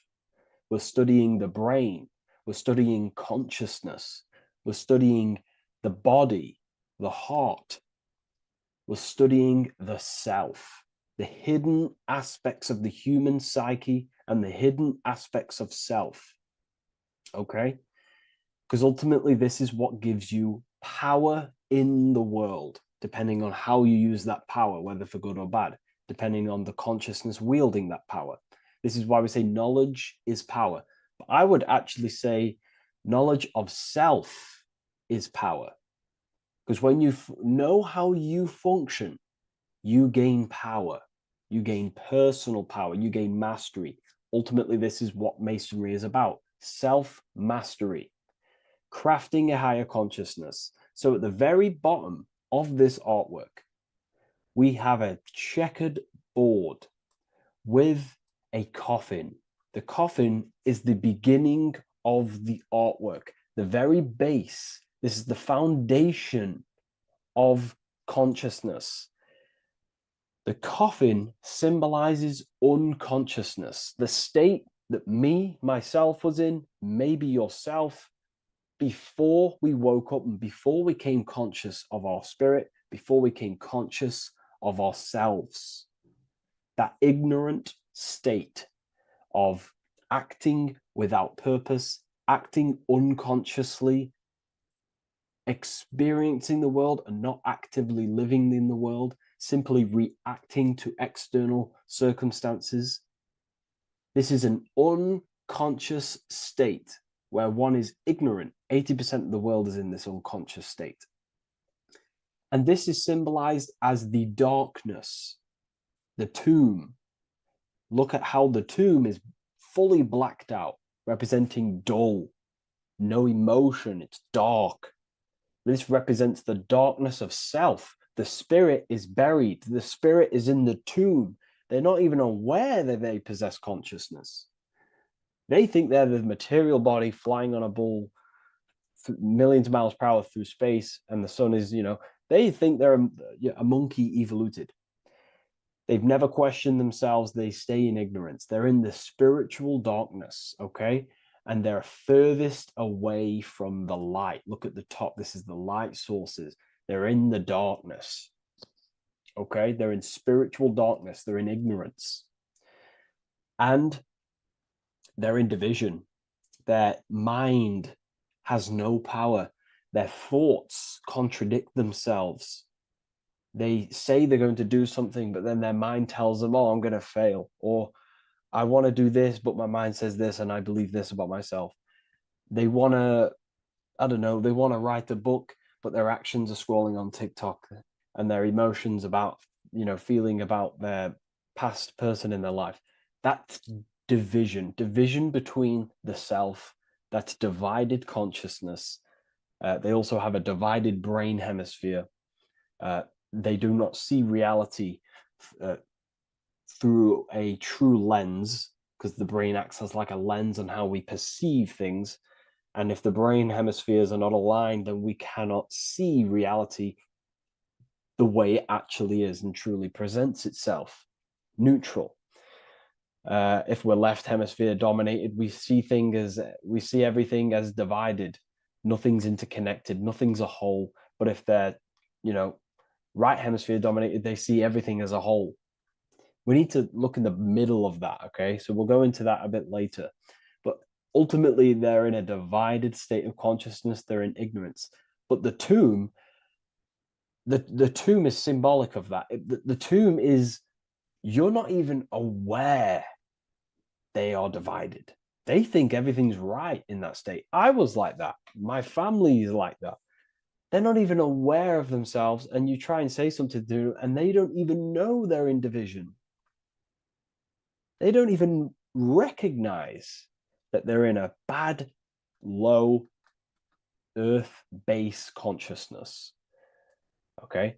So when we get out of the tomb, which is representing by a spiritual awakening, we get out of the tomb, we realize, wow, I possess consciousness. I've woken up. You're waking up to the things in the world, and you wake up and start to see the world for what it truly is. When you become aware and you rise out the tomb, you're born again. You start looking within. You start to become conscious of your thoughts. You start to become conscious of your actions. You start to become conscious of the evil in the world. You start to become conscious of the things. You rise out the tomb. You start to become conscious of your intuition. You then step on the checkered board. The checkered board is now you realizing you're in a divided state. Okay, so you're now putting down the ego, because remember, when you're in the tomb, the ego is fully in domination over consciousness, over your consciousness.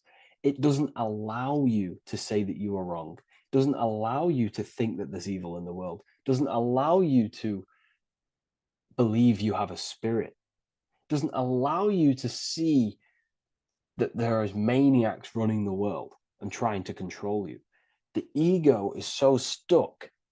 But when we start to realize this is part of our awakening, we start to realize that the ego is trying to keep us safe at all times and keep us locked in that state of thinking and believing that we were in before. It's always seeking safety. Okay? So when we come out the tomb, we start to put down the ego and start to, how do I say this? We start to acknowledge that we were wrong about the world. And that is a lot about awakening. You have to acknowledge that you do not know everything. There are people with such higher knowledge. Okay? So when we come out the tomb, we put down the ego. We start to actually say, I was wrong about the world. I was a victim of mind control. I was in ignorance. I was in darkness. Spiritual, I'm divided. My thoughts, emotions, and actions are not aligned. My intuition and my action are not aligned. I'm not taking action on what I know is good. I'm taking actions against what I know is good. That's a sin. That's a sin against the spirit. Okay? So when you acknowledge this, you acknowledge you're in division, you then take the first 3 steps, which is the Freemasonic Blue Lodge degrees. These 3 steps. Okay? Ultimately, this checkerboard represents illusions as well. You're in an illusion. Okay, this is why we see it heavily used in the music industry. It represents base consciousness, base level awareness, 5 sense thinking. It represents you versus me thinking, walking down the street and thinking everyone's trying to hurt you, and it's always you versus me, judging people in your own mind. That's low thinking, lower thought. And not to notice squares. Squares are an unnatural state. They're an unnatural shape. We do not see squares or 90-degree angles in nature. It's the lower mind. So it represents base consciousness, base level awareness, only aware of the physical body, only aware of the five senses, never looked within. That is the base. And this is the foundation we have to rise up to the light from, up to higher consciousness. So this gives us a strong foundation when we realize this about ourselves, that we were in division. Our thoughts, emotions, actions were not aligned. Our brain hemisphere was not aligned. I'm not thinking with love of the heart. Okay? So that is the state we're in. Now, hopefully that's cleared things up about the chessboard. Before we move on, please leave a like, maybe a comment if you wish for me to discuss anything in the further lectures. Please smash the like button, and it would really help me out. And share this with a friend who is interested in the occult. Okay, so the steps are the first steps of the Freemasonic degree, the three Blue Lodge degrees. Now, this can be represented as the number 3, a very powerful number, a very symbolic number. Number 3 is the 3 expressions of consciousness. How do we express consciousness? How does consciousness express itself? Well, there are 3 ways. We think, consciousness thinks, consciousness feels, and consciousness acts. They are the 3 expressions that we express our awareness and consciousness. So we're looking at thought, emotion, action. We're also looking at the 3 brains: the reptilian brainstem, the mammal limbic brain, and the neocortex. The reptilian brain governs basic functions of the human body: breathing, surviving, scanning the environment for threats, automatic responses, eating, scanning for food, base consciousness. That's the reptilian brain. That's what most people operate their lives in, including myself before I woke up. I'm not trying to sound big-headed, but this is the truth. Ignore my tone of voice, ignore my voice, focus on the words I'm saying. If you're judging, that means you have divided thinking. It's always you versus me. So we need to get out of that thinking of you versus me all the time. That's lower consciousness. That's animal thinking. That's earth thinking. We're unified. We need to reach a higher consciousness and do not waste our mind's potential on low-level earth divided thinking. Okay? So we're looking at the reptilian brain, the mammal brain, and the neocortex. Now, the neocortex is ultimately what makes us human. It allows consciousness to operate on a higher degree. Okay? This is what makes you human. The neocortex. The neocortex. The reptilian brain, like I just said, governs natural survival instincts and the respiratory system, things along them lines of basic awareness, basic functions to operate and survive in the world, in the physical plane. And the neocortex is what allows us to critically think. Okay, it's what allows us to be human, be aware of ourselves. Okay, not. I don't think animals have neocortexes. Don't quote on me on that, but this is the part of the brain that makes us human.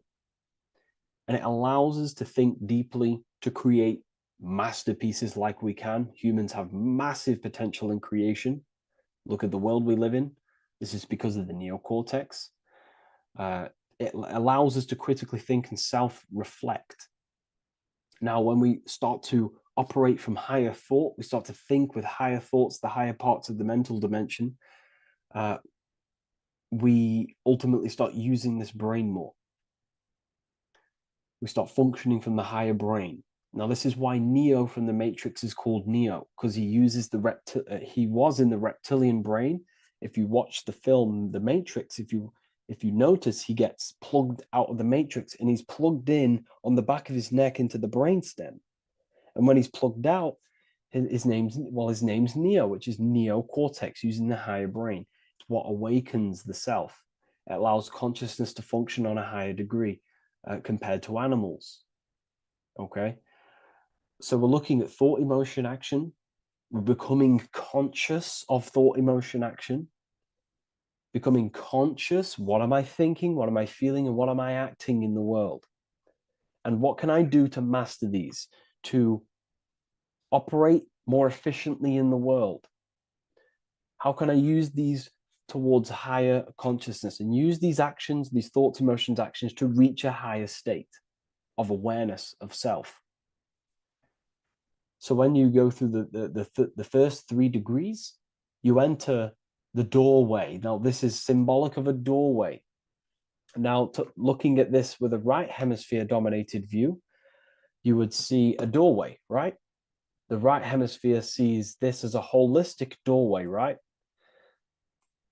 You see a door, you're gonna, you enter the stairs, you go through the door, right? But at the left hemisphere is now going to dissect and analyze each individual little part of this, right? So the right hemisphere sees the trees, the left hemisphere sees the woods. So to dissect this down on a right hemisphere, sorry, going back to the right hemisphere, we're entering the door. The door is symbolic of entering the unknown. You're entering a higher consciousness. You're entering the door. You're going beyond. See, this is the earth here in the background. This is the darkness. The darkness represents the abyss, the unknown. You're entering in the self. Okay? This door represents entering in the self, questioning internally. Most of us think externally. We have to, obviously, to operate in the world, but we never give time to think and question and reflect internally. What do I mean? Closing the eyes and questioning the self. Who am I? Where am I from? What's the voice in my head? If the voice in my head stopped using the language that I speak, what is it then? It's about going within, into the darkness, what you cannot see, and finding the light. Okay? It's about entering within the self. This is a doorway to higher knowledge, higher consciousness, higher self, and really digging deep for what you truly are beyond your human form. Okay? So we have, most importantly, I'm not going to go over every single one of these symbols here. I'm going to go over this on a basic, well, not a basic level, a very detailed level, but it's not going to go over every single symbol. We have a left pillar and a right pillar.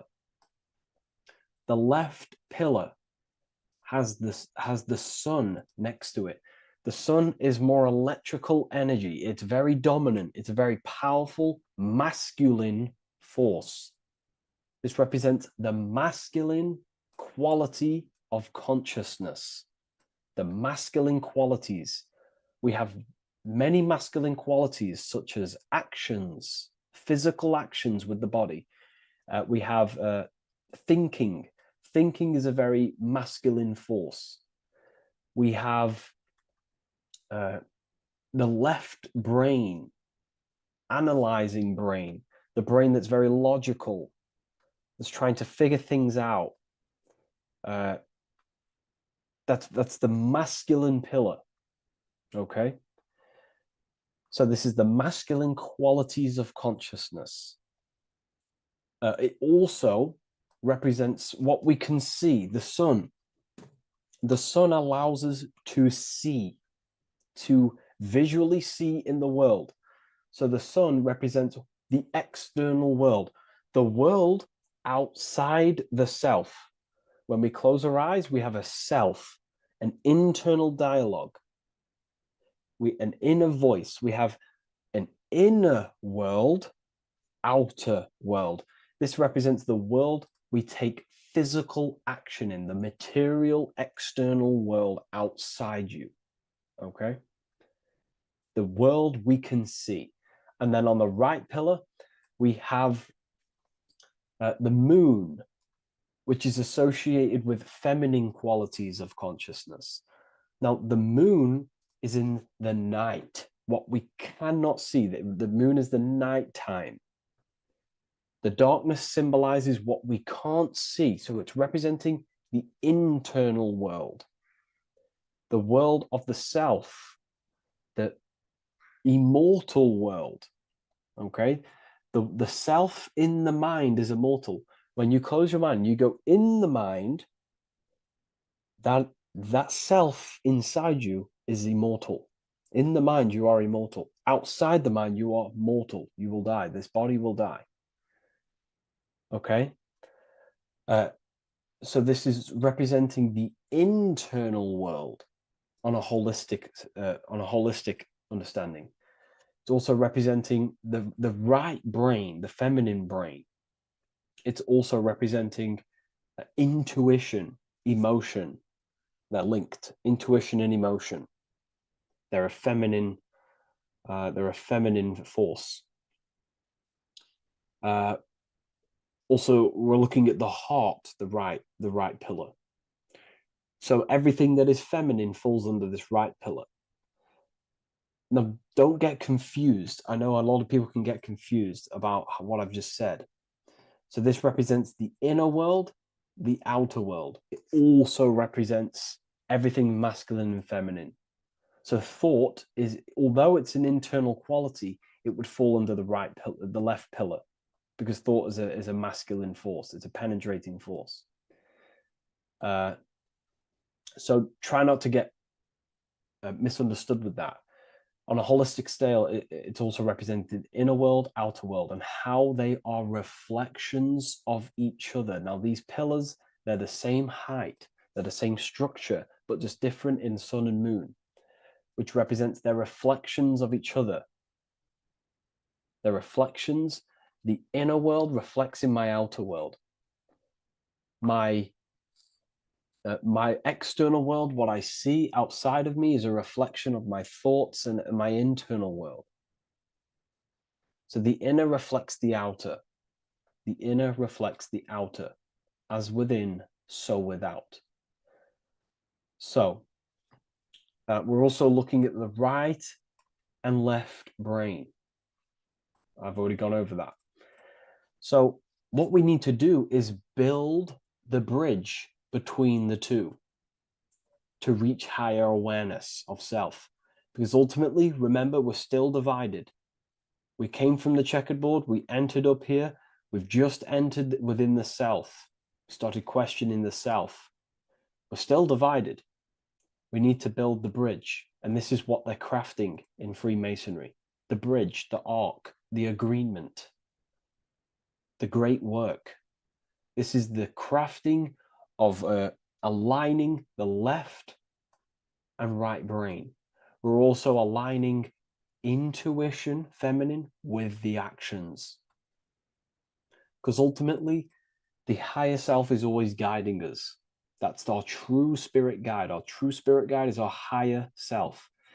And the higher self ultimately exists in a higher dimension.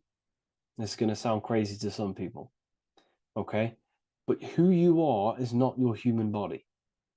And your higher self does not communicate through the language of the human material world. It doesn't communicate through English, doesn't communicate through thoughts.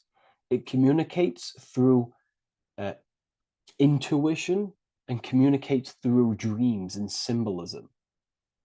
So it's all associated with the right pillar. This is the things we can't see.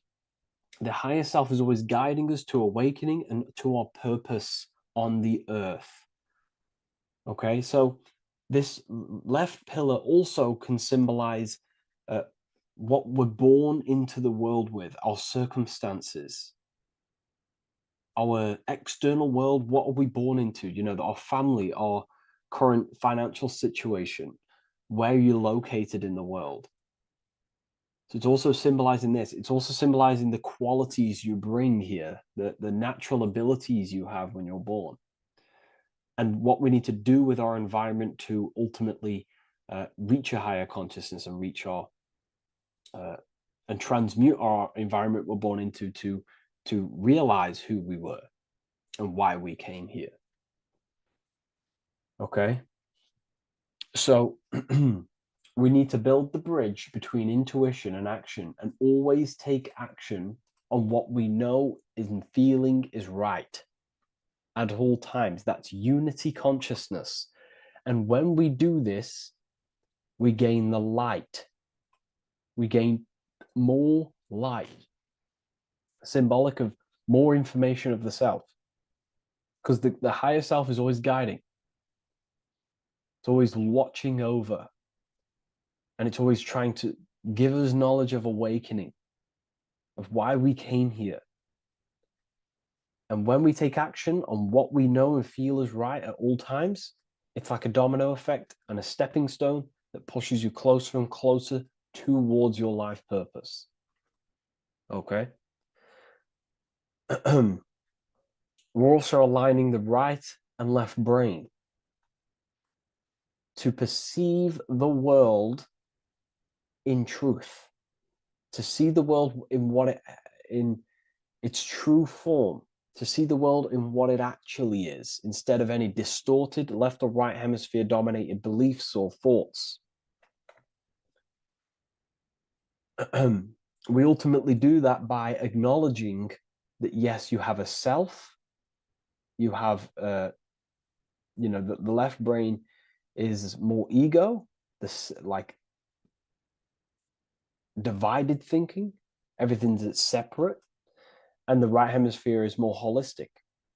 So we need to see the world in the middle of this, in the middle, acknowledging the self and acknowledging the collective consciousness and how my thoughts, emotions, actions contributing towards myself and the collective. We always need to keep the collective in mind. Why? Because we are experiencing this world together. It's not just you. And your actions also have a ripple effect on the collective. We're experiencing the world as a whole as well. Yes, there's yourself and there's the collective. We need to think, feel, and act towards the collective and the self. So aligning our brain hemispheres allows us to do this. It allows us to think holistically and individually and see reality in this. And when we do align the left and right brain, what do? We gain higher insight, the eye. We build the bridge between the left and right pillars. We gain the eye. The eye is what? Insight. The eye requires light to perceive and see the material world. So this is symbolic. This is the inner eye, the inner self, consciousness.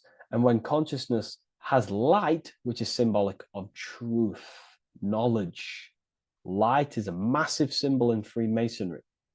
And light represents knowledge of self, information.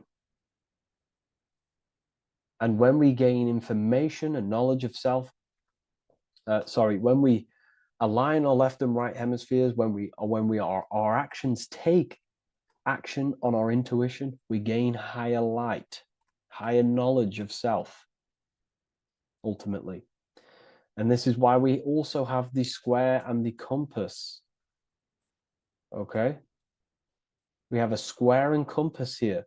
The square and the bottom, base consciousness, also representing masculine qualities. This is the masculine qualities because squares are masculine. And the compass creates circles. So we have the circle on top of a square. Circles are divine. This is oneness. The circle is one line. The square is 4 lines. It's divided. So we need oneness over division. We need to unify the masculine and feminine qualities. Masculine, feminine qualities, okay?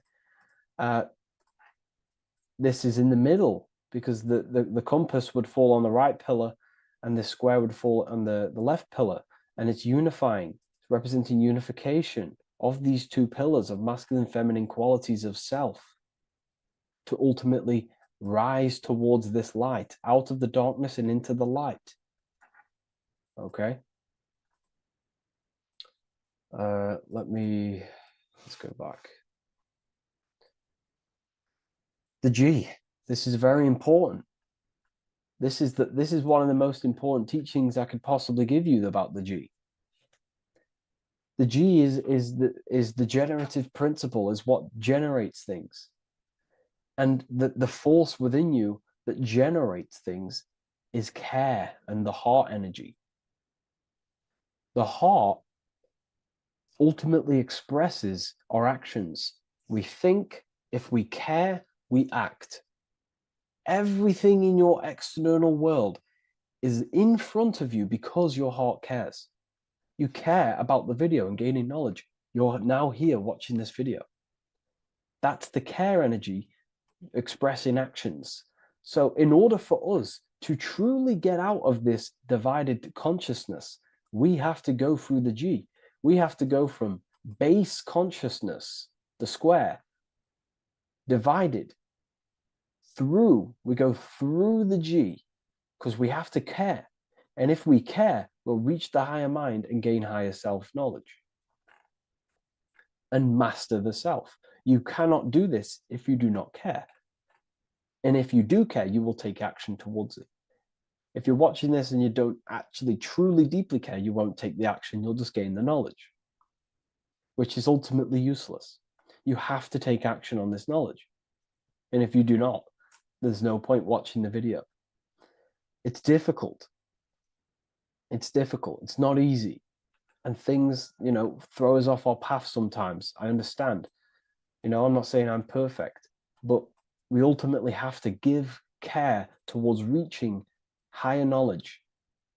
Seek and you shall find. If you have the care about reaching higher knowledge of self, you will seek it and you will take actions towards it.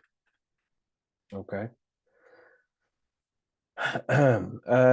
We see this everywhere, and I mean everywhere. The Temple of Solomon has the two pillars, Jachin and Boaz pillars, feminine and masculine qualities. Sol, O, Mon. Sol is sun, Mon is moon. It's building the temple, which is, the temple is the inner self, ultimately. It's symbolic. The temple's not a real place. The temple of self, building the Temple of Solomon and reconstructing the Temple of Solomon, is about reconstructing the self through masculine and feminine qualities. We see it everywhere. And this is very symbolic, like very symbolic. We have the two pillars, we have building the bridge, and we have a stairway that goes to what you can't see, because it's going to the unknown. You have to have faith. Okay? What I'm about to say is very important. You don't know what higher consciousness is, okay, until you get a little bit higher. This is hard to explain, but I didn't know what everyone talks about, what higher consciousness is. I can't give you my higher consciousness. It doesn't work like that. You have to enter in and go within and have faith, going into the unknown, because you're ultimately going into something you do not understand. Higher consciousness, I cannot give it you. You have to enter the door and take action and think, feel, and act towards it, and you will go to the place, and then you will understand what higher consciousness is. Ultimately, what higher consciousness is higher knowledge and understanding of self, what you actually are. Okay, that is what's being symbolized here. It's again in the Masonic art. We have the darkness. We have to have faith to leap into the darkness, into the unknown. We see this everywhere. Like, you'll see, when I say this everywhere, and I mean everywhere, you'll see this. Every doorway has this symbolism in the ancient world, because ultimately this is what it's about, people. The door represents going within, into a new light, a new room, a new level of understanding of self. Okay. Here we have Astro World. Now, this is obviously a darker aspect of this, but again, we have the two pillars. See you on the other side. That's the doorway. The other side. And I'm not going to break down, this ritual, but you can guess what I'm on about here. That's for the university, of course. I can't break that down on YouTube. It's way too deep. But there's knowledge out there that is so deep you couldn't even comprehend it with the current mind, even for myself. And this is the power of symbolism. The more you learn about yourself, the more these symbols reveal to you. It is a journey of self. And I can't give you these understandings. You have to go within and question and meditate on these symbols yourself, and have thinking exercises of meditating on a symbol and seeing what your mind does with the symbol, what it lets you think about that symbol, and you'll unlock deeper meanings. I'm going to go over one more symbol before we end this. This is the hourglass, which represents time, a very overlooked thing in today's world. We do not have unlimited time in this body. You have limited time. You will die. You will die. You have limited time in the external world. This is why it's on the left pillar, located on the left side, the external world. You are limited. The scythe represents you will be harvested. Your body will die. It'll be harvested. You will die, and you need to fulfill your mission here. You came with a purpose. You have to find that purpose by going within the self and questioning and taking action on what you know and feel is right. Unity consciousness, aligning thought, emotion, action. So if you wish to learn deeper insights, gain exclusive lectures, astral projection, self-mastery, I've just started a new section on mind control methods and how people are using this in society and becoming conscious of it. I've now opened 5 spots at a limited special price for Ethereal University. Use the code MIND, all capital letters, MIND, all capital letters at the checkout. And there's only 5 of these codes. Whoever uses them gets them. It's ultimately going to give you 20% off the university for as long as you're subscribed to the university. We go so much deeper in the university. Remember, social media is just the tip of the iceberg. Tip of the iceberg information. There are certain things I can't talk about, but I'll see you inside, and I hope you enjoyed this video. Please leave a like, comment, and a subscribe. Greetings everyone, it's Revival of Wisdom.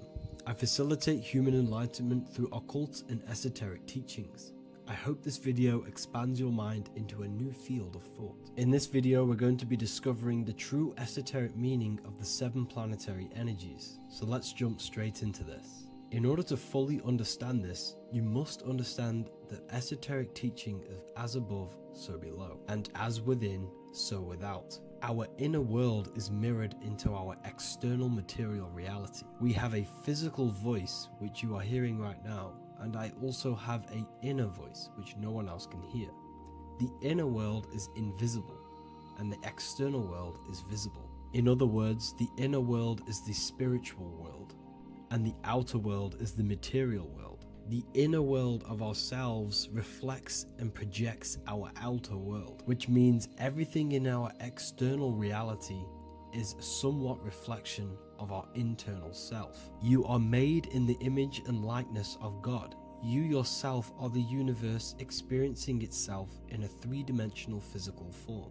The Newtonian science has programmed you to believe that you are a physical being inside of a physical universe. They did this to limit your mind to only believing there is a physical universe and that you are separate from the universe or God.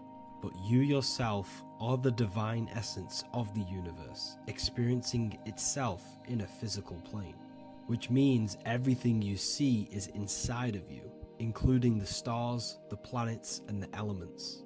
As above, so below. As within, so without. An example of this is the 4 physical elements: fire, earth, water, and air. In the external world, these are physical elements. In our internal world, they represent the 4 bodies of consciousness. We have 4 different bodies. We have a material body, we have a spiritual body, an emotional body, and a mental body. The mind is not made out of the same substance as the body. The emotions is not made out of the same substance of the mind and the body. These bodies exist in 4 different dimensions, 4 layers of consciousness. With that being said, the 4 physical elements are inside of us. The earth is our material physical body. Fire represents our spiritual astral light body. Water represents our transformative and emotional body. Air represents the mental body, the communicative and thinking body. This is the teaching as above, so below. If that resonates with you and you can comprehend it, please leave a like and a subscribe to this channel to see more content. And feel free to leave a comment on any video suggestions. Okay, so now we've gone over the 4 physical elements and how they correspond with your inner world of consciousness. This is going to make it easier for you to understand what the planets actually are. The planets are a bit more in-depth and more detailed aspects of our consciousness. The 4 physical elements are generic, but the 7 planets go deeper. They are deeper aspects of ourselves. On a macrocosmic scale, the 7 planets rule the material realm. Every object, every animal, every plant, every stone, everything we see in this plane is governed and created under one of the 7 planets. I don't really like calling them planets. They are energies. They are spiritual forces that drive things into existence. An example of this is if we look at a tree. The roots of the tree are governed by Saturn. The stem of the tree is governed by the sun. The leaves of the tree are governed by the moon. Any offspring or fruit of the tree is governed by Jupiter. Any defense mechanisms of the tree is governed by Mars. The communication and networking of the tree is governed by Mercury. The smell and the look of the tree is governed by Venus. Everything we see in this material plane is governed by one of these specific energies. Everything material has a spiritual force that brings it into physical existence. This is the reason why we have 7 days of creation in the Bible. The 7 days of the week, all governed by the planetary energies. Monday is moon day for the moon. Mars governs Tuesday. Mercury is Wednesday. Jupiter is Thursday. Venus is Friday. Saturn is Saturday. And Sunday is for the sun. This is the reason why there are so many 7s in this physical plane. 7 days of the week, the 7 colors, the 7 chakras, the 7 diatonic musical notes, the 7 lamps on the Jewish candlestick, the G inside of the Masonic square and compass. G is the 7th letter. Now let's go a little bit deeper into every planetary energy. Saturn in the external material plane governs the foundational and enduring aspects of existence, such as roots of plants, the bones of our body, and even the insects that dwell beneath the ground. Saturn represents the dull, hard, and unyielding forces of life, symbolizing structure, limitation, and conditioning. Under Saturn's influence, things become rigid, bound by restrictions and boundaries. This is the reason why Saturn is known as Father Time, because Saturn rules anything that is a restriction and a limitation, which is time. The whole of this material plane is governed by time. You will be born and you will die. This explains why there is so much Saturn symbology in this material plane. Saturn is one of the most important planetary energies. You are a spiritual being in a physical body. Your light, your consciousness is bound to the physical body until you learn how to escape the physical body. The body is a limitation for our infinite minds and spiritual bodies. Our infinite mind is stuck in this material body, governed by Saturn's limitation of time, matter, and space. Now let's dive into what Saturn means to our consciousness within our internal world. We've gone over what Saturn means in the external world. What does it mean to our consciousness? Internally, Saturn embodies the conditioning within our consciousness. When the Saturnian aspect of our consciousness dominates, we become overly rigid, fixated, and restricted in our thinking and actions. For example, Saturn's influence is strongly felt in today's world, where many people's minds are confined to societal norms and conditioned responses. Saturn is the aspect of our consciousness, our minds, such as limiting belief systems and limiting thoughts and emotions. This is the negative thought that you can't get rid of, that's holding you back. This is a Saturn aspect of our consciousness. However, this is not a negative thing. The Saturnian aspect of our consciousness is a great teacher, guiding us through difficult life lessons that ultimately lead us to growth and expansion. Saturn's energy allows us to experience and overcome fears and limitations so our minds can expand into new fields of thought, into new life. Although Saturn's energy is harsh and often challenging, it helps us develop resilience, discipline, and wisdom. However, in the modern day, this Saturnian energy has overpowered the minds of the masses, fostering excessive rigidity and limitation. This is why we see so much Saturn symbolism. It's literally everywhere because our minds are being dominated by the Saturnian limiting aspect of our consciousness. Now, let's move on to the moon. The moon, or lunar energy, in the external material macrocosm plane governs the elements of water, influencing the natural cycles such as the ocean tides, which rise and fall in harmony with the moon's phases. Beyond water, the moon also guides instinctual behaviors such as animal migrations. Birds, insects, and other creatures rely on the moon's subtle energies to navigate their journeys. For example, dung beetles use polarization patterns in the moonlight to orient themselves and travel safely home. The moon creates the months. M-O-N is moon. There are 28-day cycles, and this 28-day cycle of the moon is reflected in the woman's body, known as the menstrual cycle. The moon is a feminine energy, governing the feminine elements such as water and the feminine cycles of the body. The moon is the womb. This is why eggs have the same color as the moon, because eggs are ruled by the moon's energy. Now that's the external world. The internal world, the moon symbolizes the emotion aspect of our consciousness. It represents the subconscious mind, the seat of intuition and psychic abilities. Just like in the external world, things are born out of the moon, such as eggs and the womb. The subconscious mind acts as a womb for our conscious mind. Our deep subconscious emotions and programs are born into light into the conscious mind and controls the conscious mind. The moon represents our hidden psyche, our shadow self.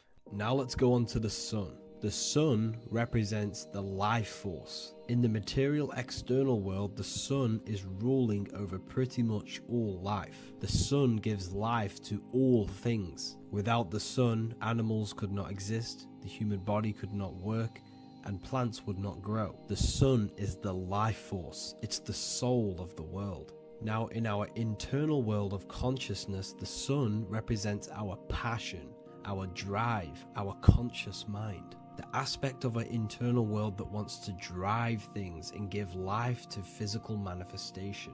Now we go on to Mars energy. Mars is well known for being the god of war. Mars energy manifests into the material plane through anything that seeks to protect or defend itself. For example, the holly tree. The holly tree leaves are very sharp and they defend itself.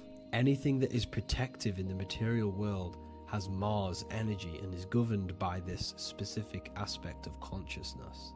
For example, any predators or animals such as hedgehogs with spines on their backs for protection. Mars represents all things that is driven by conflict, aggression, and defense. Now, internally, inside of our inner world, Mars symbolizes the aspect of our consciousness that is focused on self-preservation and protection. Mars governs our ego, the instinctual urges of anger or maintaining reputation. Mars is not evil. It's necessary. Sometimes it's necessary for us to protect ourselves. Mars is the aspect of our consciousness that is anger, rage, the desire to fight or conquer. When this energy is activated within our consciousness, we become defensive, assertive, and even combative. ready to dominate others and destroy obstacles in our way. Now let's move on to Venus energy. Venus in the external material world manifests its energy through the aesthetics of creation. This planet governs the beauty and harmony found in nature, including the nurturing environment of a mother's womb where life begins. Venus embodies the essential love, not only in romantic relationships, but also in the bonds between family members and all living beings. Venus represents relationships. We have relationships between plants, animals, they all depend on each other to give life. Plants provide food and medicine, while living creatures contribute to their own growth and pollination. Internally, Venus represents the aspect of our consciousness that yearns for relationships and connections with others. This is an aspect of our consciousness that encourages to care for our physical appearance and embracing beauty. Aesthetics play a role in our interactions and self-expression. This is why there is a beauty brand called Venus. Now let's move to Jupiter energy. Jupiter in the material plane manifests its energy as forces of fortune, abundance, and wealth. This energy manifests itself as plants, as fruits that we can consume and eat in abundance. Anything that is nourishing and cultivated by the earth for humanity and animals. Jupiter embodies the giving energy that provides for and sustains life, fostering growth and ensuring that resources are available to all. Its influence is seen in the natural cycles of abundance, where fruits must grow and ripen before they are enjoyed, symbolizing the importance of effort and patience. Internally, in our spiritual world, Jupiter represents the aspect of our consciousness that yearns for abundance and seeks growth in various aspects of our lives, including wealth, knowledge, and personal development of the mind, spirit, and the soul. This is the aspect of our consciousness that wants to gain wealth, that wants to gain expansion and abundance in our lives. However, when Jupiter's energy dominates our consciousness excessively, it can lead to feelings of stinginess and greed. It represents material possession. The last planet is Mercury. Mercury in the external world governs the vital elements such as seeds, air, communication, education, and electricity. Known as the messenger of the gods, Mercury rules over intellect, communication, and the transmission of knowledge. Mercury's states of consciousness manifests itself in the material plane as the network between trees and plants, how they all communicate together. It represents the intelligence behind all physical things. It's the intelligence behind the seed that allows it to grow into a plant. Mercury's creative energy is manifested in the nervous system of the human body and all living animals. The intricate messenger that transmits signals from the body to the brain and then to the mind.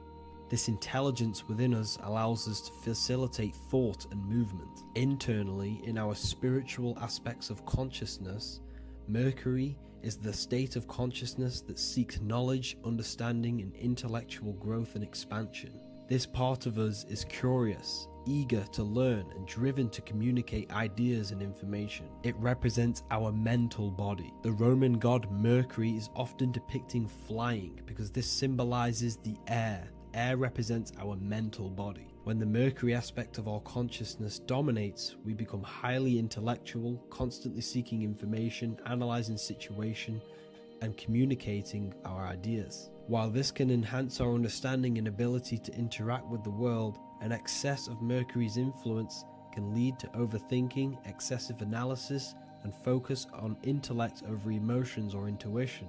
Okay, so they are the 7 planetary energies in the external world and your internal world of consciousness. These energies are manifested in the Roman mythology as human beings. They are depicted as human beings, but this is nothing but symbolism. These gods never existed physically. They represent aspects of our consciousness and spiritual forces that govern the material plane. Every material object, every intelligence, every piece of life in this universe is governed and brought into existence by one of these spiritual forces. Now I hope this video has expanded your mind into a new realm of thought. Make sure to leave a like, a comment, and subscribe to the channel for more occult and esoteric information. You can read more about this topic and many more occult and esoteric teachings inside of my books, the Book of Wisdom Volume 1 and the Book of Wisdom Volume 2. I honestly advise that not everyone reads these books. These are books which will completely transform your view on reality. You will feel a lot better reading these books because you will find a connection with yourself and the universe. Understanding truth and knowing thyself gives you a sense of well-being. Like I said, this is not just a book. This is a beginning of your journey of expansion and growth. Reading them can be life-changing. Inside my university, I host live calls where you can ask me questions, and you can watch all the pre-recorded live calls. You also gain the ability to manifest your own reality through the Manifestation Mastery course. There is also a library with all of the PDFs that I've read in the past of occultism, symbolism, and esotericism that you can gain access to. There is a whole lecture section where you can watch all of my occult lectures. This is a place of transformation. The price of the university will be going up very soon. If you join now, you will gain a free sexual alchemy course which will teach you how to transmute sexual energy into creativity. I'll leave all the links in the description for the university and also my website where you can get my books. I hope you enjoyed this video. Take care.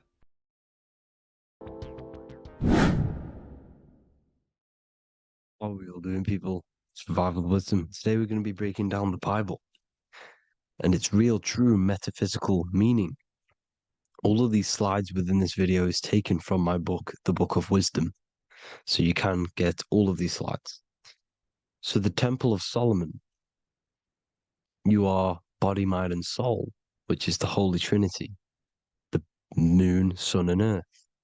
The sun is your soul because the sun is its infinite source of energy. It is its own source of energy. And that is what your soul is.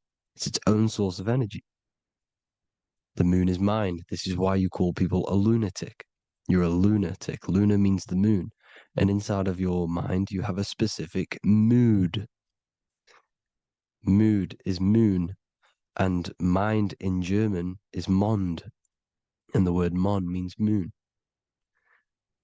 And earth is your physical body because your body contains of the four elements, the four physical elements.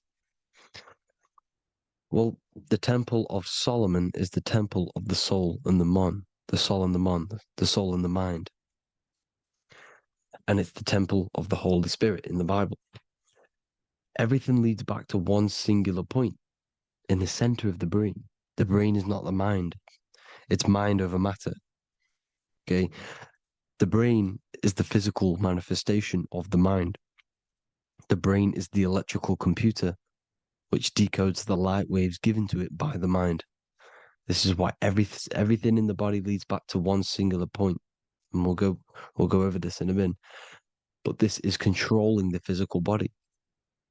This is the within. If you rearrange within, it spells high twin because within you is your twin, your true self.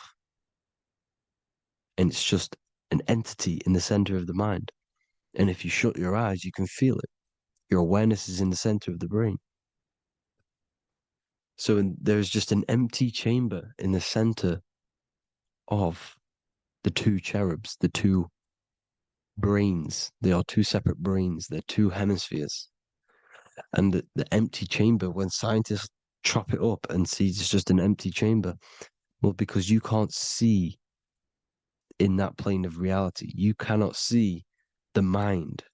You cannot see thoughts. It is invisible to the human eyes, to the visible light spectrum, to the two eyes. The reason why we call it the third eye in the center of the brain, it's not the third eye, it's your true self. It's the mind and soul. It's an eye because it does see. It's the all-seeing eye that you always see here. There's some Masonic artwork showing the two pillars, the two cherubs, the two hemispheres of the brain, and the inner eye. This is the eye that sees all things. What do I mean by seeing all things? Not physically. It sees the mind. It's what, because your soul is watching the mind. You can observe the mind. You are not the mind. And if you meditate deeply enough, you can go beyond the mind. It's the all-seeing eye. It sees the mind. It sees what emotions you're feeling. It sees what you're thinking. It sees what you're seeing with the two eyes. It's the all-seeing eye. It sees all things. It's omnipresent. It's everywhere. Because the mind can be anywhere. The mind can switch itself into any place it wants. There is no limitations with the mind. So there is two hemispheres in the brain. And in the Bible, there is a quote saying the most holy place between the two cherubs. The two cherubs is the two hemispheres of the brain, and the most holy place is between them, which is what the Masonic artwork is showing. This is the all-seeing eye, the soul and the mind, in the center of the brain. And you will not see this with the two eyes. So when scientists come to seeing the empty chamber in the center of the brain, they wonder because they do not understand the occult side of the world. They do not understand the layers of reality. How the two eyes, everything physical comes from the unseen. Everything seen comes from the unseen. Now, the two hemispheres of the brain play a major role in our lives. The right hemisphere is the artist. The left hemisphere is the scientist. The right hemisphere controls the left side of the body. The left hemisphere controls the right side. So there's a crossover. Now, the right hemisphere is to do with your feminine energy, creativity, unification, metaphors, visualization, intuition. The left hemisphere is to do with sequencing, facts, materialistic details, language, and logic. So they keep us normally trapped within the male aspect of our mind, which is the left hemisphere. You know, if you listen to Spotify, Apple Music, and radio, they're all tuned to 440 hertz, which shuts down the right side of the brain, makes you left brain dominant. And we learn, well, 90% of people learn to write with their right hand. They're taught to learn with their right hand, which is to do with the left brain. You see, so we are being trapped within this left side of the brain, which is all to do with logic, thinking logical, not creative. You know, very analytic. But the right side of the brain is to do with your creativity. So the right side of the brain is perceiving reality as a holistic perception. Now, what do I mean? If you're riding through a woods, for example, if you're riding through a woods, your right hemisphere is seeing the whole woods as one unified woods. The left hemisphere's job is to break down the perception given to it by the right hemisphere and break it down into individual trees. So what am I saying? The right hemisphere is seeing humans and everything in creation as one unified consciousness. The left hemisphere is seeing individual egos. This is why the left hemisphere is the place of the ego, the right hemisphere is to do with the higher self. They're both needed, though. I'm not saying one's better than the other. It's balance. Now, they don't want you to see the unified picture, perception of creation. They want you to think everything is individual, everything doesn't come from the one, because all things come from the one. And we experience the two in this reality, dualism. In order to understand the one, we have to experience the two to advance. So, anyways, let's get away from the two hemispheres. The right hemisphere, like I said, is to do with the higher self. And this is why in John 21:6, it says, cast the net onto the right-hand side of the boat and you will find fish. Meaning, cast your energy, cast your perception into the right hemisphere of the brain, and you will find God, unification, and higher self. You will see things from a unified perspective. How we are all one, because we are all the same consciousness. The same spark that is in me is in you.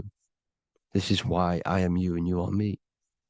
We are all the all-seeing eyes of God, just split up into individual bodies. We are all made up of the same essence, consciousness. And that consciousness, that mind and soul, is in the center of the brain. You are just in different avatars. And until we see this, we'll forever be divided and conquered. Until we figure this out as a collective consciousness, we will forever be divided and conquered and ruled over. This is why the Bible says, ye are gods. You are the sons of the Most High, because we are. We are the Word made flesh. We are God made flesh. Mark 16:19. So then after the Lord had spoken unto them, he was received up into heaven. Head is heaven, H-E-A, and sat on the right hand of God. God is the consciousness in the center of the brain. Heaven is the head, and the right hand of God is the right hemisphere of the brain, meaning he sees things in unification, creativity, intuition, the higher mind, the higher brain. When Moses crosses the Red Sea is the corpus callosum, moving from the left to the right hemisphere of the brain to see unified perception of reality. Head, H-E-A, heaven, same root word. This is why the ancients always depict God in the center of the brain. Here you see ancient Christian artwork showing God in the center of the brain, the light. Here you see it here. Here you see Ganesh, an Indian god, which is the brain. Here you see the Father, the Son, and the Holy Spirit in the dome, the brain. This is the brain, because you are God made flesh. That's what consciousness is. The upper room where Jesus meets the 12 disciples. It's the upper brain on the upper room. The upper room is the chamber, the empty chamber in the center of the brain. That's the room. And the 12 disciples are the 12 cranial nerves in the brain, which pretty much rule the body, all the cranial nerves. The tree of life, the cardiovascular system. This is why in Genesis it says the tree of life was in the midst of the garden. Midst meaning middle, because the middle of the body is the cardiovascular system, which is controlling all of the systems in the body. The tree of knowledge of good and evil is the nervous system. It's the spine and brain. This is what's detecting good and evil. The brain is the electrical computer with the left and the right hemisphere, decoding the dualistic world, decoding the light waves given to it by the external world. It is an electromagnetic computer. It is artificial intelligence. It is very intelligent, the brain and the nervous system, the human body as a whole. But the tree of knowledge of good and evil is the nervous system, because it is the tree that detects good and evil, makes you learn good and evil in this dualistic reality. Here you see Adam and Eve around the tree of knowledge of good and evil. Adam and Eve, male and female energies, but the serpent in the tree, and the tree of knowledge of good and evil. Well, this is the spine, the brain, and the serpent is the kundalini of the spine. The serpent is the S. That's why S, serpent, S, the letter S is the serpent. Sex and serpents make an S noise. You know, the Bible cursed the serpent. So we don't figure out the true religion. The true religion is raising the kundalini and becoming God-man and reaching our higher states, our true God self. Because once the kundalini is saved and hits the pineal gland, it activates 100% of the brain, when we're only using around 20 to 10% as of right now without the kundalini awakening. So when you use it, you're activating 100% of the brain. You're activating all the dormant brain cells. You're regenerating the body. And this is the serpent in the tree of knowledge of good and evil. This is the spine, brain, This is Adam, Eve, the male and female energies. The light of the body is the eye. Therefore, if thine eye be single, thy whole body should be full of light. Matthew 6:22. This is the single eye in the center of the brain.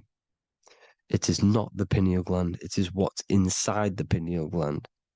You have to go beyond the physical world, and there are no words to describe things that are not physical, metaphysics. And the whole body should be full of light. Well, this light is the same pyramid that you see. You are the pyramid with the all-seeing eye on top. This is why the ancients built the pyramids with the stairs in the middle symbolizing the spine, because once you open all the chakras and balance them and raise the kundalini, you activate all of the brain, which gives enlightenment. The word enlight in ment. Ment means mind, light in the mind.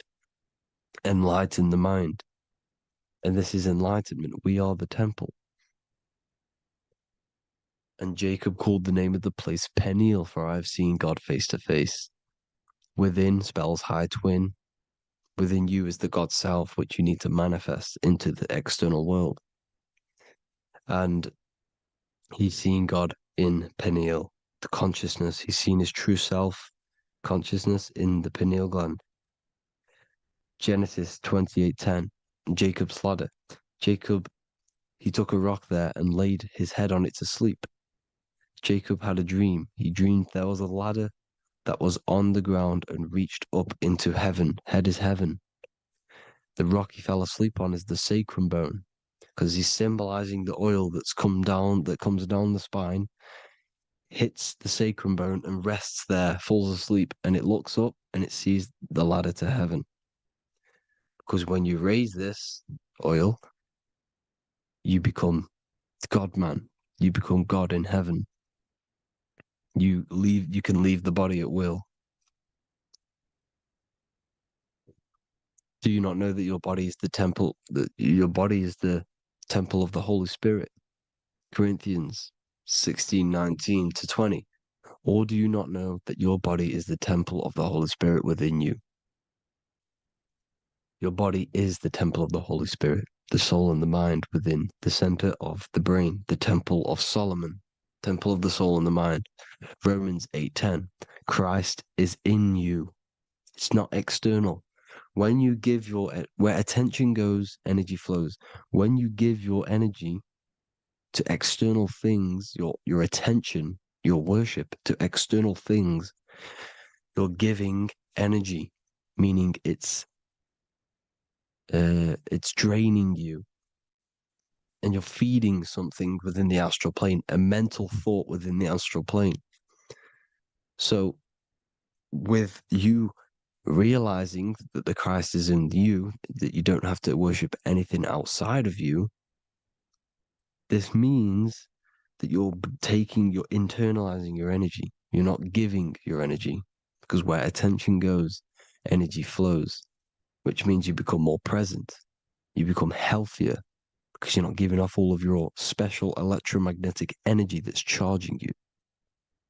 This is why the religions run by the Vatican is all external. They're exoteric.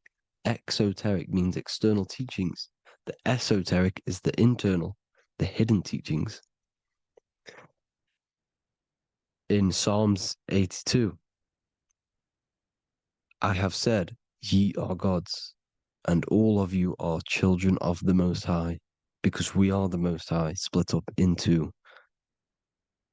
individual bodies. That's what consciousness is. Consciousness is the Most High, and we have to raise ourselves to the Most High. Brahma, Vishnu, Shiva, the Father, the Son, and the Holy Spirit. Why is it always a trio? It's a trio because it symbolizes us, the soul, mind, and body. The mind is the bridge for the soul to be in the body. What is the soul? It's the life force. It's the watcher. It's the all-seeing eye. The soul sees into different realities, and it gives life to the body of every reality it goes in.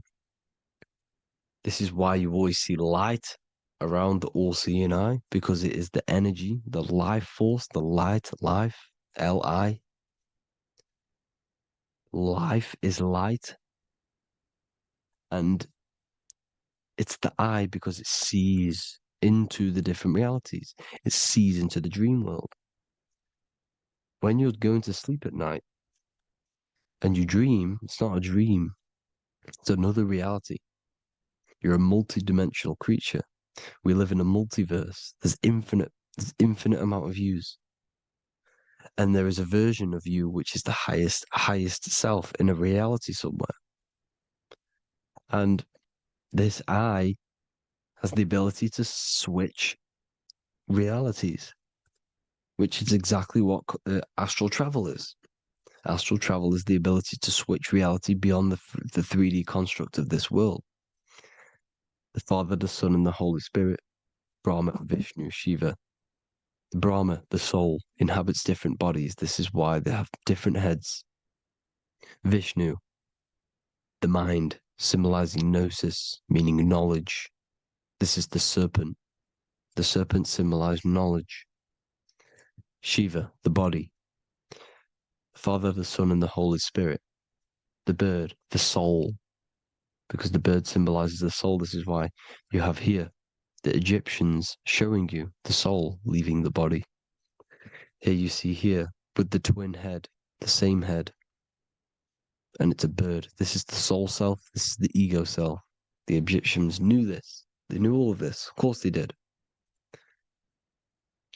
Now the whole story of Jesus is all metaphorical for the process which goes on within your body. Your neck and head is the Holy Grail, which the sun and the moon creates.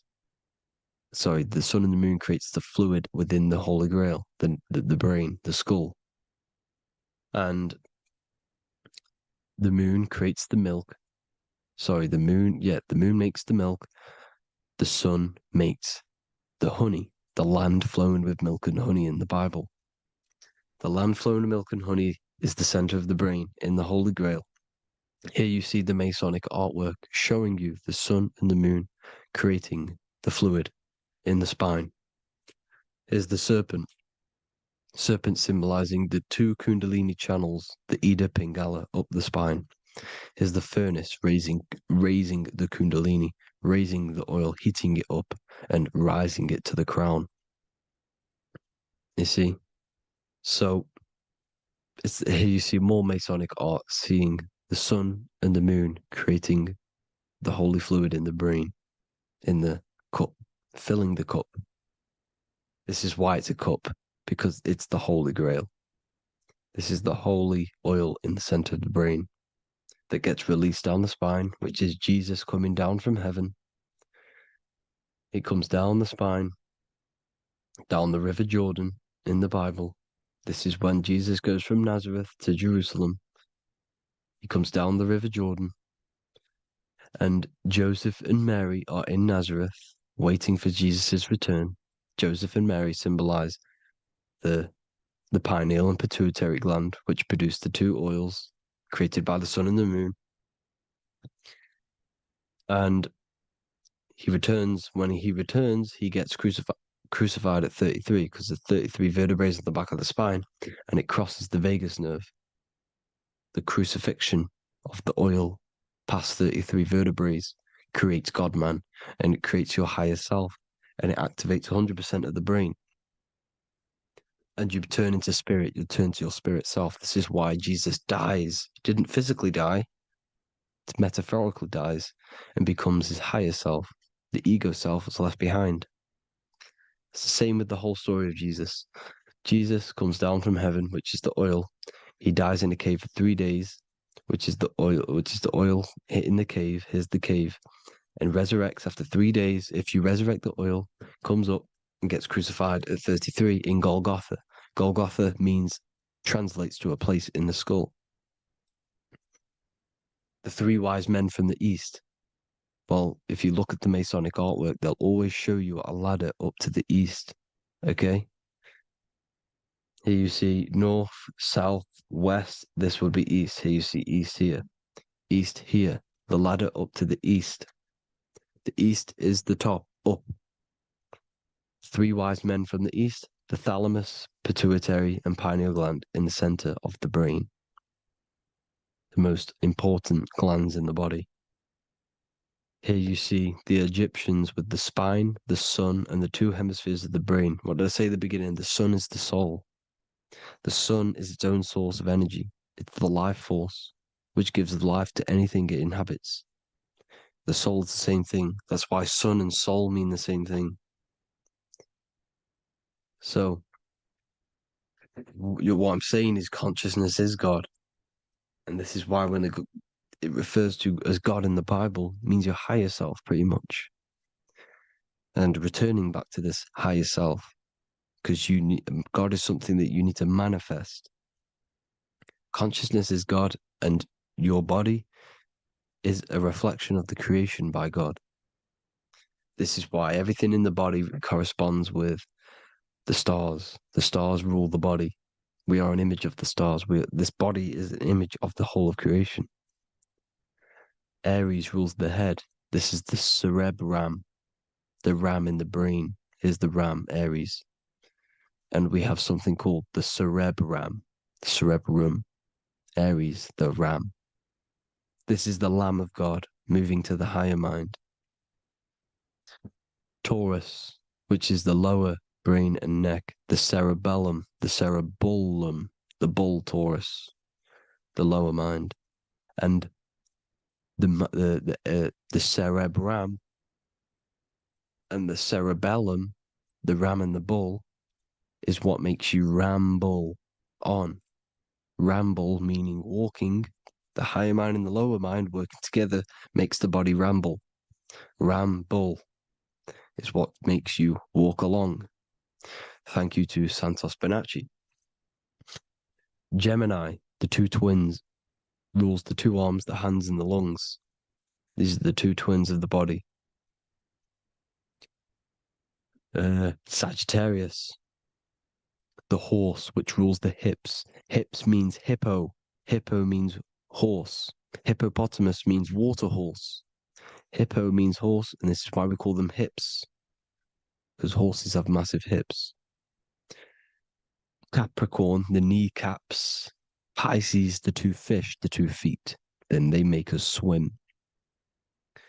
We are an image of the stars, people.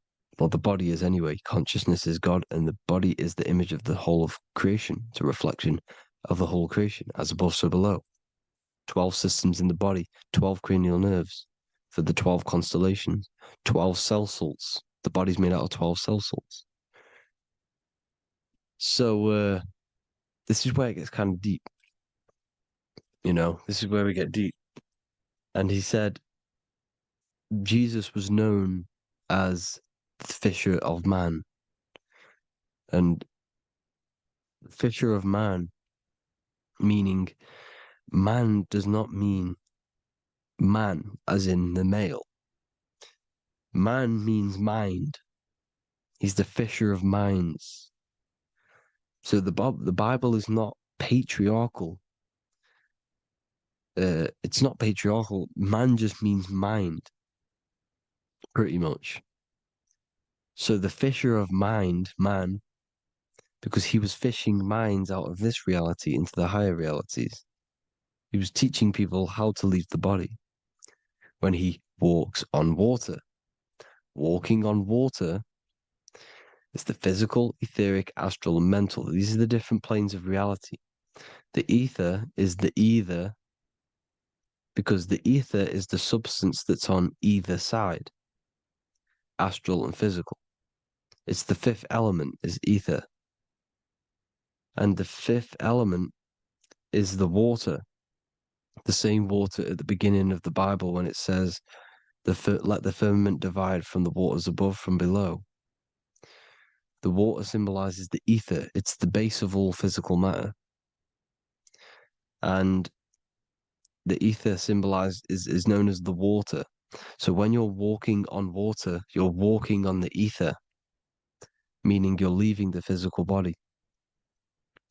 So when Jesus walks on water and he's teaching Paul to walk on water, Paul becomes scared and falls back into the water. Well, when you astral travel and you become scared when you're projecting, you'll fall back into your body. So he's pretty much saying walking on water is leaving the body, and walking on the ether, because the ether is the veil between the astral, and that's what devil means. Devil has the word veil in it, because the devil is trapping you between one veil, which is this world. They're trapping you in this world, this thin layer of reality. Your dreams are different veils. The ether, the astral, the mental are different veils. Devil is the veil. The veil. You need to escape being stuck in one reality and live in between realities. And this is when you truly become a multi-dimensional being, because your soul is just the eye. That's what you are. You're just an eye, and you see into different worlds. And it also, when Jesus means the fisher of man, the fisher of minds, he is. I truly believe, because of my research, that there is other worlds. It's not just this one. There's higher worlds. There's an infinite amount of you, and you've been in them dreams you call dreams. Them dreams are other realities that you are in. That's why when you're there, you don't feel like you're in a dream. You feel like it's 100% real, because it is real. So this is why the ancients always depicted the many different heads, because there's many different versions of you. And this I, the soul, the watcher, is switching itself into different bodies at all times. Well, when you sleep, when you astral project. And this is what the ancients were doing. They understood the multiverse, and they could switch bodies at will. And this is what the 7 seals are in the Bible, also known as the 7 chakras. These are literally portals within us to these different worlds.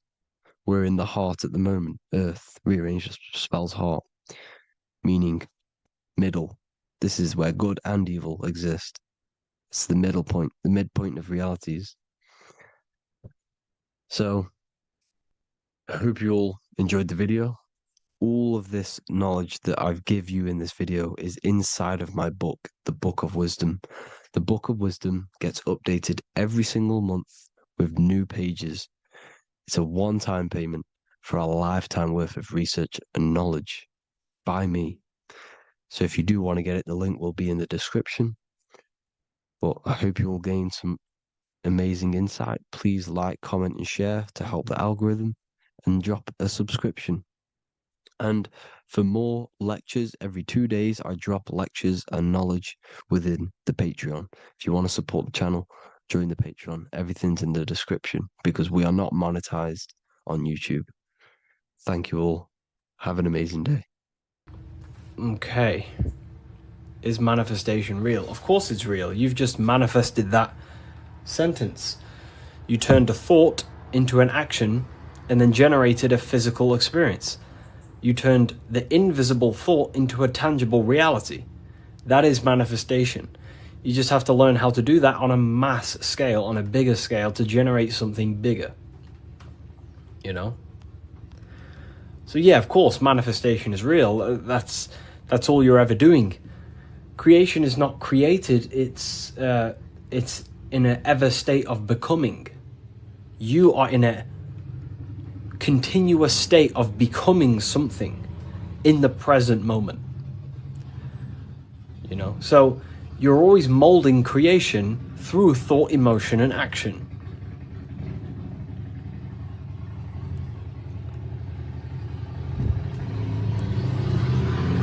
Let's let the Harley Davidson go past my house. It's a very loud bike. It's a cool bike. But yeah, you're in a continuous state of creation. And that's what this symbol ultimately represents, right?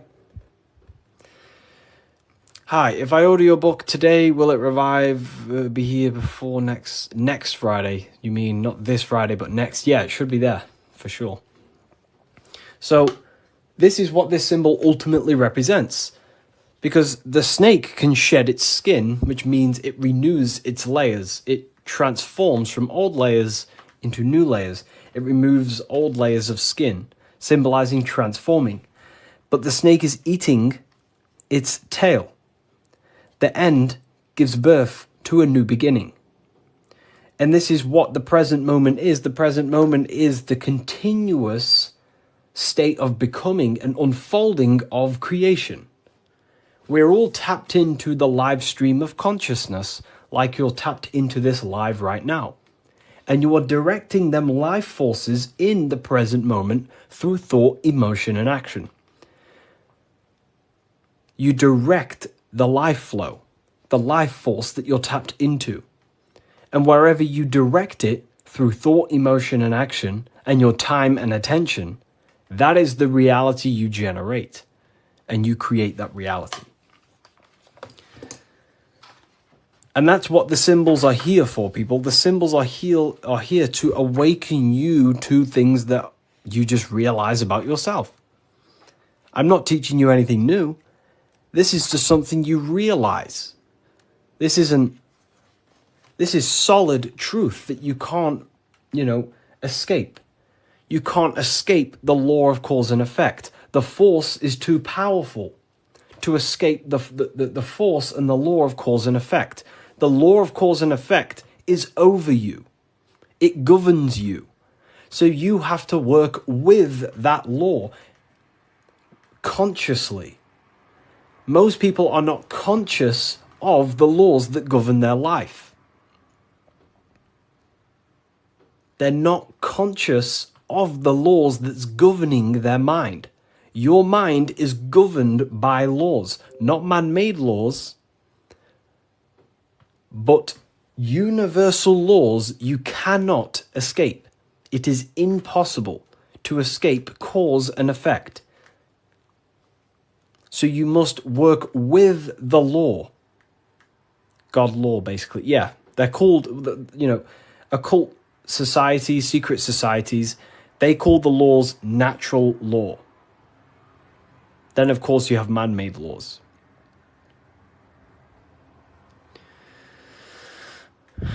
So you have to work with the law. If you do not work with the law is going to be working anyway. And it will probably work against your favor. But these laws that are in place are there to give you what you want, to create your will, to create your desire. These laws are here for you to create, to give you what you want. Okay? So we have to become conscious of the laws that is governing our mind.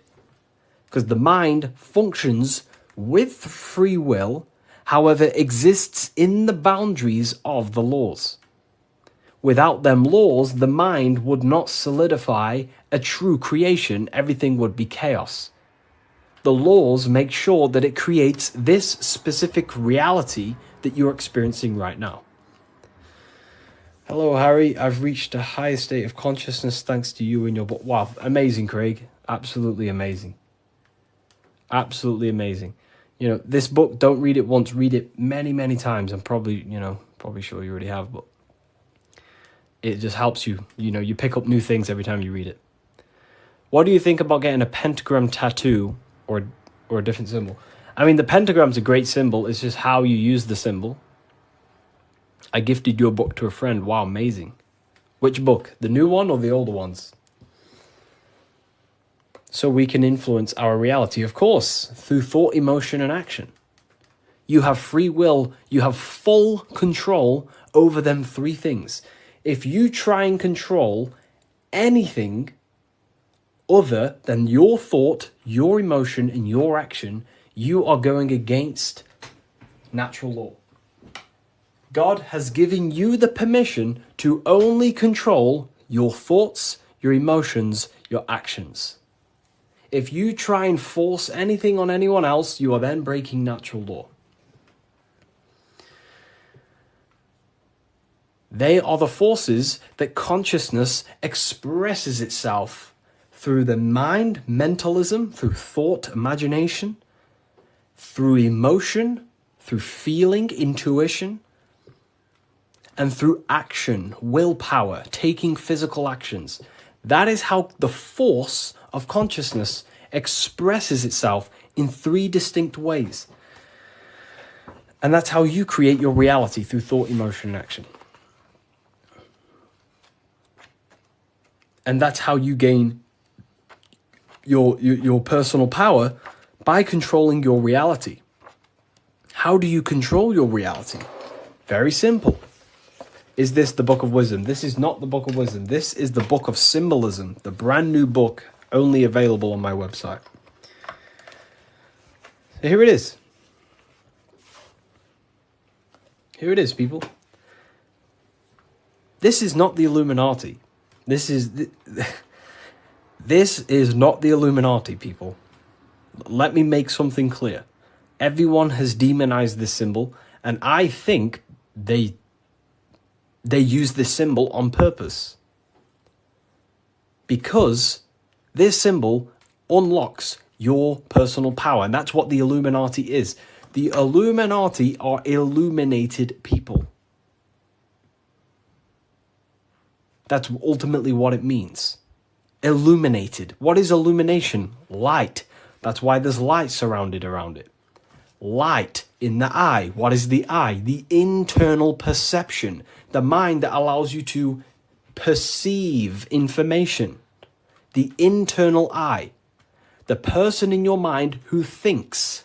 That's the real you. That is the real you. The person in your mind who thinks is truly formless. Okay? The Illuminati are illuminated people. They understand the secrets of the human mind and human consciousness. And other people who do not understand the secrets of the human mind and human consciousness are ignorant, and the people are using the knowledge they know against them. If you know psychology, right? If you know the deepest secrets of psychology, you can then use that against someone to manipulate them. That's how the system works. It runs on information, knowledge, and power. And the power comes through the information. The people who have the most information about how you function have more power. Why? Because they can use you, because they understand you more than you understand yourself. You see? That's what the Illuminati is. The Illuminati are people who understand the secrets of the human mind and how to manipulate the secrets of human consciousness to make them do something and create something in their agenda. You're all creators. This is what you need to understand. That's what consciousness is. Consciousness is a creative force. It creates through thinking, feeling, and acting. The triangle. But that thought, emotion, and action are just 3 expressions of the one force of consciousness.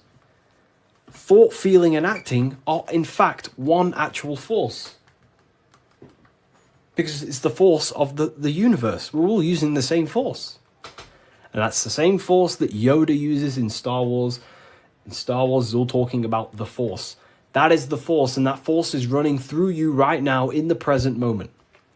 You have the ability and the free will to direct that force through thought, emotion, and action into a reality. So, the Illuminati is just simply people with a high understanding of consciousness and the human psyche, and how to actually create reality. You think something, you feel, and if you have a feeling towards that thought, you take the action. As soon as you lose feelings to watch this video, you will scroll and take action to find another video you have a feeling for. That is how reality creates. That's how reality unfolds. Okay? So the eye in the triangle is showing you the ultimate state of consciousness to create reality. 1 and 3. There is one eye and 3 points on the triangle. The 3 expressions of consciousness that creates reality: thought, emotion, and action. In one, unified. Most people do not have a unified consciousness. They think about creating a business, their emotions feel like watching TikTok, and their actions are eating food. That's divided consciousness. That's the checkered board. That's the Masonic checkered board. Their mind is divided in black and white, different personalities, different ideas, different desires. Their mind is not solidified on one creative project. The mind is divided within duality. Okay? That's what the checkered board is. The checkered board is simply a divided mind. Because this checkered board is all, this whole piece of artwork you see here of the Freemasons is showing you how someone's mind functions. That's the secret. Very simple. Symbols, occult symbols, Freemasonic symbols are basically showing you mind states, how you think.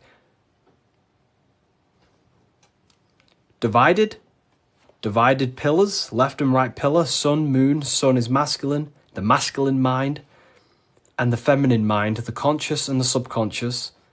But here, there's an eye in the middle, unifying them in the middle. Unification. Unifying with the true being inside of you. Not being left or right. Not being too masculine, not being too feminine, but unifying the masculine and feminine principles to become a unified consciousness so you can create your reality. The masculine principles symbolized by the sun, and this left pillar symbolizes willpower, your will. Your willpower is very, very, very powerful. Willpower is ultimately everything you create, your will.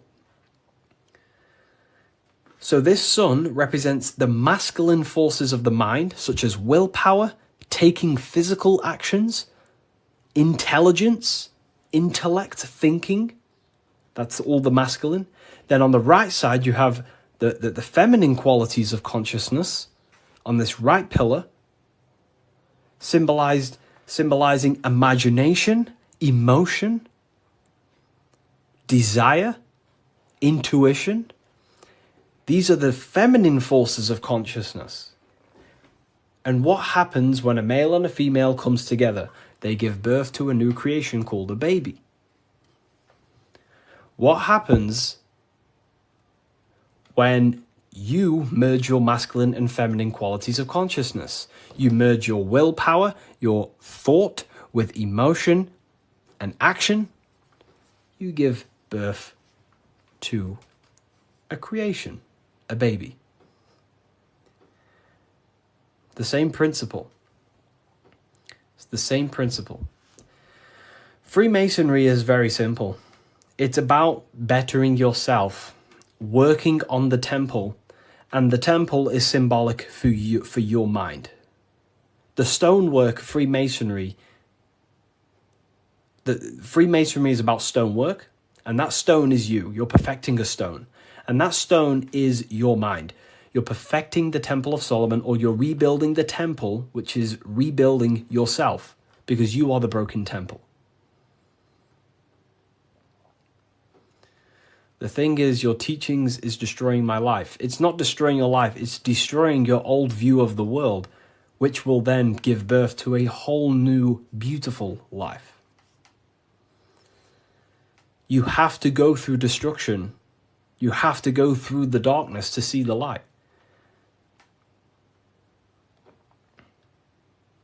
Destruction, creation demands destruction. And it's up to you how you interpret my information. Take it with a pinch of salt. Go and do your own research. I'm not saying everything I'm saying is, take what I say and apply it to your life and see if it helps. But everything I'm telling you here is helping me build myself and build my own reality. But it's very simple. It's about building yourself, because when you create change in your own psyche, you see change in your world. What happens when you start to awaken? You start to think differently. And when you start to awaken and spiritually awake, what happens to your friends? Your friends say, oh, you've changed. You see? So the external world is always mirroring your internal world. If you create change in yourself, you will see a change mirrored outside of you. That is as above, so below. Okay.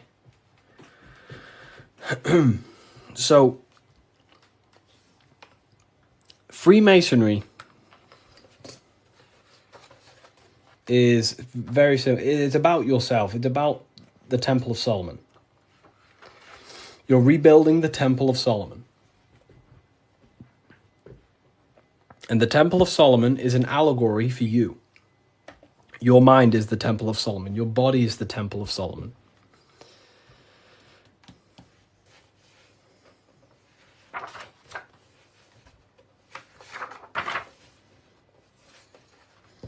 So why is it the Freemasons wear this apron, right? So you see the Freemason here wearing this apron.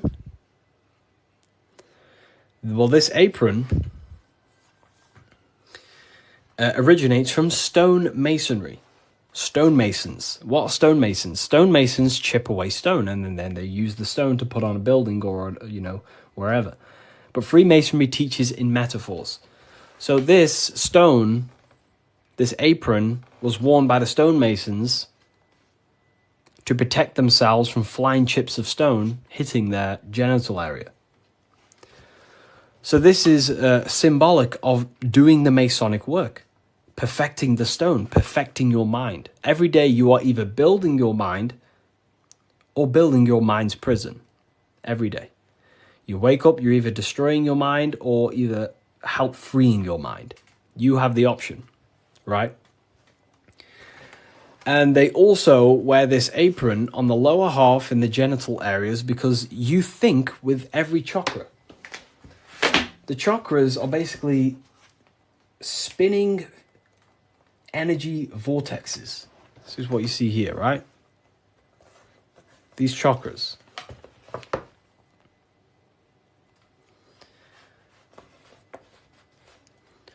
You can think with every single chakra. You think with your head. You can think with your heart. These are centers of consciousness. Okay? These are centers. Each center that you see along your spinal column has a high amount of nerve centers. It's like a nerve center. But that nerve center is then powered by the etheric body. Now, that's very advanced. Not many people understand that. But your body is not just you. You have many subtle vehicles of consciousness, bodies of consciousness, which you'll learn about in the Book of Wisdom, Volume 1. So there is one force in the universe, and that force is emanating through you, manifested in 7 chakras. Anyways, the reason why they wear this apron on the lower half of the body, because it's a reminder to cover up, to stay conscious of their lower self, because this is the lower self of the lower half of the body, and this is the higher self in the higher part of the body. If you think with your genitals, all you think about is sex and eating. If you think with this lower half of the body, you will only, think about sex, eating, and power. So they wear this to remind themselves to conquer their lower nature, their animalistic state. Because the Mason is aware that they need to build themselves to a higher consciousness, to the higher mind. They need to align their will and mind with the higher mind. Because ultimately, the reason why all of these teachings stem from is because it's preparation for death. This is where all this comes from, okay? You never die. This is the truth. In the daytime, you're in your physical body, and in the nighttime, you're in your astral body, and it's just a massive cycle.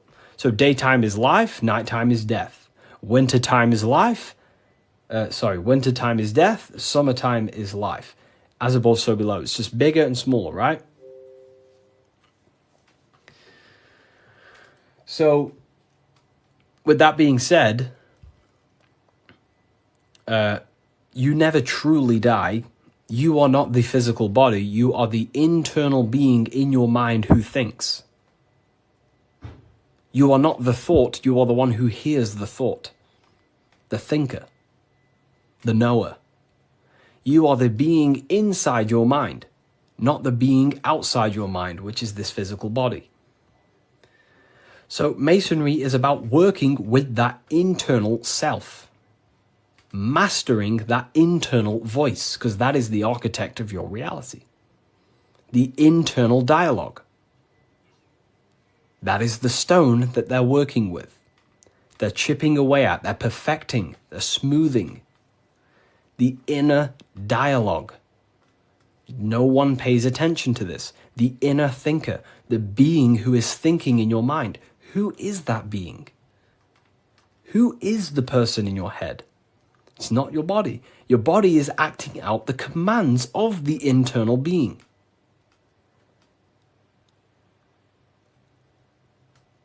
So, this is what we have to connect to and master the inner dialogue, the inner thought processes, because the thought is the architect of reality. Thought creates everything. Thought creates everything in the whole universe. The whole universe originates from thought. So Freemasonry is basically about mastering the inner dialogue and working on the inner self, the person in your mind.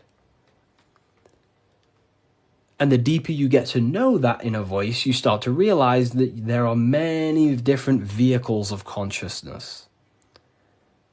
You don't just have a physical body. You have a physical, etheric, astral, and mental and spiritual body.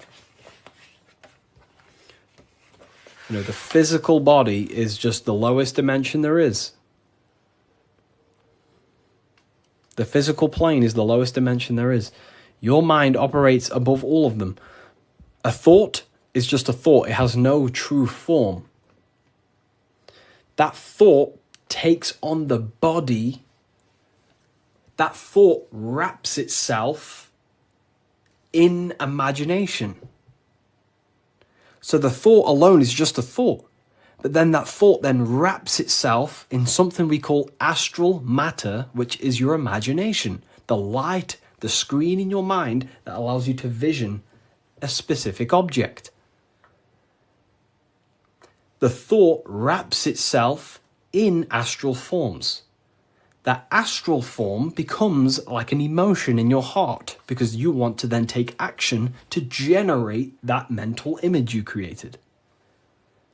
Then it turns into a physical reality once you start to take the action to fulfill the desire of that mental image you created. So these are the many different vehicles of the mind. And the mind is not just in the brain. This is the whole wrong thing with science. The mind is not the brain. The brain is just a physical computer to decode the commands of the mind. The mind is not even touching the physical world. The inner dialogue is not in the physical world. The true you is a higher dimensional being. Okay? The inner dialogue. And we're working with that inner dialogue to master it, to ultimately master your reality. So again, Freemasonry is all about cutting stone, but it's not about actual stone. This book by Harry B. Joseph, right? Yeah, I am Harry B. Joseph. I wrote these books myself. This book is my brand new book, the Book of Symbolism. And it's only available on my website. You will not find this book anywhere else. The Book of Symbolism.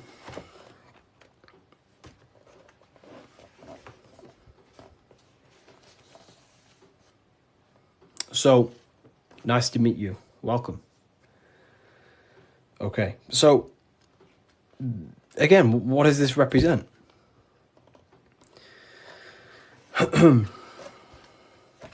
The rough stone is a symbol of the self, the unrefined self, the unenlightened aspects of our mind. So the rough stone represents the uncontrolled aspects of our mind. We have many different versions of ourselves in our minds, right? We have a version of ourselves who's perfect. We have a rough version of ourselves that we can become. You know, there's many different things in our mind. But the aim of the Mason is about unifying all of them different personalities into our higher self. It's about learning the secrets of the mind. So this represents the perfected aspects of the mind, and there is also there is no such thing as perfection. We will never actually truly perfect ourselves. But the aim is to be perfect.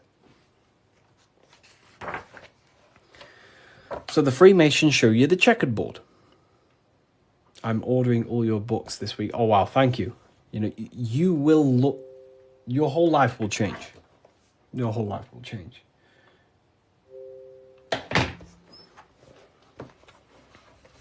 Okay.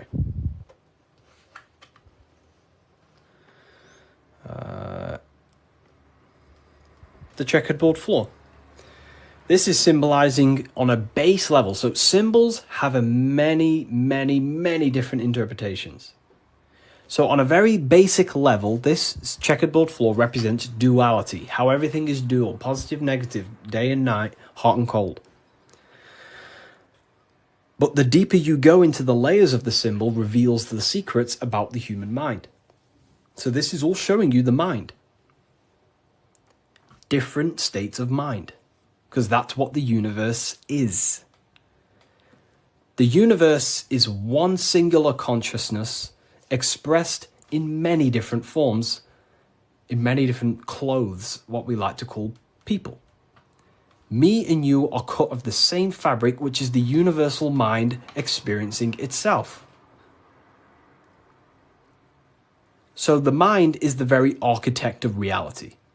Life is not happening outside you, it's happening inside your mind. You are a projection of the mind. However, you have the ability to identify with your ego. Your ego is very simply just a false version that your mind, it's a version of yourself that your mind has created through experience, thoughts, words, memories, and traumas, and belief systems. But beyond you, if you turn your mind off, if you stop thinking, then who are you then? That's what we call the universal soul. Everyone is that same substance. When we all turn off our mind, we are all the same substance, the universal soul. But we have the ability to generate an ego, which is our own personal identity. The ego is not inherently evil, but the ego can become bad if you don't tame it. It's the beast. But anyways, the duality represents, very simple, black and white, positive, negative, day and night, the opposites in the physical world. But on a higher level of masonry, it represents a divided mind. The one divided in many. The illusion of the third dimension, of how everything is separate. But in fact, we are all the same substance. We are all the I am. We are all the I, the inner dialogue, the inner voice. Masonry is about working with the internal voice, the thinker in the mind, the true higher dimensional being that you are. Because that higher dimensional being manifests its life forces through you and creates in the physical three-dimensional world. So it's about directing the life forces through you. Now, a big misunderstanding about the world that religion has placed on people. A big misunderstanding, right? People think the world was created. People think the world was created thousands of years ago. It's the biggest lie ever. Step back, remove that belief out your mind just for a second, and realize the truth. The world was not created thousands of years ago. The world is creating now, in the present. It's unfolding now. Creation is unfolding in the present moment. God is thinking reality into existence right now, and you are thinking your reality into existence right now through thought, emotion, and action. You are crystallizing reality now in the present, and you can become a co-creator with the creative force of the universe. But we've been taught the complete opposite, because the powers that be in the world do not want you to become a conscious creator. They want you as a slave and a worker.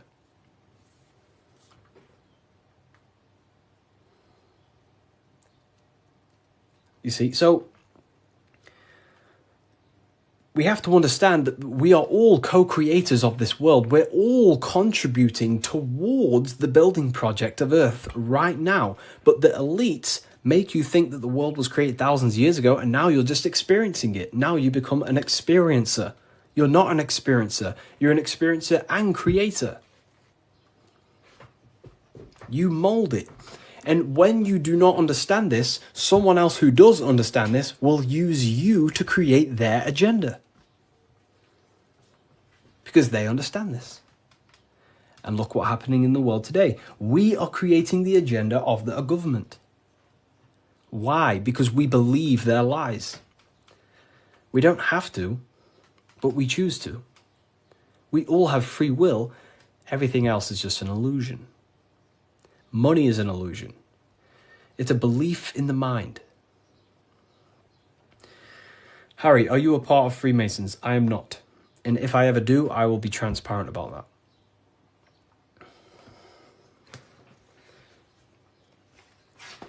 So this is representing your mind divided. Divided consciousness. Now take a look here. What are the Freemasons trying to show you here? Squares to circles. Square, circles. Geometry.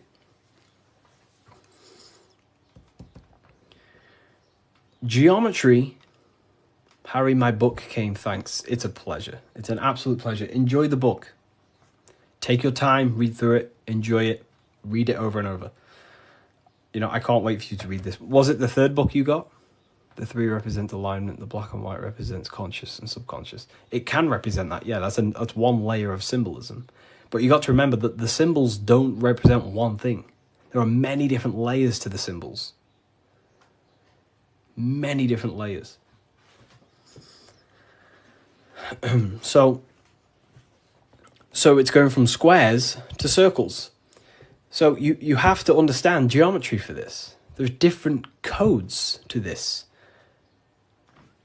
A square.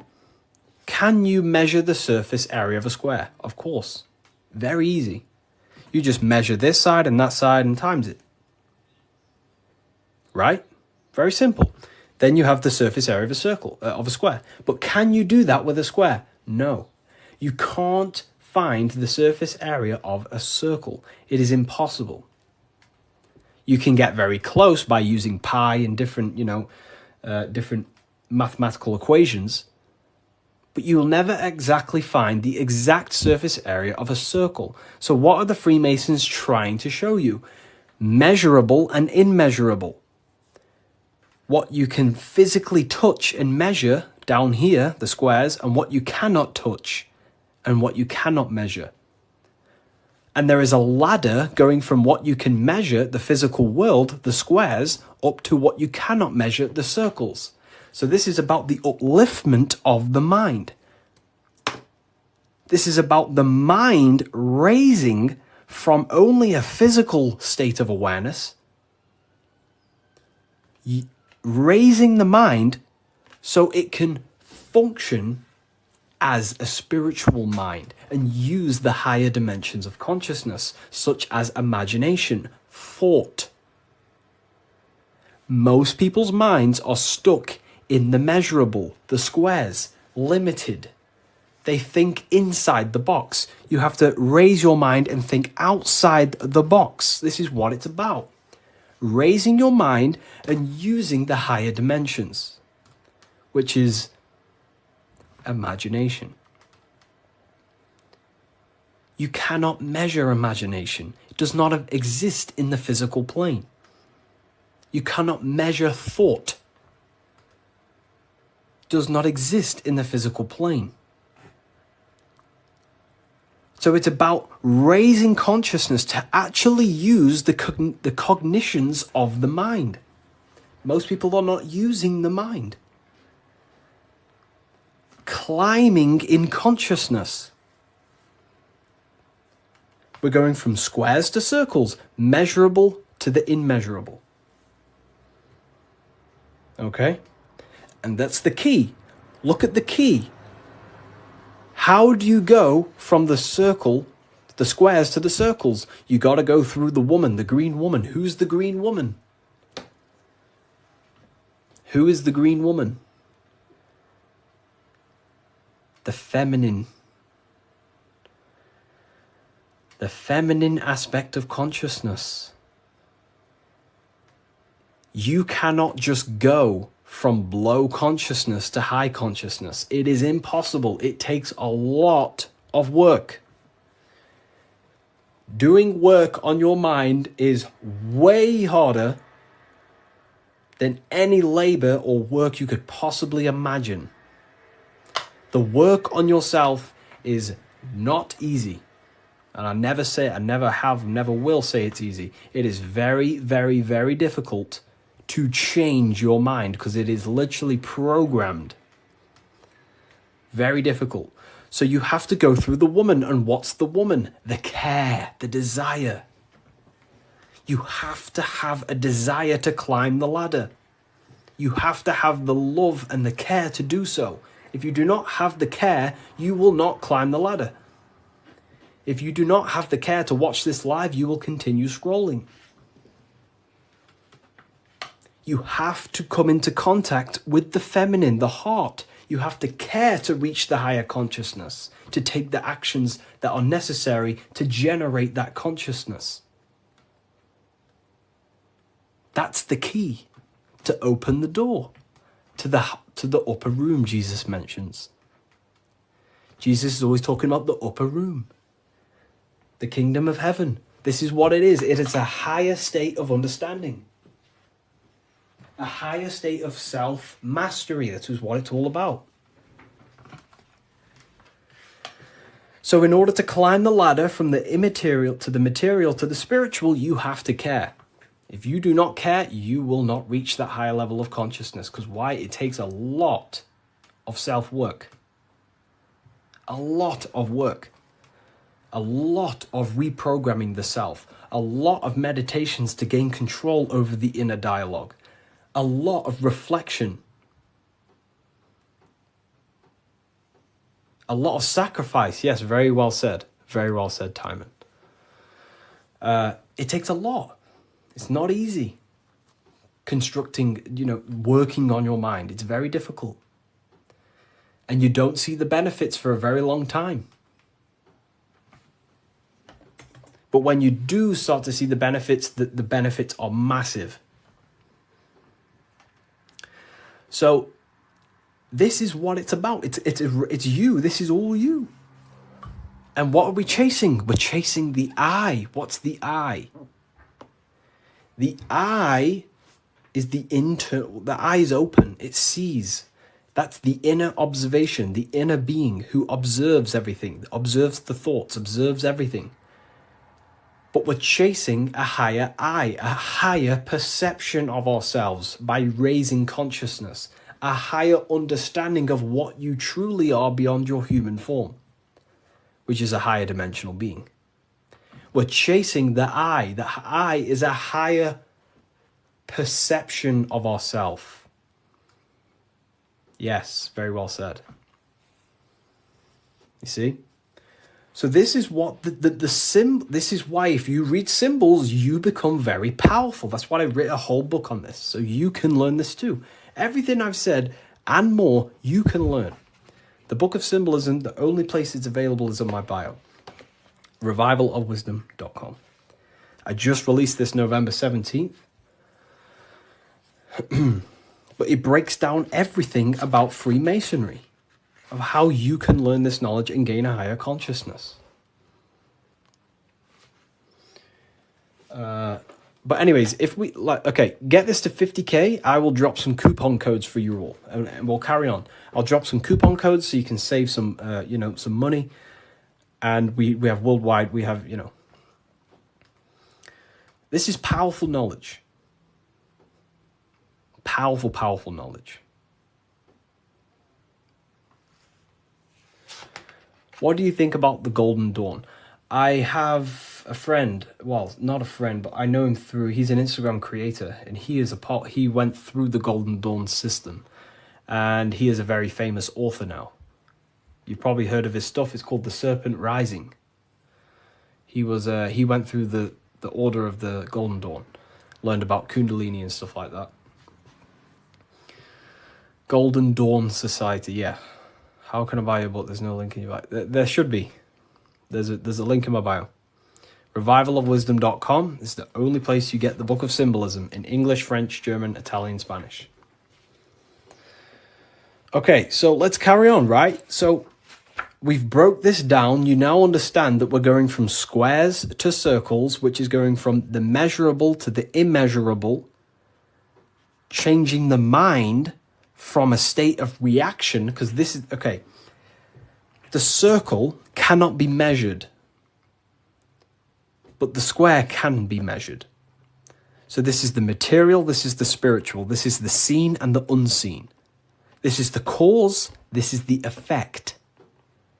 The cause, effect. What does the sun do? The sun causes effect on the earth.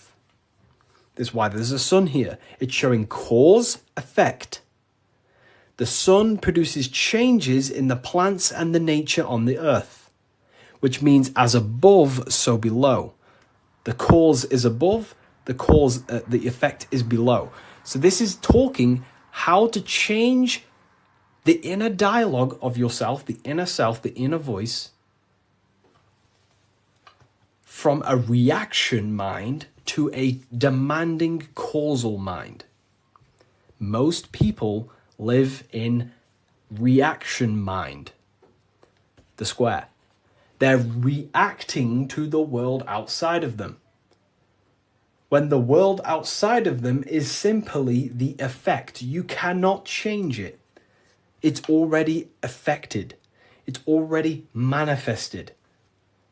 The only thing you can do to change the world is to change the cause.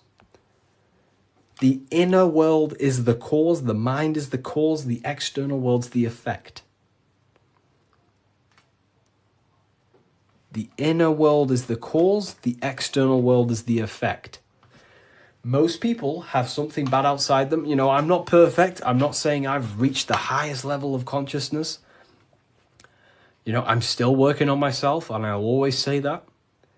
But most people are stuck in reaction consciousness, where their mind is just reacting in a state of complaining about the external world.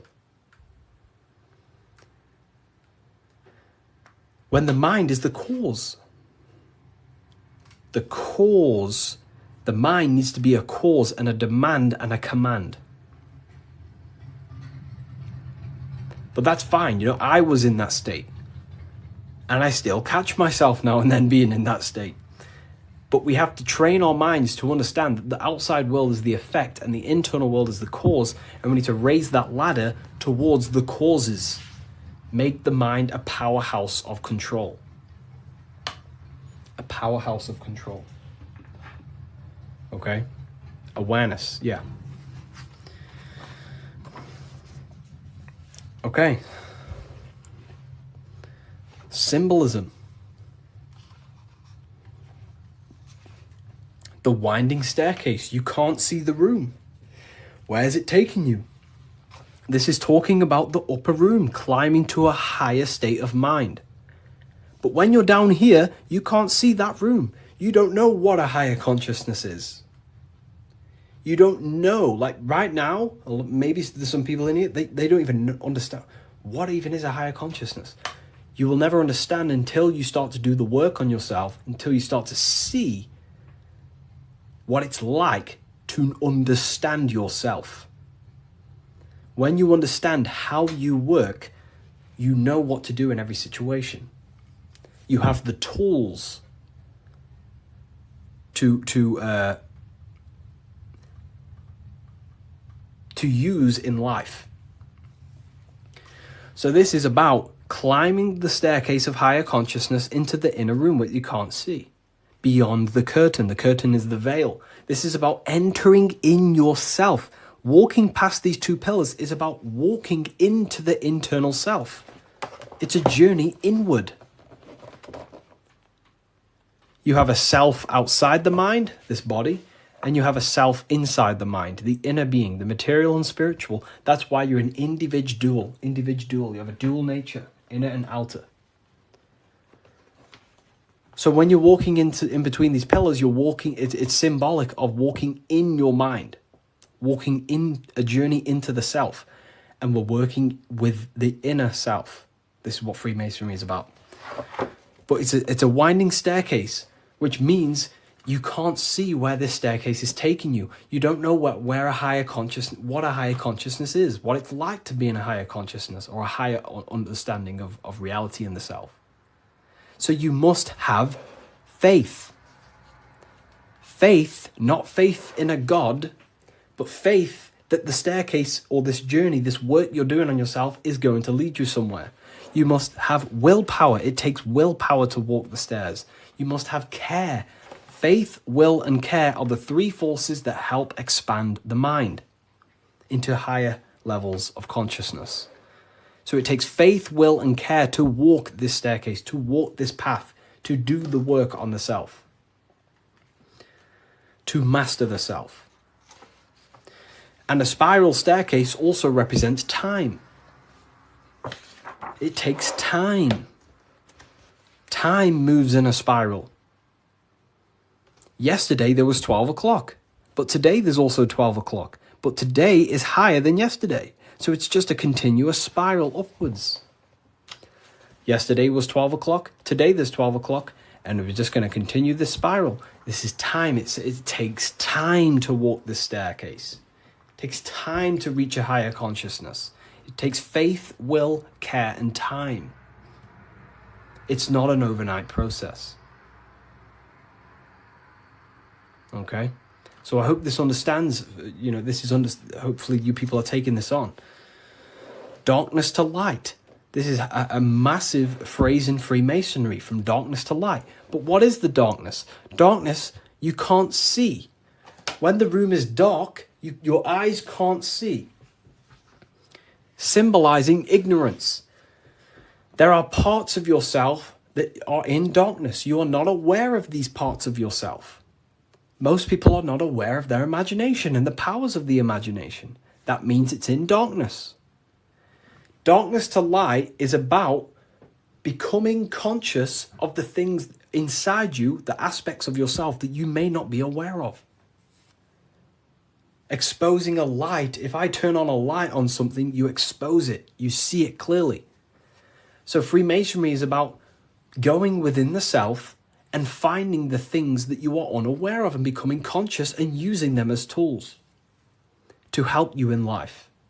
Your imagination is a guiding force to shape your future. Your intuition is also a guiding force.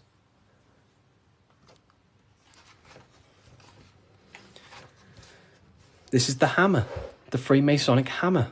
Why do Freemasons use hammers?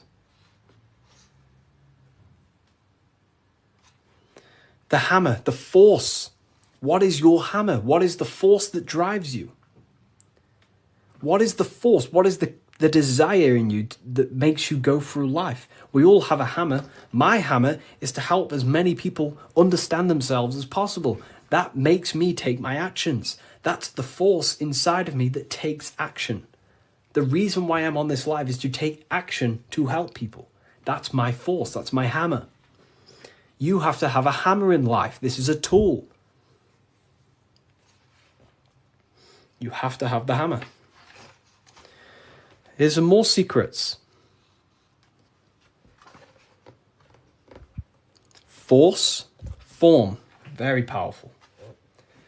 Not many people understand this one. But like, I could sit here all day and talk about all the different symbols in this, but there's many different symbols that you can go over. Force and form. Okay, so we have hit 50k, by the way. I did promise people earlier, we have hit 50k, that I would give out a coupon code. I did promise people. So I'm going to have to give that coupon code, and then we'll carry on with this, breaking this down for you. Okay? So let me know in the comments if you want a coupon code. Just say the word yes or something. And if I know people want it, then I'll give one out. If not, I'll just carry on. Okay. I'm going to give you a 20% code. In fact, no, I'm not going to give you 20%. I'm going to give you 30% off. Wait, let me just test something. I don't want this to mess up for you. I want to make sure it's working properly. Okay, 2 seconds. Let me just test the website to make sure the code works. I don't want to give it out and then people, don't end up working and then people start, So let me just test it.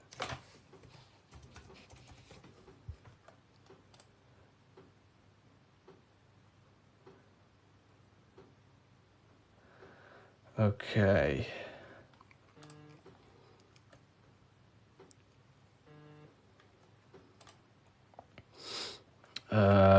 2 seconds, people.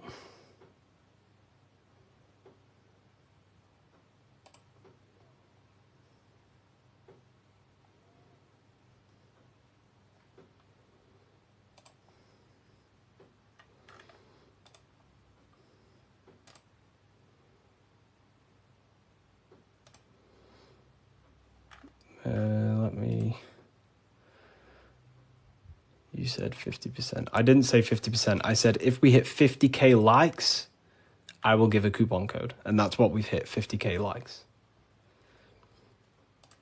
I can't give 50%, then that would be pointless. I wish I could, but it's literally, I'd probably lose money. I'm just testing the code out for you.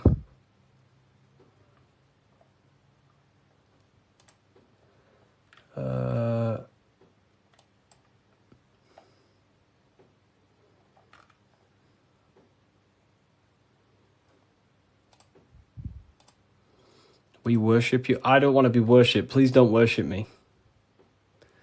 I don't want to be worshipped. I really don't. I'm not here to be worshipped. I'm telling you the power within yourself. But I thank you for that comment. That's nice. It's nice of you to say that.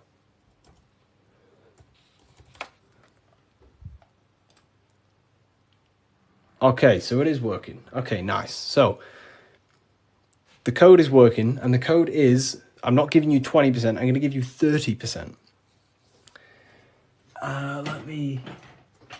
Do I have a pen? I can write it down for you. The code is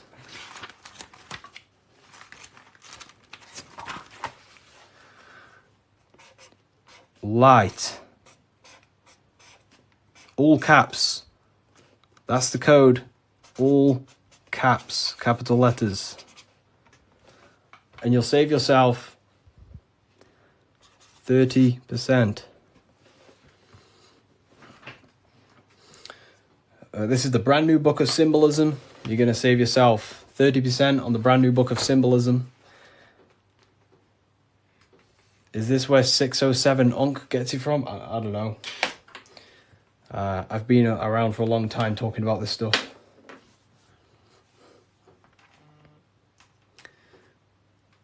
I don't know. I don't know where he gets his information from.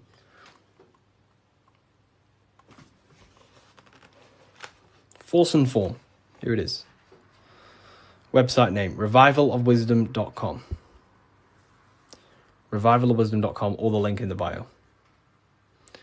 No book is going to help you just meditate. You know, I used to think that exact same thing. But unfortunately, that is I used to think that, but then I realized my ego was keeping me back. The ego wants to say, I don't need anything. I don't need someone else to tell me anything. But then you have to come to a realization that there are people out there with knowledge way beyond what I knew. There are books out there that I need to read. There are people out there with knowledge way beyond mine. And you have to suffocate your ego and let go of that to actually grow. I used to think that exact way. But it depends what you want, you know. You don't have to go down this path. You can just meditate. That's completely fine. You know, it depends what you want, I guess, as well. So you are completely right.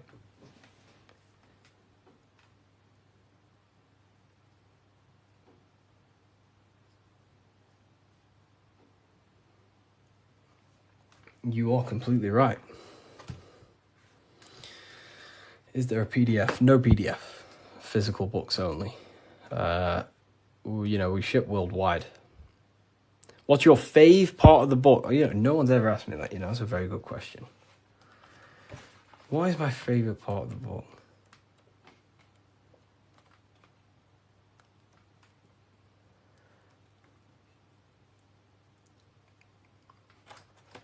I love this part. I love this part. How quick is delivery? Delivery, it depends where you are. UK is around 7 days. US, pretty sure it's about 7 days. It's a print on demand. So basically, an order will go through the website and then it'll go straight to my suppliers. They print it and then they ship it. And then they obviously send you emails with the tracking information and stuff like that. You know. But this is probably my favorite part. Is it UK based? It's not. So the supplies that I have, they have printing warehouses all around the world. I'm pretty sure they have one in the US, one in the UK.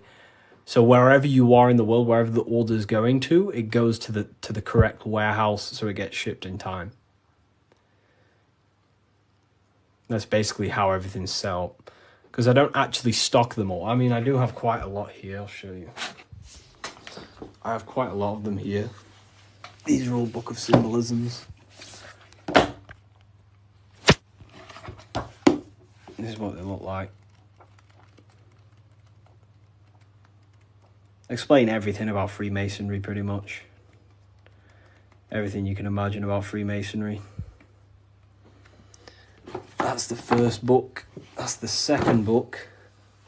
This is the brand new one. Which this is the one we're going over today, pretty much. They will be on Amazon in the next, I don't know, 2 weeks, 3 weeks maybe.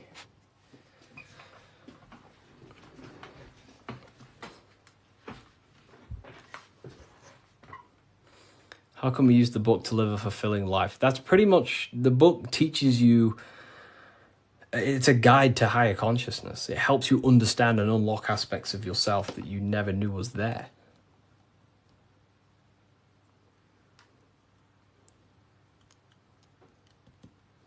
What are the 2 pillars in Freemasonry? Great question. So the first part of this book goes over that for a very long period of time. So the first whole section of the book goes over the Jachin and Boaz pillars, right? The different symbolism.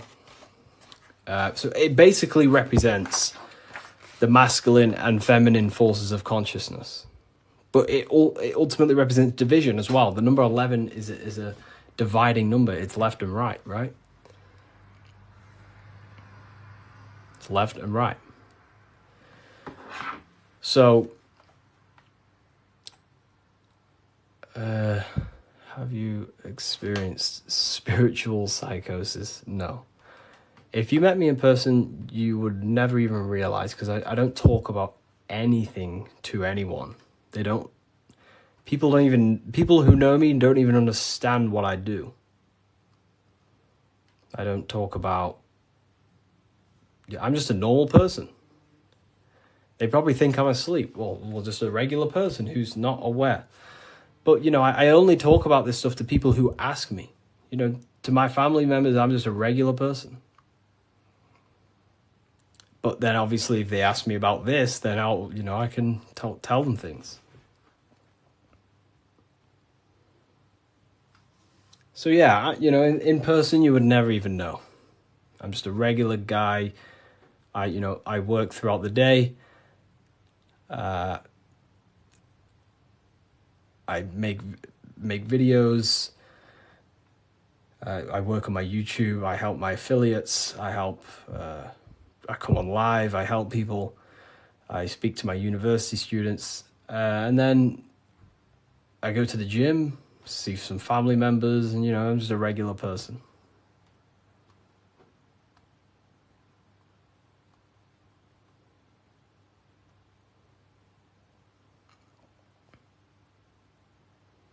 But not regular in mindset.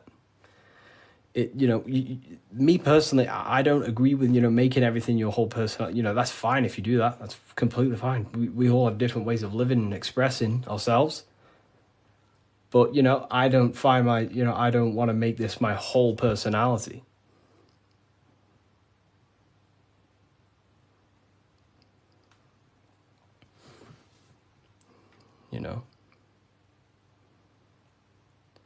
I love to read books in my spare time. I watch a lot of, listen to a lot of audiobooks.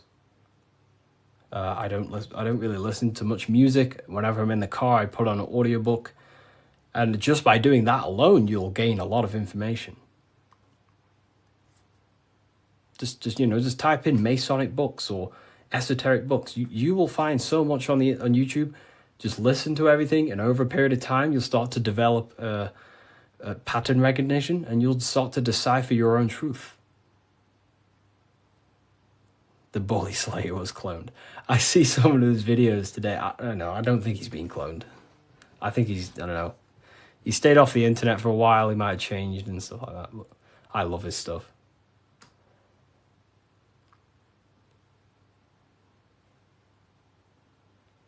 How long did it take to change your reality to your desired reality? Good question. For me, it was, I wouldn't say got lucky, because I work very, very hard. I work at least 10 to 11 hours a day most days, but not recently, but before. But for me, there was not many people in this space talking about the things that I do at the time. So for me, it sped up very fast because of that. There's not many people who can give you this information I give you. Of course, there's a lot of people who can give you this information, but they're not, well known or outspoken about it, respectively to them. And luckily, my stuff started to gain a lot of attention, and my life changed in a matter of a year. But, it can take longer. For years before that, I was trying many different things. Many, many different things. But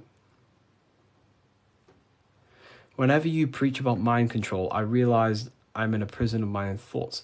Yeah, a lot of people live in their own prison.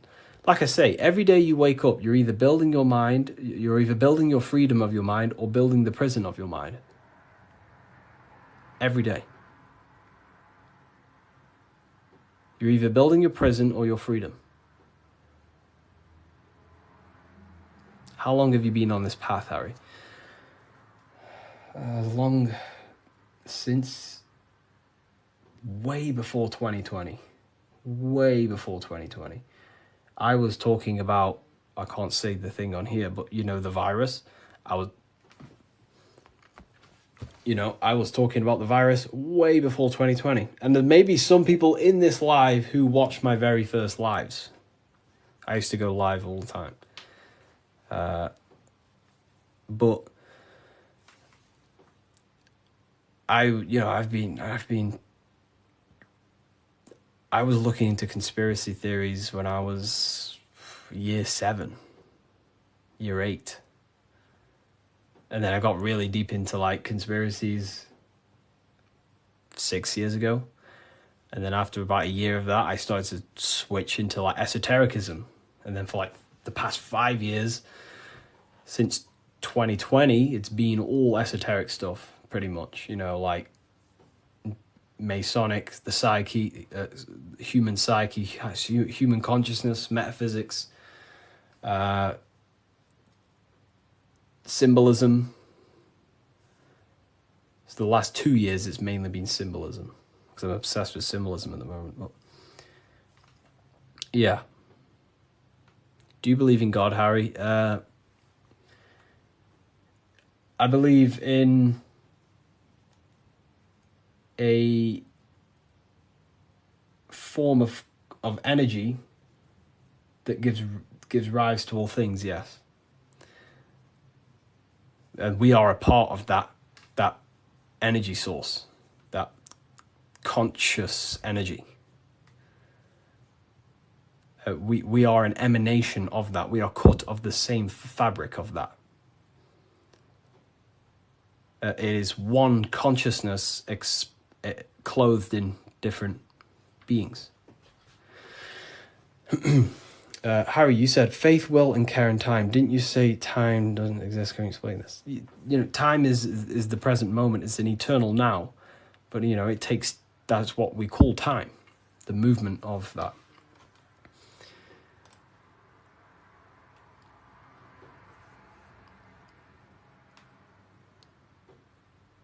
You know, I don't believe in a God outside of us. You know, well, God is outside of us, but he's also inside of us. God is everything. I like how you put that. Oh, wow. Thank you. If we visit a Masonic temple, we'll see a lot of these symbols in the building arch. Oh, yeah, of course. Everywhere. You'll see this everywhere.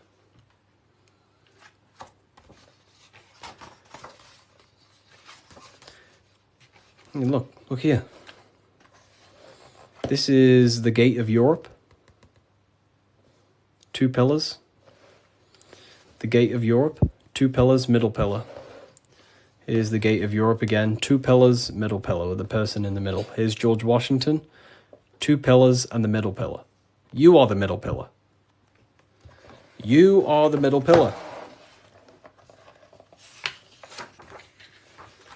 You're the middle pillar. You are the balancing pillar between the masculine and feminine. You're trying to combine the 2 pillars, which is the masculine and feminine forces of consciousness. And this is what I say about building yourself. This is the Egyptians telling you the same thing. They're building the middle pillar. They're building the self. They're building the mind. That's what Masonry is all about.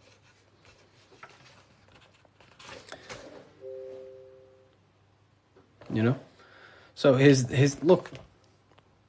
Here's the Anunnaki showing you 2 pillars, Jachin and Boaz. And look at the person in the middle pillar, which is balancing the masculine and feminine forces of consciousness, trying to become whole and unified, a unified mind. And he's stepping up, symbolizing raising consciousness,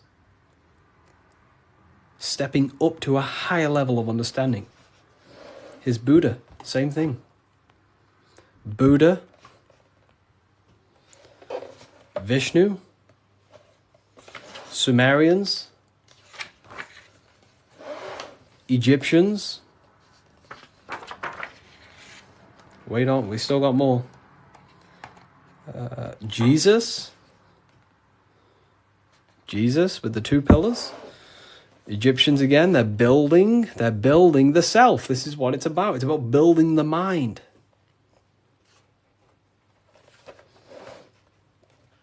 Royal Arch of Freemasonry. Knights Templars. It's everywhere. This symbolism is everywhere. It's in every tradition because this is the universal system of constructing the mind. This was way before religion. This is what it was about.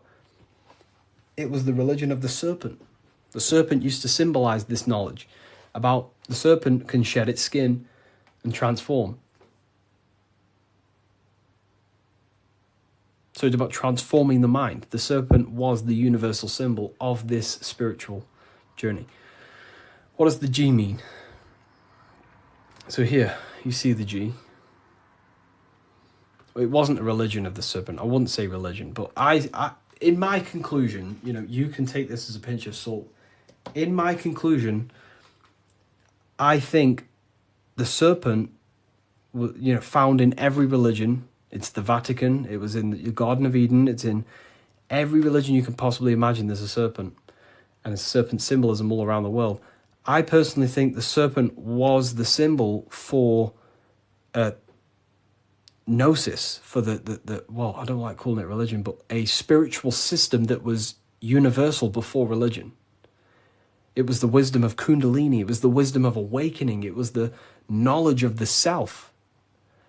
And then I think the serpent got demonized because then religion took over and started to externalize all the spiritual teachings, and then following man-made gods and gods in the sky and stuff.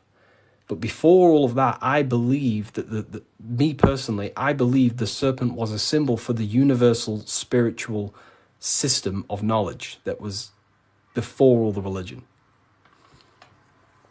That's my interpretation. It's about self-transformation. Yeah. Someone asked about the G. And now they say serpent is Satan. Yeah, very well said. Now everything about the serpent is demonized. And it's crazy to me when you realize, well, everything's inverted nowadays.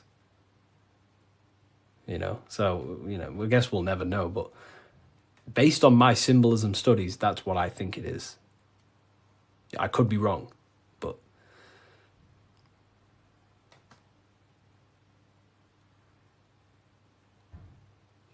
so, okay, why didn't you join Freemasonry if you believe their teachings? It's not believing anything. These symbols are self-awakening. It's not... Everything I teach you is not about believing anything. It's about shedding light on what was there, but you just may not be conscious of it. So, for example, the G, this is a Masonic symbol, and the G represents the force of care, the force of love, the heart, the generative principle, the G, the generating force of reality. That is love. The heart generates your reality. You right now are watching this live because you have a care. You care for the information I'm sharing. So that care is allowing you to take the action to generate this experience you're having right now. So in order to go through the Masonic temple and walk the path towards the light, you have to have the G inside of you, the care to walk that path. If you do not have the care, you will not take the action. If you do not have the care to watch this live, you will continue to scroll. G also doesn't have a numerology meaning. Yes, 7. 7. G is 7. And there are 7 cognitions of the mind.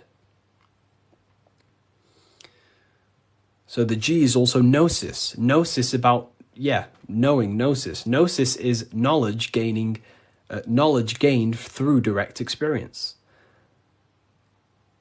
So you right now, you're here. You don't believe you're here, you know it.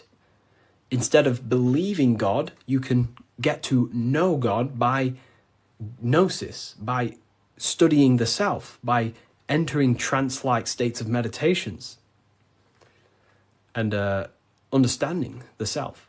That's gnosis. And in order to gain gnosis, you must have the G. That's why gnosis begins with a G. Because you must have a care to meditate. If you don't care about gaining a higher consciousness, you won't meditate. If you don't have a care to reach the light, which is just a higher state of understanding, you don't have the G. If you don't have the G inside of you, you will not take the actions to walk up this path, up the mountain. It's a difficult path of self-mastery. So that's the G. It's the driving force of your reality. And if you don't have the G, you won't walk up this hill. You know, so the teachings that I teach is, you know, it's about shedding light on something that was already there. Does the Book of Symbolism teach us how to get the G? Well, yeah, the G is just simply your care. Do you care about gaining information? Or do you not? You either have it or you don't, and you can cultivate it. We do talk about it here, all about the G in different symbolic here. So in order to get off the checkered board and rise towards the light, so we're going from base consciousness to high consciousness, from material to spiritual, in order to do that, you have to go through the woman. And what is she doing? She's caring. She's caring for the little baby. So it's symbolizing, in order to go from low consciousness to high consciousness, you have to care. You have to go through the feminine, the heart. You must have a desire in your heart to truly raise your consciousness. That's why there's a woman here caring for a little baby. You have to go through the feminine to reach a higher consciousness. So anyways, is that why religion is against women? You know, there's so much that goes into that. I believe they don't want us in contact with the feminine energy of consciousness. We're all masculine and feminine. We all have feminine qualities. We all have masculine qualities. They suppress the feminine aspect of consciousness because that's what unites. If we all loved each other, we would be united. They don't want us to love each other because that creates division. And divided people are easier to control. If we all united, we'd all realize we can take over the government. So they destroy the feminine because that's all about caring, nurturing, growing as a community and as humans with the earth, caring for the earth and things, but it's just completely demonized nowadays. And now it's just a masculine-dominated world. But Freemasonry says that the G is geometry or God. It's all the same. God, what is God? God is a creator. How do you create something? Through the G, you have to care. If you don't care about something, you will not create it. If you don't care about the live, you will take action to scroll away until you do find something you care about and you take the action to watch it. So it's about generating reality. God, which is a G, which is about care, creation. Geometry is the same. It's all about creation. The mathematical codes. But it's all to do with the G principle, the generative principle. If that makes sense. So most words with G are all to do with care, gift. If I gift you something, it's because I care. I have a G. I have a care towards you, and I'm gifting this.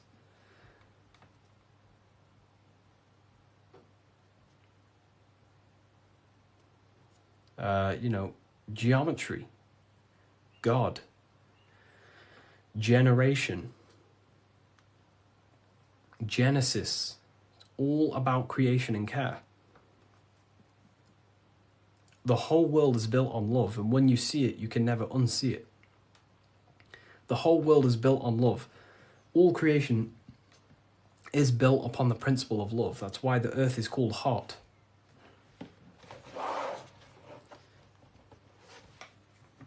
Earth is hot. Because the whole world is built through the heart, the love energy. You only take action on what you love. Some people love twisted things. Some people love hurting people. But, we have to purify our love. But,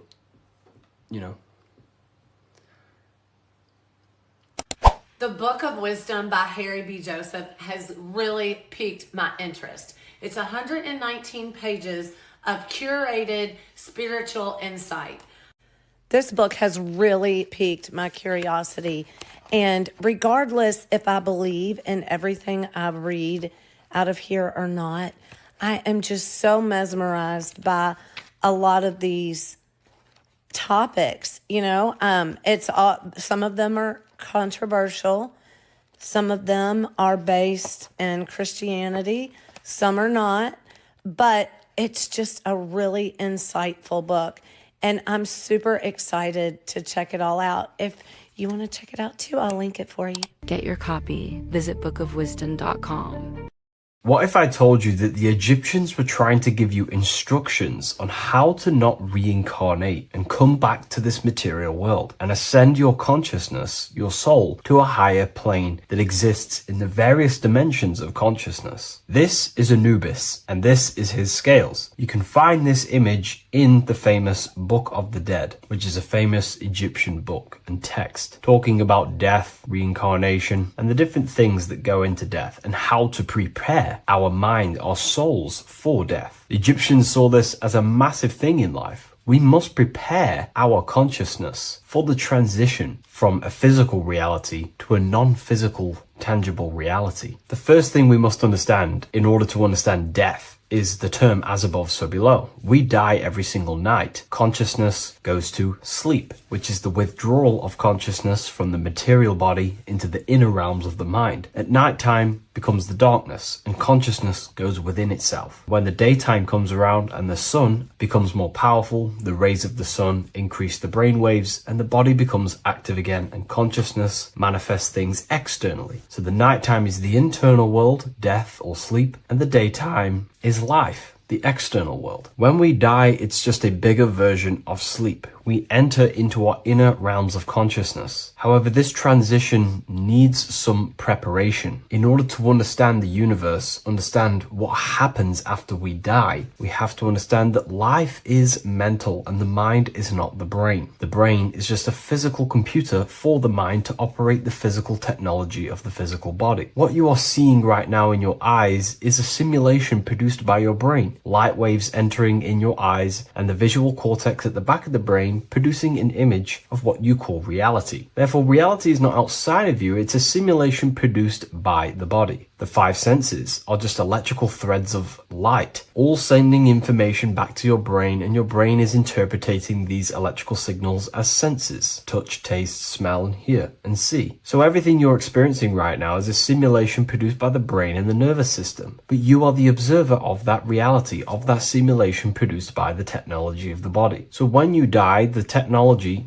the simulation produced by the electrical system called the human body, is no longer running. Therefore, we don't actually leave anywhere, but the simulation stops running and we are dissolving one layer of ourself. So most people think they leave the body when they die, but we're not. We're simply just removing an aspect of ourself, a different dimension of ourself, and casting off that dimension, removing a veil or a layer. And we're seeing what is behind that layer. And what behind the layer of the physical reality is simply the world of imagination, the astral plane. At the moment of physical death, consciousness withdraws from the physical brain, yet the awareness does not cease. For a short period, the individual may experience a condition of peaceful unconsciousness, similar to deep sleep. Then, once the individual becomes conscious again after death, once the physical body, the etheric body, has fully been split up and consciousness is now operating in the astral plane. This is what the ancients called karma loka.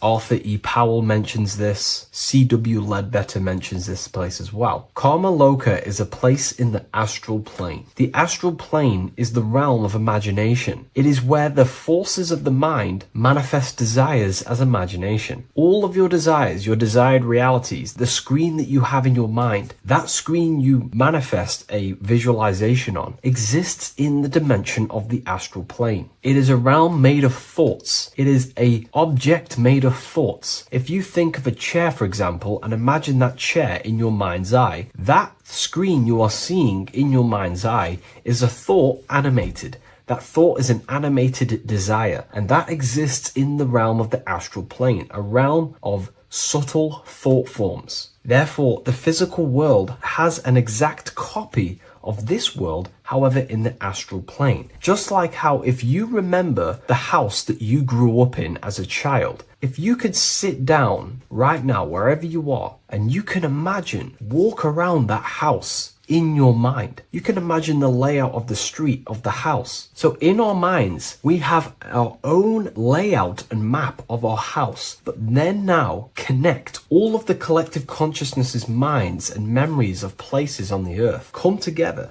to create a collective astral plane, a world made of thought forms, but it's an exact copy of the material world. To go into a bit more detail, this would exist on the lower astral plane. On the lower astral plane, there is an exact copy of the earth, made of everyone's memories, imaginations, and things along them lines. Karma Loka is where the word karma comes from. This is the region of desire and emotion and imagination. This place is not a place of reward or punishment, but a state of consciousness corresponding to the emotional nature of the person who passed on, who transitioned from the physical to the astral. Your state of consciousness, the thoughts you think every day, the fears that you face every day, the belief systems you have in your mind every day, still is passed on from the physical into the astral. The astral plane, you will go into an astral plane that directly corresponds to your state of thought, just like a dream. In your dreams, you will see materializations of your fears, belief systems, and things going on in your subconscious mind. You will go into an environment and a landscape when you die in the astral plane that match your desires, habits,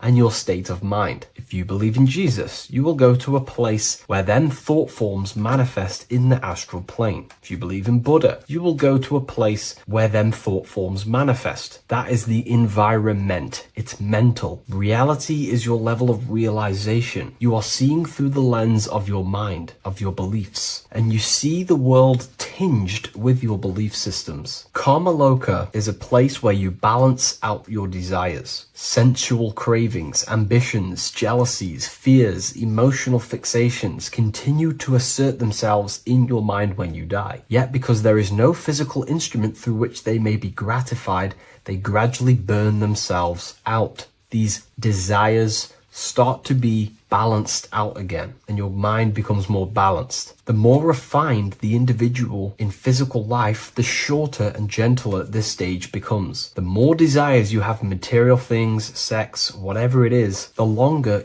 it will take to balance out the forces in your mind in Karma Loka. Desires weaken through repetition without fulfillment. Emotional attachments lose their magnetic hold. The astral body sheds its lower layers. It's like you're stripping away aspects of yourself. When that last personal desire dissolves eventually in the astral plane, consciousness can no longer maintain cohesion in the astral vehicle. The astral body disintegrates naturally and awareness withdraws into the mental body. The mental body is what the Christians call heaven. The mental plane is heaven, the realm of creative thought forms, the realm of pure mind, pure thought. The mental plane, also called the Devachanic plane, is a realm of blissful, creative, and luminous consciousness. The Devachanic plane is not an illusion, but subjective yet intensely real world, constructed by the individual's highest thoughts, ideas, loves, and aspirations. How does this link in with Anubis? Anubis is trying to give you instructions on how to prepare for life after death in this image. If we take a look at Anubis in this image, we have to understand this is symbolism. This is metaphorical. Anubis is known as the god of the underworld. He symbolizes the transition from awake to death. He is not a real god that you will meet when you die, but he represents the process of death, transitioning consciousness from physical to astral. He's giving you instructions in the Book of the Dead to make your heart as light as a feather, as this is a scale. So he represents death.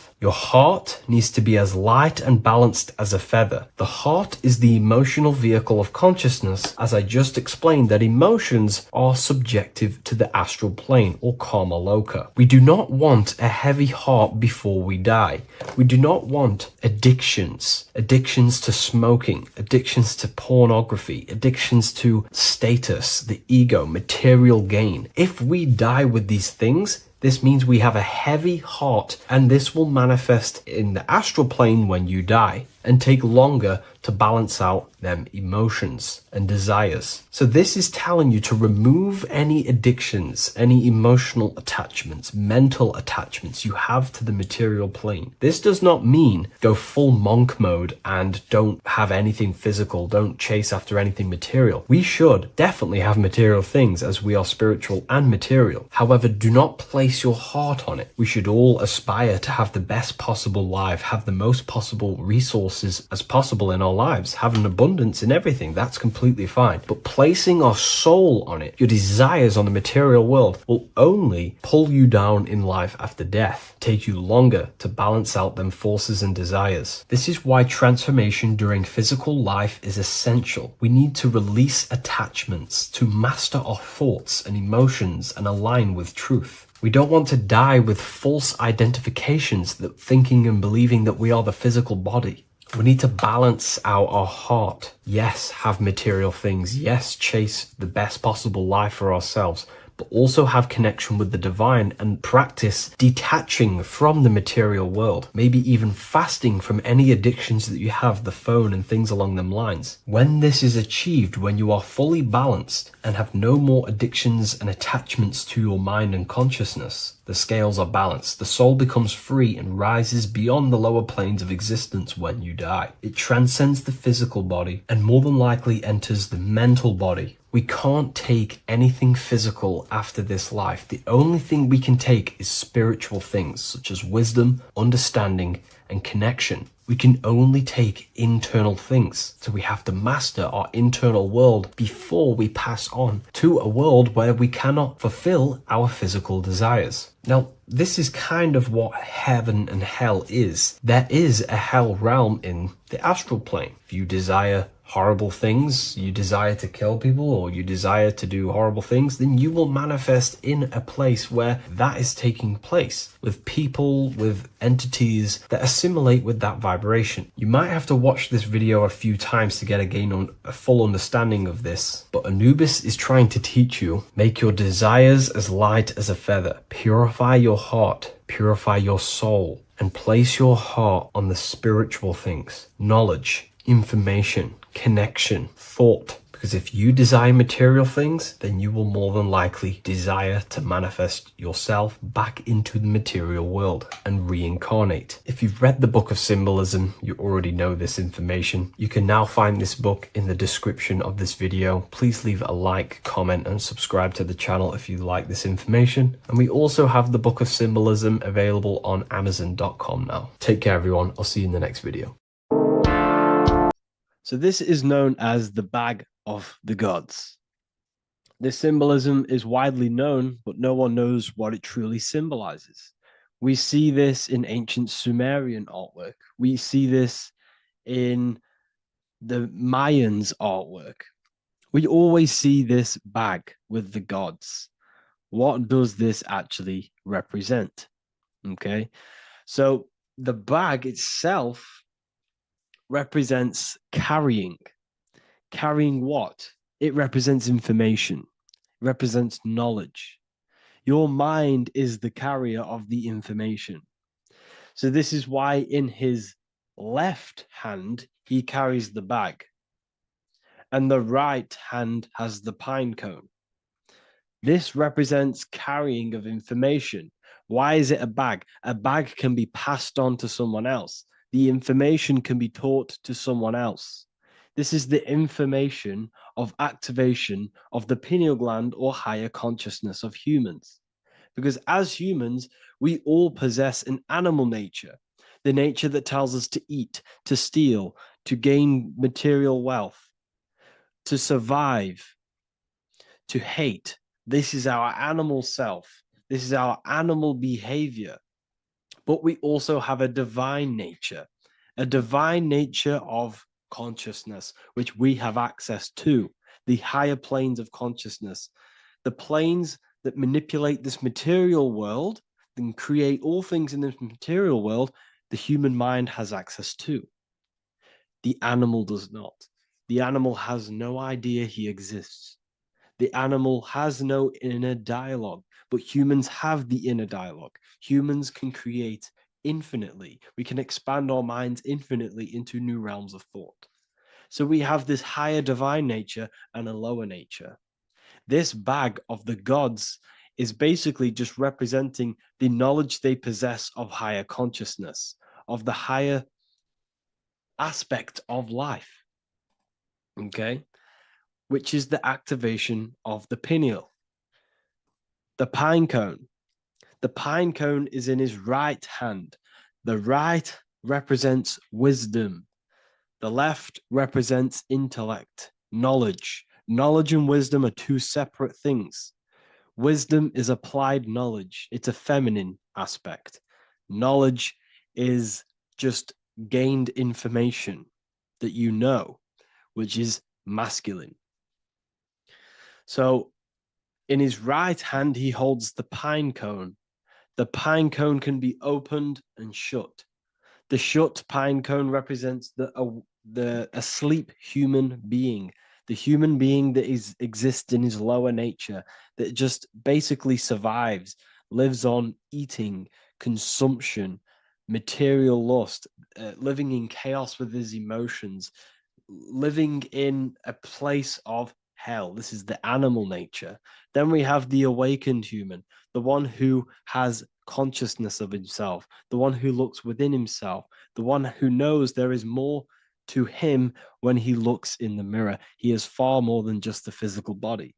He is a divine spiritual being, a divine being who has limitless potential of creation into the material plane. So this represents the awakened. This represents the asleep. This is why he carries the pine cone in his right hand. It represents applied knowledge. This is the information. This is the intellect he possesses. And this is the applied knowledge of the awakening, of activation of the pineal gland. Because remember, the pineal gland is not your consciousness. The pine, pin, pineals, the same root word. Pine cones were always symbolizing the state of consciousness one was living in, whether he was asleep or awake. We see this at the Vatican. We see the pine cone over the two pillars. This is the two pillars of Freemasonry, and the dome. This is the Royal Arch of Freemasonry. This represents your head. This is the two pillars, the two hemispheres, and the pine cone in the middle, which is the pineal gland. What is the pineal gland? The pineal gland is not your consciousness. It is not the third eye, and it is not the mind. It's not the mind's eye. The pineal gland is a radio receiver. This is your body. Your body is an antenna. Most people think they are this body. This body is nothing but a receiver and a downloader of consciousness. Your brain does not produce consciousness. You are not this brain in your head. This brain is a downloader of consciousness.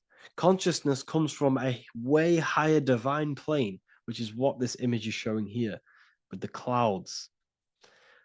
The mind is light. Consciousness is light. And this light is coming down into the material plane, and your body is basically a crystal antenna which is receiving and downloading this consciousness. So you can experience a three-dimensional reality. So God can experience himself in a divided, separate state. This is what this represents. Now, the pineal gland can be activated, okay, and stimulated, because the pineal gland has phytoluminescent crystallized jagged-shaped cells on it. And obviously, these are crystals. Crystals are on your pineal gland. And what do crystals do? Radios use crystals. Your phone uses crystals. They tell you that crystals are woo-woo and pseudoscience because they don't want you to know the power of crystals. Your body is basically a giant crystal. Your pineal gland is a radio receiver for your consciousness. So if they can ruin your pineal gland and damage it, this will damage your connection to the divine, to your true self, to consciousness, to God, whatever you want to call it, the source. There is all one source consciousness, and we're all collectively connected to it. And this is our connection. This is our antenna. So what a radio does, a radio has an antenna, and the frequencies are all around us because all the radios are playing in your ear right now. But what the antenna of a radio does is tune into a specific frequency to pick up that frequency and play that frequency. It's the same with your consciousness. You're all a fraction of God's consciousness. So that is essentially what we are looking at here. We're seeing knowledge, intellect in the left hand, and applied knowledge, activation of waking up to higher consciousness, to the higher human form. Because we can reach beyond our physical form. We can turn our animal self into a divine being, into one of these so-called gods. These gods are nothing but human beings. The Anunnaki were not gods. They didn't come from the sky. These are normal, regular human beings who activated their higher consciousness. This is what we have here. This represents spirit. Birds represent spirit. So do we have any questions? I'll take some questions now. That was just a short lecture on what that symbol truly means. Okay. So if we have any questions, feel free to go ahead and ask some questions. Anything that you don't understand, anything that you want to know. Okay.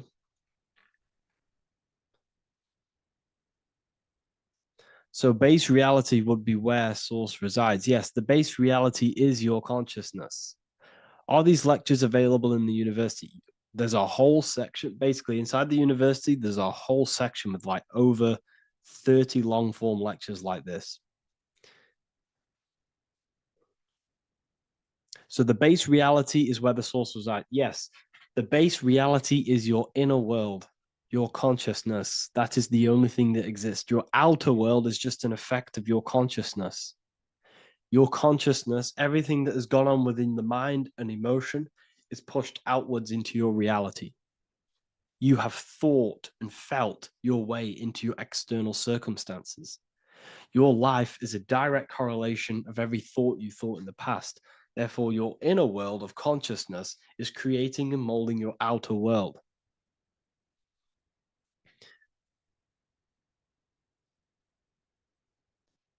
The best way to keep connection consistent, the best way to keep your connection to the divine or the higher planes of consciousness is through meditation and through imagination. Imagination is the fourth dimension. It is the astral plane. That screen that you have in your mind is not a physical screen. That is the divine plane of the astral. And this is essentially where all objects of this material world comes from. The phone that you are holding, the laptop you're watching this on, whatever you're doing, every single object you see in your room that you are in right now began inside of the plane of imagination. This is not a physical plane. This is a metaphysical plane that you have access to. And you have the ability to bring down this plane into physical form. That's what we call manifestation. That's what the ancients called magic. This is what we now call in science metaphysics. It's all the same thing.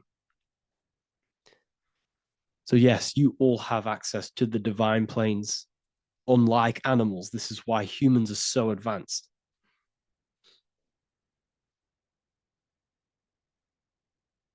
Okay. Is the pineal able to constantly activated, or is it just a temporary experience? I don't fully understand that question, unfortunately. Maybe you could word it in a different way. The real meditations on the university, legit, y'all, yes. In order to connect to consciousness, you need to sit in meditation and turn off your feelings, and the feeling of unity will come. Do I understand correctly? Yes, that is correct. So when you sit in silence and in stillness, I highlight the word stillness because stillness, when you are still, no information from your nervous system is being decoded by the brain. So when your body is still and does not move, Your nervous system starts to relax and comes to a balanced state. Your brain starts to relax, it comes to a balanced state. The left and the right brain stop working. The nervous system stops working. Then, once the body, the material body is shut down, you then have access to consciousness.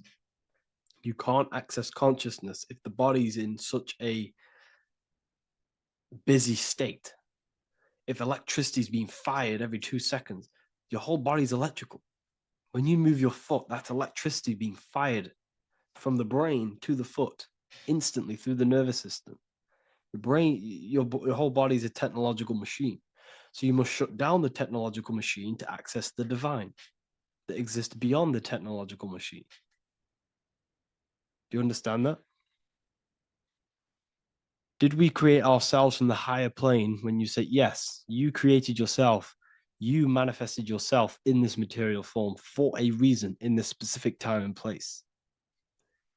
Wisdom books, are these available inside the university? Yes, they are. So anyone who joins the university, they all gain 50% off the store. So you can get anything off, anything you want inside the store for 50% off. Plus, you get the Book of Wisdom Volume 1 PDF for free. You get the Human Health Guide. Plus, you get all of the library books. There's a load of different books on occultism, symbolism, esotericism. Do you need to place your attention somewhere specific during meditation? You can do. Okay, you can do. So if you struggle, when you first start to meditate and you struggle to turn off the thoughts, think of the back of the brain, the back of your head. Don't think of it, place your attention on it.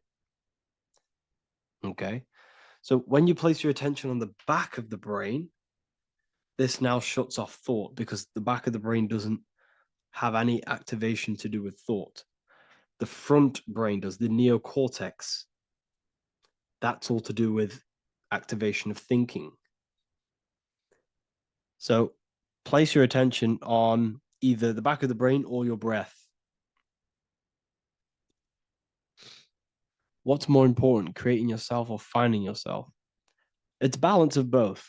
So in order for you to create fully, you must have awareness of self and awareness of thought and control over the mental dialogue, the inner voice inside of you.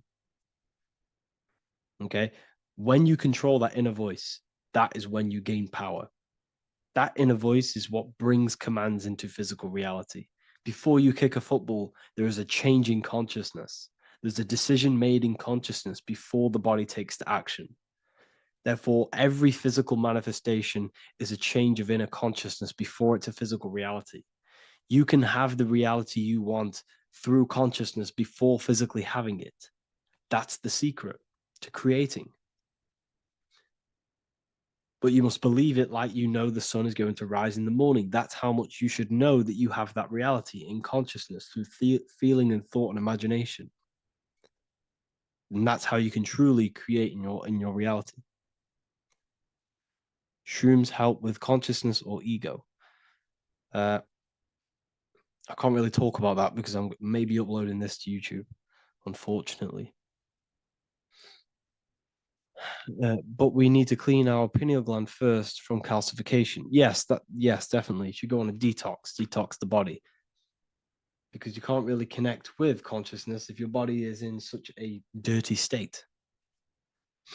Because the brain is, your nervous system is in a state of fight or flight, trying to fight off all these toxins. So when you meditate, you're probably going to be having thoughts all the time because your brain's firing, your nervous system's being attacked through toxins. So you must detox to have a true connection with the divine. Your diet plays a big role in your spirituality and mentality. What is the most optimal food for pure consciousness? Fruits and vegetables. They possess consciousness. So when you place them inside of you, they're syncing with your consciousness.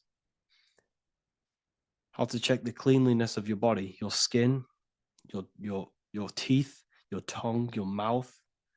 If your skin has spots, different colors on it, you're not clean because your skin is a reflection of your inner organs. Coffee's not the best for you.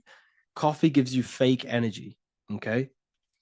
So what coffee does, that buzz you get off coffee is actually the toxic effect of the chemicals reacting with your body. If I'm inside the university and wanted to buy your book, you said it would be 50% off because we are your student. Is that automatic or we need to have a code? You will have a code. Yes, I'm going to releasing a code for all the students after this. Caffeine equals neurotoxin. Yes, it fries your brain. It fries your nervous system. It fries your dopamine receptors. Will the Q&A last week about money symbolism be posted? Oh, I didn't post that. That's my bad. I totally forgot. I will post that after this. Thank you for reminding me.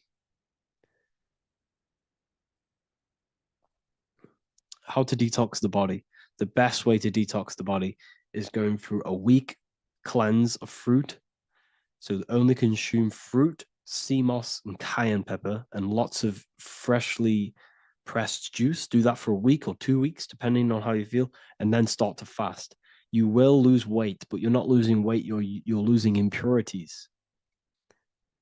It's good to do this every couple months, to just go on a raw fruit diet, cleanse the body, push everything out, and then start to fast while consuming sea moss and having lots of freshly squeezed juices. What is an alternative for coffee? Something with high energy levels. Okay. We're not taught the most simplest thing about the human body. It is an electromagnetic machine. It's electrical. It runs off electricity. The only energy you need is electricity, and that is found in fruits, vegetables. If you want energy, drink pure, fresh, pressed juice. That will give you more energy, more electricity than coffee.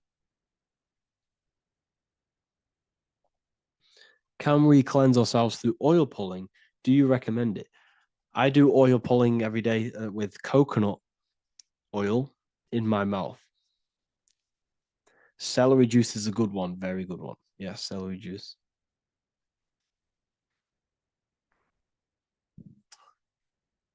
Any more questions? What kind of music do you listen to when lifting? For me, rap, hip hop push me work harder, but I know it's terrible for my subconscious. Yes, very. At least you're aware of it. You should be definitely try and stay away from the hip hop music. Try and stay away from anything that's talking about anything negative, because this is all programming your subconscious. And your belief system is your reality, people. Your belief system is your reality. Okay? So look after your subconscious. That's what's controlling your actions. 90% of your actions on a daily basis are controlled through your subconscious beliefs. Okay? I listen to a lot of Pastel Ghost. I listen to a lot of let me get my playlist up. It's all like background music for TikTok. Do you know what I mean? Like Pastel Ghost. That's mainly what I listen to. That sort of music. I don't know what it's kind of called. I don't know what that genre is called. Does anyone know what that genre is actually called? Because there's not much words in it. The reason I listen to it is because there's not much words in it. And, it helps the subconscious. And I just love that music.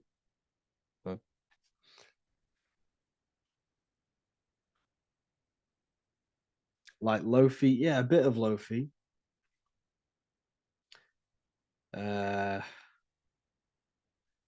Most people won't even know this type of music.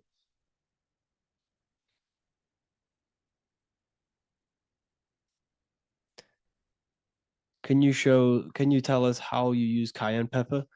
So I mix it with freshly squeezed orange juice every morning. So the first thing I have, empty stomach, I have a teaspoon of cayenne pepper, mix it in and just down it every morning, and sometimes at night.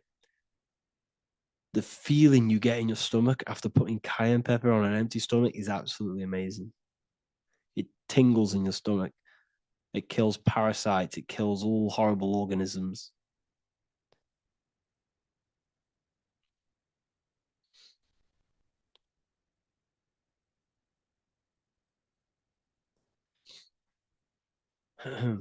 Mix it with hot water. Yes, hot water and key lime water. That I bet that's powerful. If you mixed warm water with key lime with cayenne pepper in first thing in the morning, I can imagine how powerful that is. I've never done that, but I'm going to try that. Do you use sea salt? I don't know what to think about sea salt, to be honest. I try and stay away from it.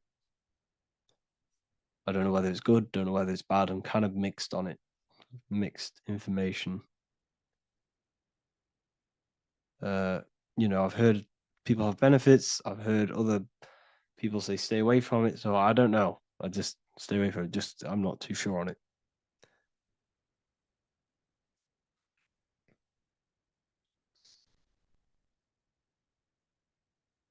I drink fresh pressed celery juice every morning. Yeah, definitely. Is there any chance we could move to esoteric occult questions? The only reason I say that is because I might be posting this to YouTube, so it's like I don't want them. I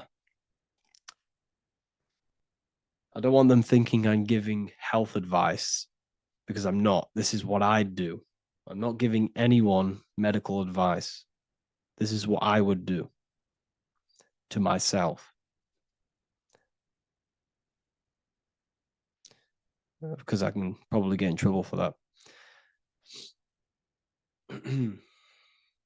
So the subconscious is the all-knowing. It is the all-seeing eye. The subconscious knows everything.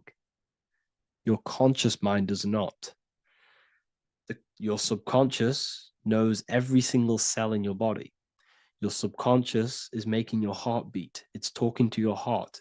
It's talking to every organ, every cell in your body is being connected and spoken to by your subconscious mind. It is the all-knowing.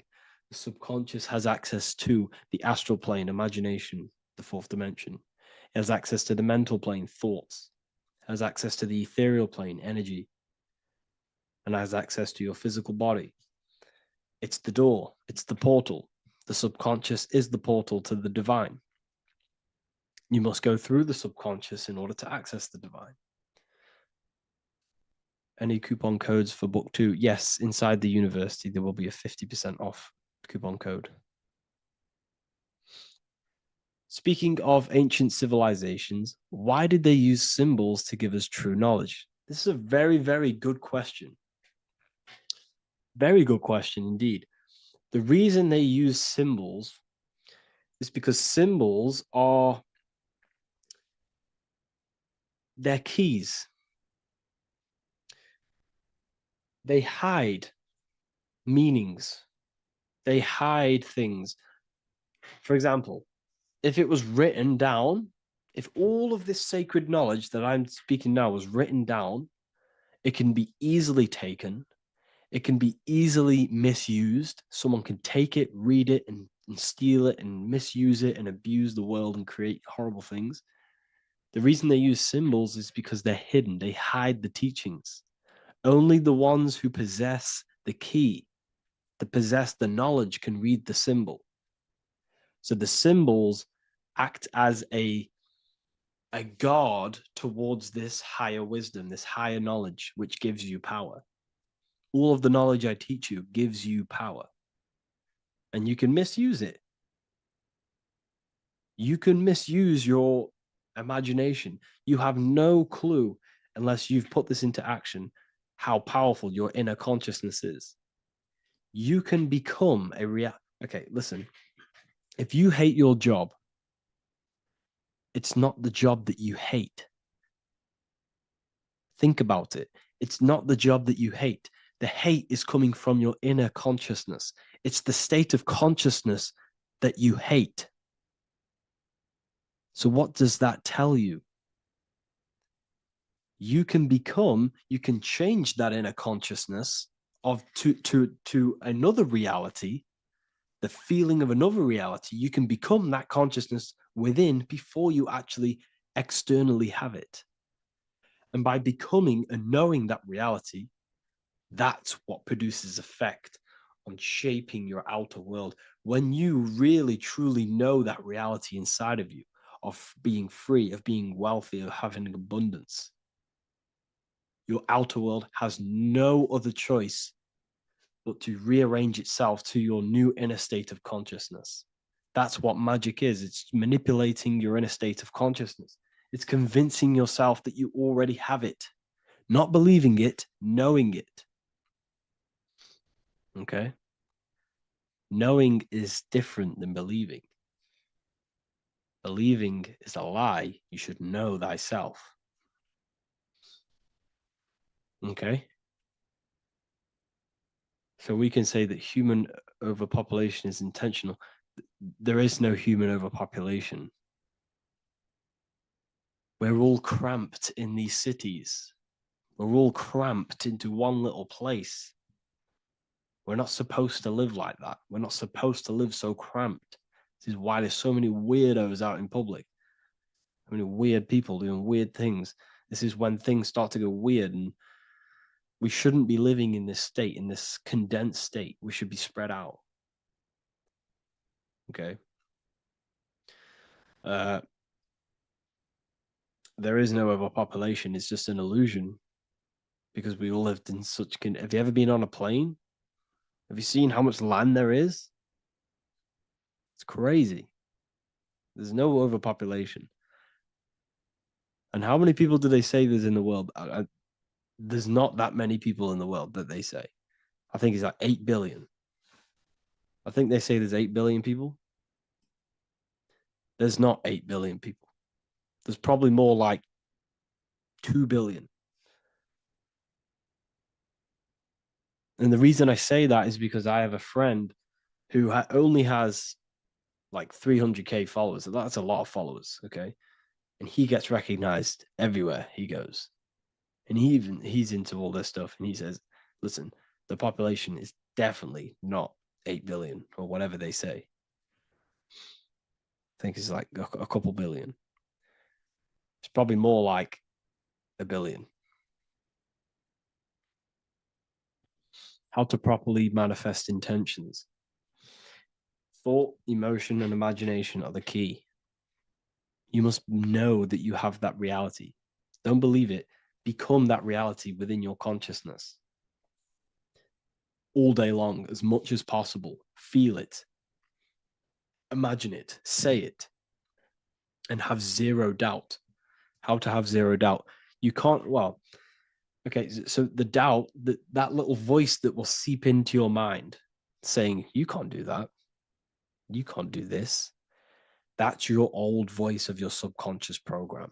Listen, the reason why most people fail in life is because they have trained their subconscious that they will fail. They have told and believed that they will fail.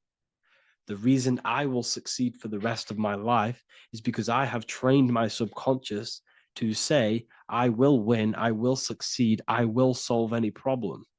That's my belief system. And if my belief system is that, then my external reality, my conscious mind will seek a way to fulfill that belief.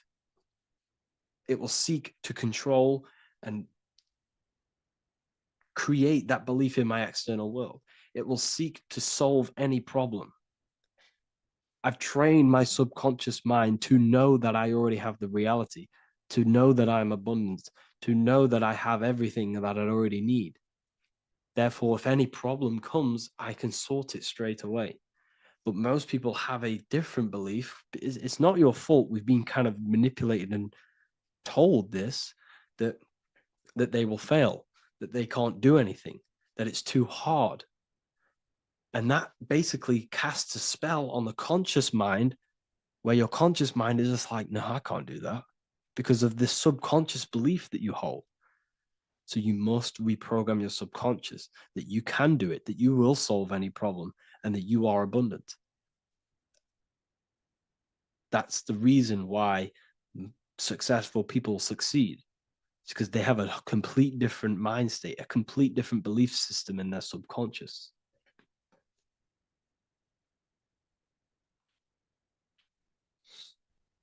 Do you offer mentoring? Yes, I do offer mentoring, but it's mainly for people who want to grow their online presence, and for the amount of value and transformation that I can place into your life, and the time that, well, the price of my time, it will be a higher price tag, but your life will completely change if you join my mentoring, because I will transmute your life. I will transmute your mind, and I will transmute your whole reality, because I could tell you exactly what you need to do. How to have super genius power pulling information from the source. Okay, so you can do this. I talked about this in Book of Wisdom, Volume 2, if you've read it. This is a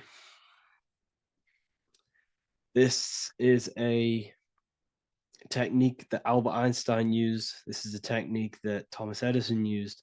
This is a technique that all of the ancient geniuses have used.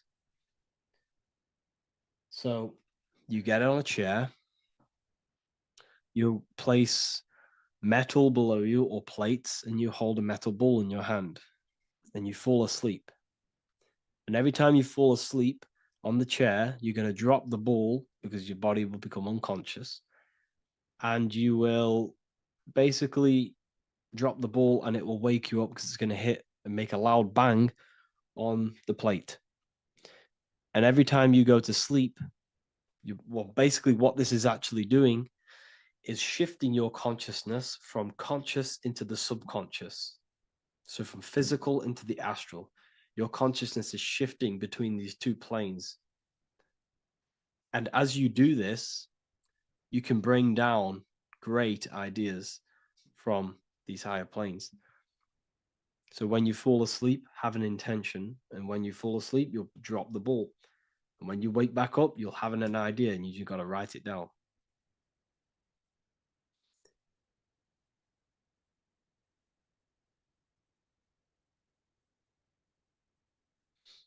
How to balance chakras. Don't focus on balancing your chakras. Focus on the mind. The mind is the cause of the chakras being blocked. If you have a blocked throat chakra, this is a problem in your mind, not the chakra. You see, the chakras are a result of the mind. You transmute the mind, you can transmute the chakras and cleanse them.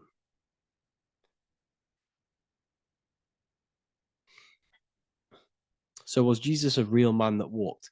Okay, so I'm going to tell you something. Like, some of the things that I say in my reels, they are to catch attention. So if I say the first thing on the reel, Jesus never existed, straight away, you see that, it's going to trigger you. It's going to trigger Christians. It's going to trigger people. So yes, I do say things to catch attention. The reason I do that is because I have to, in order to catch attention. Maybe there was a Jesus who walked. So in the past, I have said Jesus never existed. Yes, this is to catch attention, to boost the reels, views, and comments and stuff like that. Maybe there was a man who was called Jesus and walked the earth. But listen, he was not the Son of God. You are all the Son of God. Jesus represents an archetype. He represents morals. He represents a way of living that you should embody in your life, not to worship. We shouldn't be worshiping this man. We should be embodying his qualities into our lives so we can become Christ consciousness, so we can live in harmony with our mind, emotions, body, and spirit. Okay? He was not the Son of God. You are all the Son of God. We are all God experiencing himself in a three-dimensional divided form. God is oneness, and he created a divided world so he can experience himself. Why do you quote from the Freemasons oft times? I don't recall me looking at Freemason quotes and quote them. I just simply When I post a quote, I literally just, whatever comes to my head, I just whack it into Telegram or Twitter. Are dreams tied to your subconscious, and how do you understand them? Okay. Dreams and astral projection are two different things. Astral projection is your soul leaving this plane into the collective consciousness, into the collective mind, the collective astral plane. But dreams are basically the astral plane, but it's your personal astral plane in your personal subconscious. So when you dream, you're entering your own consciousness, you're entering your own subconscious. Every character, every event that happens to you, everything that is said to you, everything that happens to you in your dream is yourself pushed outwards, and you're basically experiencing your own mind. If something scary comes up in your dream, this is your belief, this is something in the back of your mind materializing and coming to you and showing itself to you. So in order to understand your dreams, it's basically suppressed emotions, suppressed thoughts, all lingering in your subconscious materialized. Okay. A few months ago, I'd have concurrent dreams of getting in a car crash that lasted for months. Then one day out of nowhere, I got into a really bad accident, and that low-key bugged me out. I didn't know if my mind was trying to warn me or what. You can explain that. Okay. If you are having dreams about having a car crash, this is a belief. Okay, so let me tell you something. Let's say you're a drug dealer, okay? And you live in fear every single day of the police coming to you. This dealer every day is worried, he's scared, and he lives in fear of the police getting him. He was believing it. This fear, this emotion he was feeling on a regular basis, repetition, and the emotion is basically impressing your subconscious. It's impressed his subconscious that deeply that he now believes it. It's now become a belief. So one day the dealer gets caught and he goes to prison. Let me tell you something. He placed himself there because he created a program, a belief in his subconscious of the police. And his external reality is now in a prison cell. But that prison cell is just an external manifestation of the prison cell of fear he installed in his subconscious mind. The four walls he's now trapped in is just basically an externalization of his own belief system that he created through consciousness, through the subconscious. If you embedded your belief that you will be in a car crash, you will be in a car crash. He placed himself there. He materialized that reality through the thought, through the emotion, through the belief. He put himself there. You see? So if you were having dreams, this was maybe, it could have been anything. You could have watched a program when you were a child about a car crash, and that maybe scared you. Or you saw a car crash when you were very young, and that scared you, and that impressed your subconscious. Then you had a dream about it. Then you started to believe it. And then one day, bang, it happens. That's the power of the subconscious mind. It holds control over you. It holds control over every aspect of your reality, of your being. So, I hope you all enjoyed this live. I'll see you all inside Ethereal University. I'll be posting another lecture this week. And yeah, let me hold on. Religions were made to hide the truth about yourself, God, and the universe. You see, religion teaches there is a God separate from you. He created the universe separate from himself. They did this to truly disconnect you from consciousness from God and from yourself. Now let me explain. It's going to be very difficult to understand this from a left hemisphere dominated perception. The left hemisphere sees everything individual.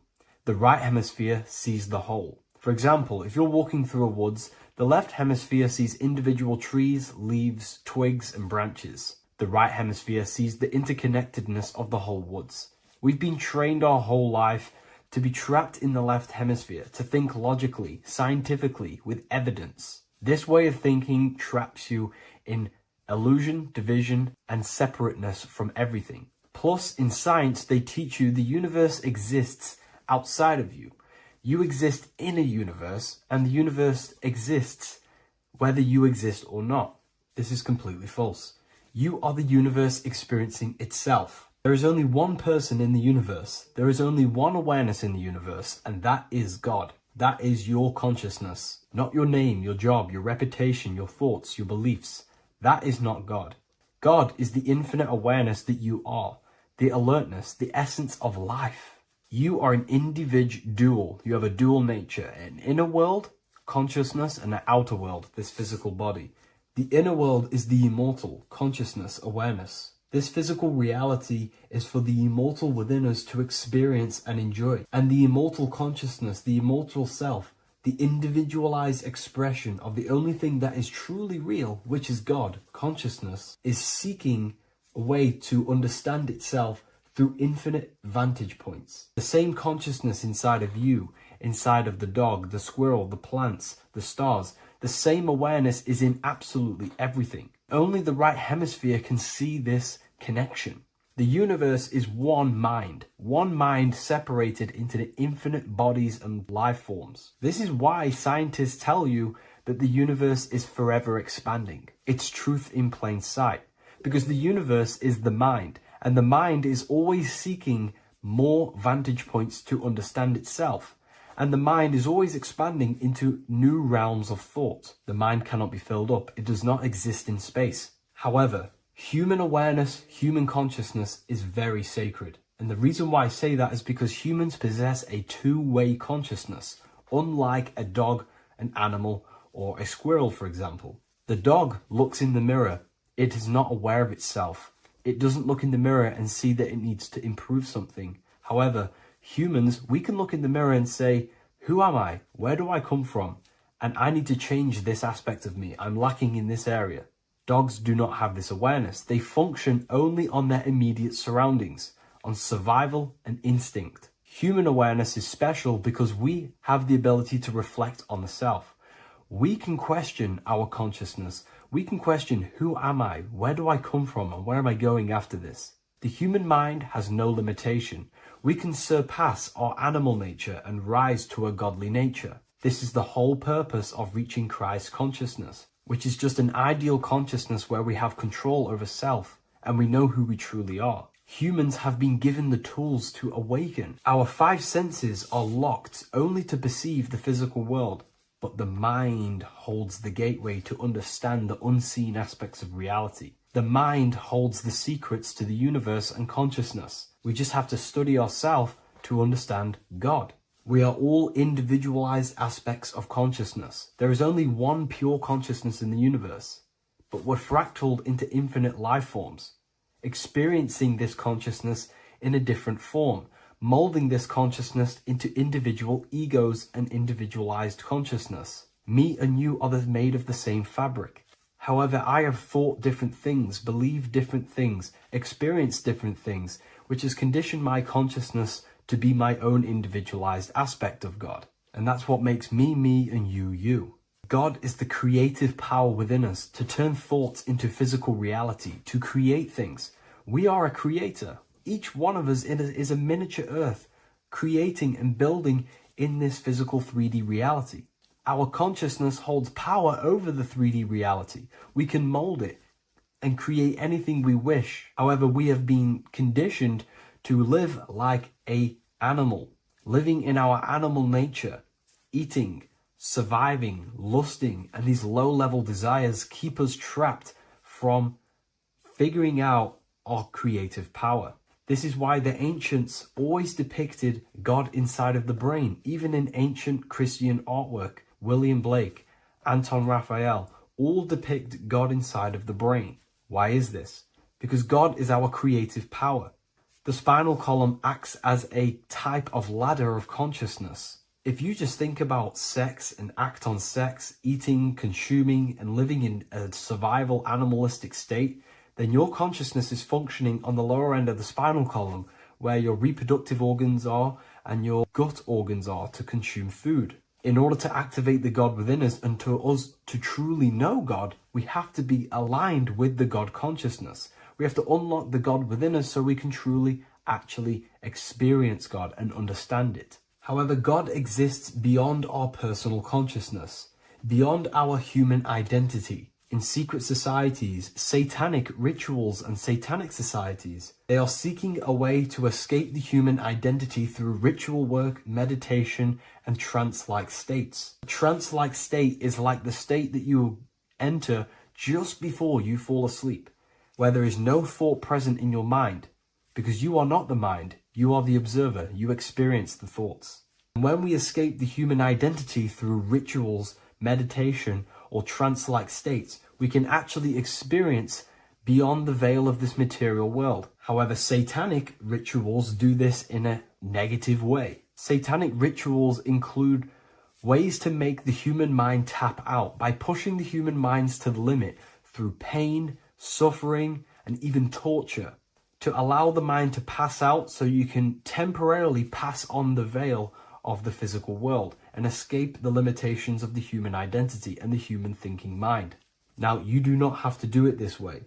You can experience the divine and beyond your human identity through many different ways, such as deep, deep meditation, rising above your thoughts, and setting 3 alarms, one for 6 a.m., one for 6:30, and one for 7:30. And when you wake up at these times, what you need to do each time you wake up is allow your mind to stay awake but your body to fall asleep. And you will enter this trance-like state. And you can gain ideas, experience lucid dreams, and maybe even astral project. All of these rituals in secret societies and satanic societies is all about escaping the human identity and experiencing the divine planes beyond the physical. To wrap all of this up, this is all about consciousness.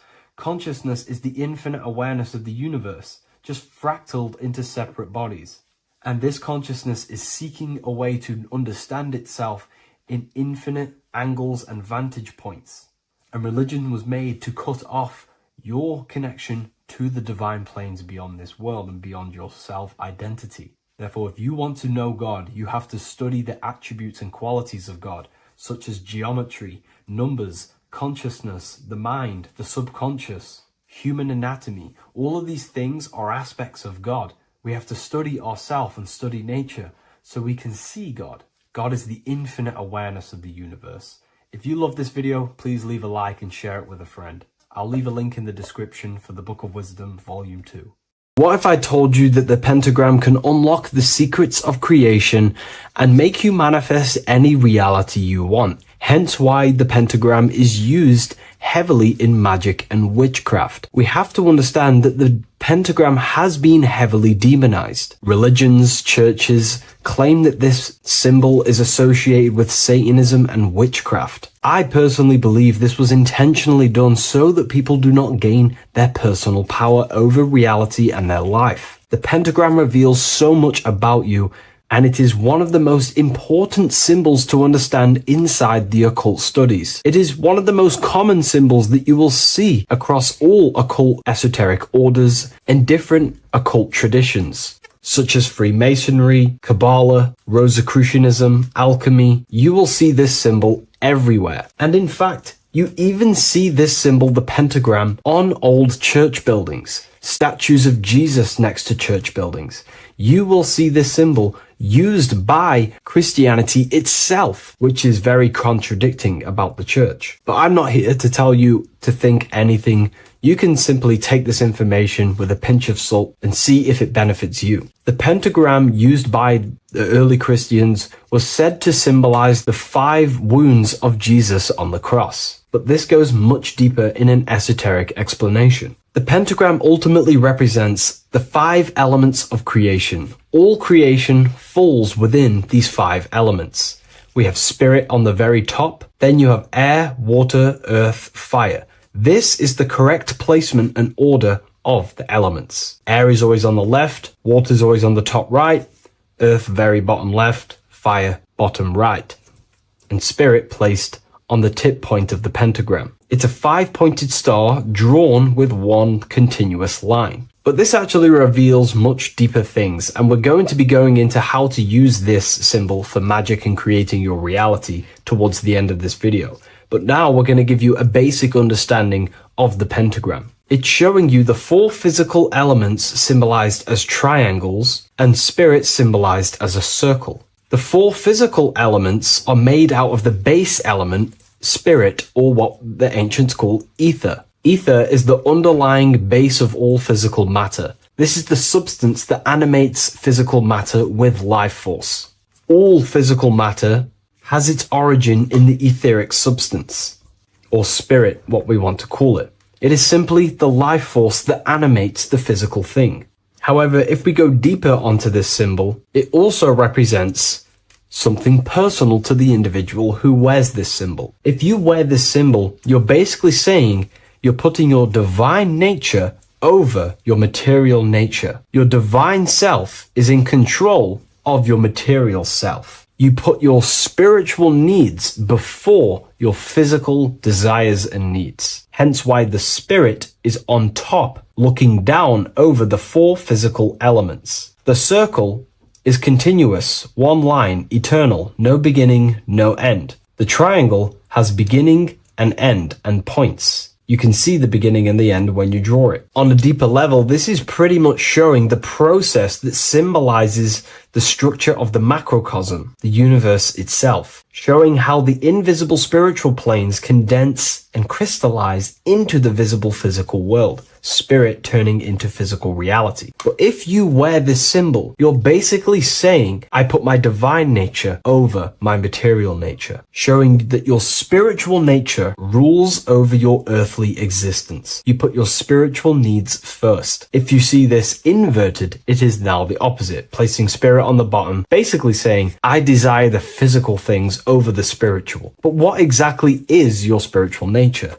Well, your spiritual nature is simply your internal self. You chase things that are immaterial, such as knowledge, love, experience, expansion, gnosis. These are the qualities of spiritual things that the spiritual person likes to chase and desire, instead of desiring the things that are temporary in the material world and never actually lead to fulfillment. True fulfillment is by chasing spiritual things. God, the nature of creation, the self, gnosis, knowledge. But if we go even deeper, this symbol ultimately represents how reality is created. Hence why this symbol is heavily used in Kabbalistic magic and so-called witchcraft. We are all magicians. Each one of us are creating reality. There are just certain ways you can actually create reality by becoming conscious of them. By becoming conscious of the elements and the qualities of the self that actually create your experience in your life in the present moment. If we look at the pentagram, we see that when you draw a pentagram, it is one continuous line. It is one expressed in 5. The order of the elements are very important. Spirit at the bottom, fire at the bottom right, and so on and so on. Because this is showing you the descent of the spiritual into the material, the invisible crystallizing into a material reality. As you can see when you start to draw the pentagram, you see spirit at the very top. You're descending down to fire. Fire is the closest element to spirit.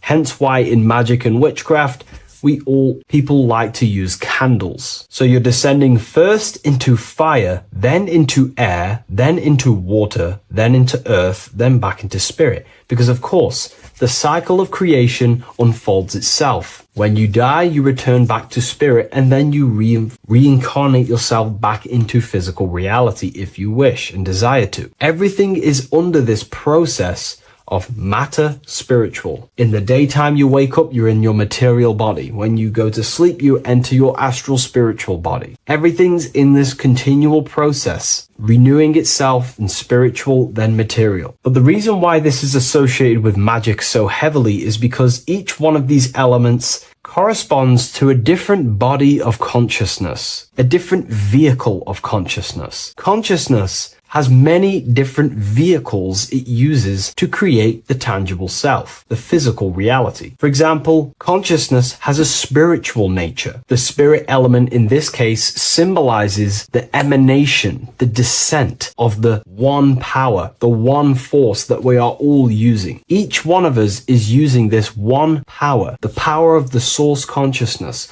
unfolding its creation in the present moment. This represents the source, the emanation, the descent of this continuous flow of energy through us that we are tapped into, like a live stream in the present moment. This descends first, the force descends into fire. Fire symbolizes the willpower, will. In this aspect or vehicle of consciousness, the will is the being that directs intention, initiates action, shapes reality through focus, determination. It sets direction, holds intention, projects a desire into form, and aligns your inner world with the outer creation. The will comes out of the force, spirit. Then the will goes with intention to air. Air symbolizes the mental vehicle of consciousness, the mind, the psychic man. The psychic aspects of your consciousness is thinking, imagination, mental images, logic, using the thought or the mental vehicle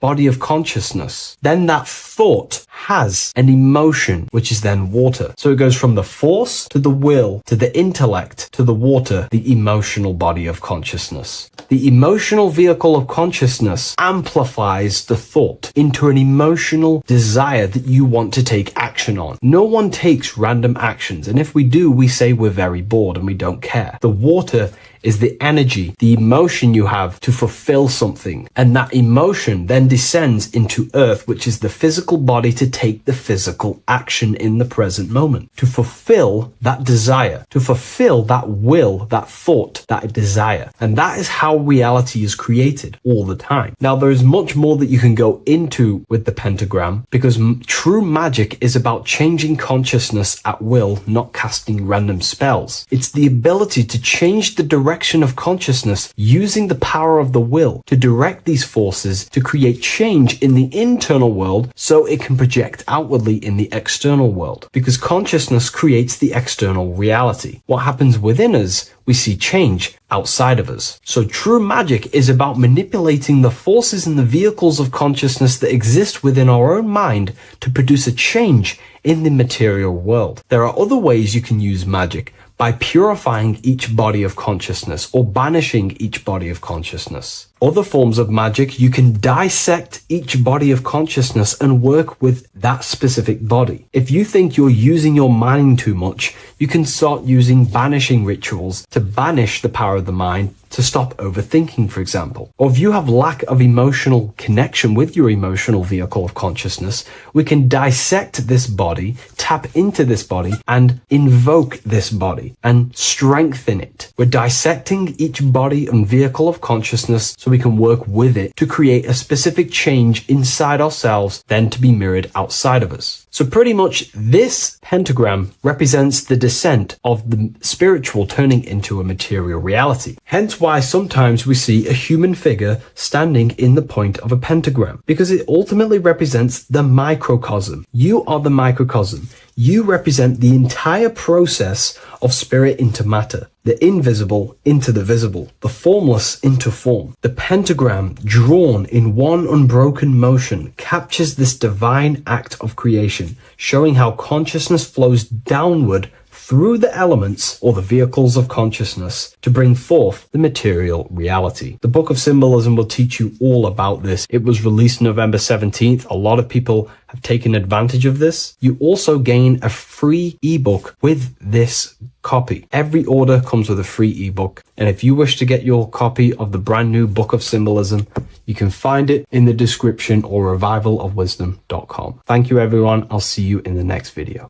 What if I told you the devil is closer than you think, and it's not actually a real person, force, or spiritual entity outside of you, but a being and an aspect of your own mind and psyche? In this video, you will learn exactly what the devil is and the true esoteric meaning of the devil. The first thing we need to understand is that the universe is a mental universe. Look around you. Every action, every building, everything you see around you was begun first as thought in the mind, then manifested. We use the mind to build and shape our reality. The universe, the world, only exists inside of our mind. Therefore, God and the devil exist inside of our own psyche. So first of all, the devil is not a literal being, but a symbol of the lower self. It represents the unmastered, ego-driven part of the human mind, a symbol of destructive thoughts, emotions, behaviors, lives in realms of chaos, fear, hatred, lust, and ignorance. This is why we see the devil as red, because red is the lowest vibrational color on the color spectrum. It also corresponds with the root chakra, which is all to do with survival instincts. Red represents chaotic and intense emotions like hatred and anger. When we are angry, our face turns red. The devil represents our animalistic fundamental needs, our instinctual needs, our survival state of consciousness. We have a survival state of consciousness and a godly state of consciousness. Our godly state of consciousness is creating, not just experiencing in the animal state, but consciously creating reality. This is why we see the devil with a goat head, an animalistic head, and the head is where the brain is. The animal head represents living off instinct, the part of our mind that lives on urges, impulses, and instincts, eating, sex, power, ego-driven actions, and ego-driven thoughts. Animals are only aware of themselves. Animals live on instinct. They have no ability to consciously create like humans. This is our lower desires for the material world. That's not to say the material world is evil. However, when our consciousness is only seeking material things, this leads us down a path of self-destruction, because nothing material can ever satisfy our soul. Everything material is temporary. Therefore, the devil represents the part of us that seeks only material desires, only material fulfillment, the ways of thinking where we only think about ourselves and ego-driven thoughts. It also represents the unchecked, unconscious self, where we have no mastery over our thoughts, over our emotional impulses, and no mastery over our actions. We are living in instinct and impulsive states, which causes chaos, selflessness, destruction, and keeps us bound to our lower material 3D state of consciousness. It's important to recognize that the word devil was never present in the earliest Gospels. Instead, what was mentioned was a spirit of evil. This distinction is crucial because it underscores that the idea of the devil, as popularly conceived, does not actually exist as an independent entity. Rather, it is a personification of the lower aspects of the human mind, a facet of our own consciousness. The term spirit of evil was not meant to denote a specific deity or being, but rather any force of negativity, whether it manifests as a destructive thought, emotion, or action. A spirit is a force, an energy, and we have three forces that create our reality: thoughts, emotions, and actions. We have full control over these three aspects, which transform and mold reality. A destructive thought, a destructive emotion, a destructive action is a spirit of evil, and it originates from the darker aspects of the human psyche. So now, because we're on the topic of the devil, we have to look at the pentagram, which is obviously connected to the devil heavily. The upright pentagram represents spirit, air, water, earth, fire. Upright, which represents spirit, the most important element on top of the earthly elements, showing showing spiritual principles over material principles. As spiritual beings as we are, we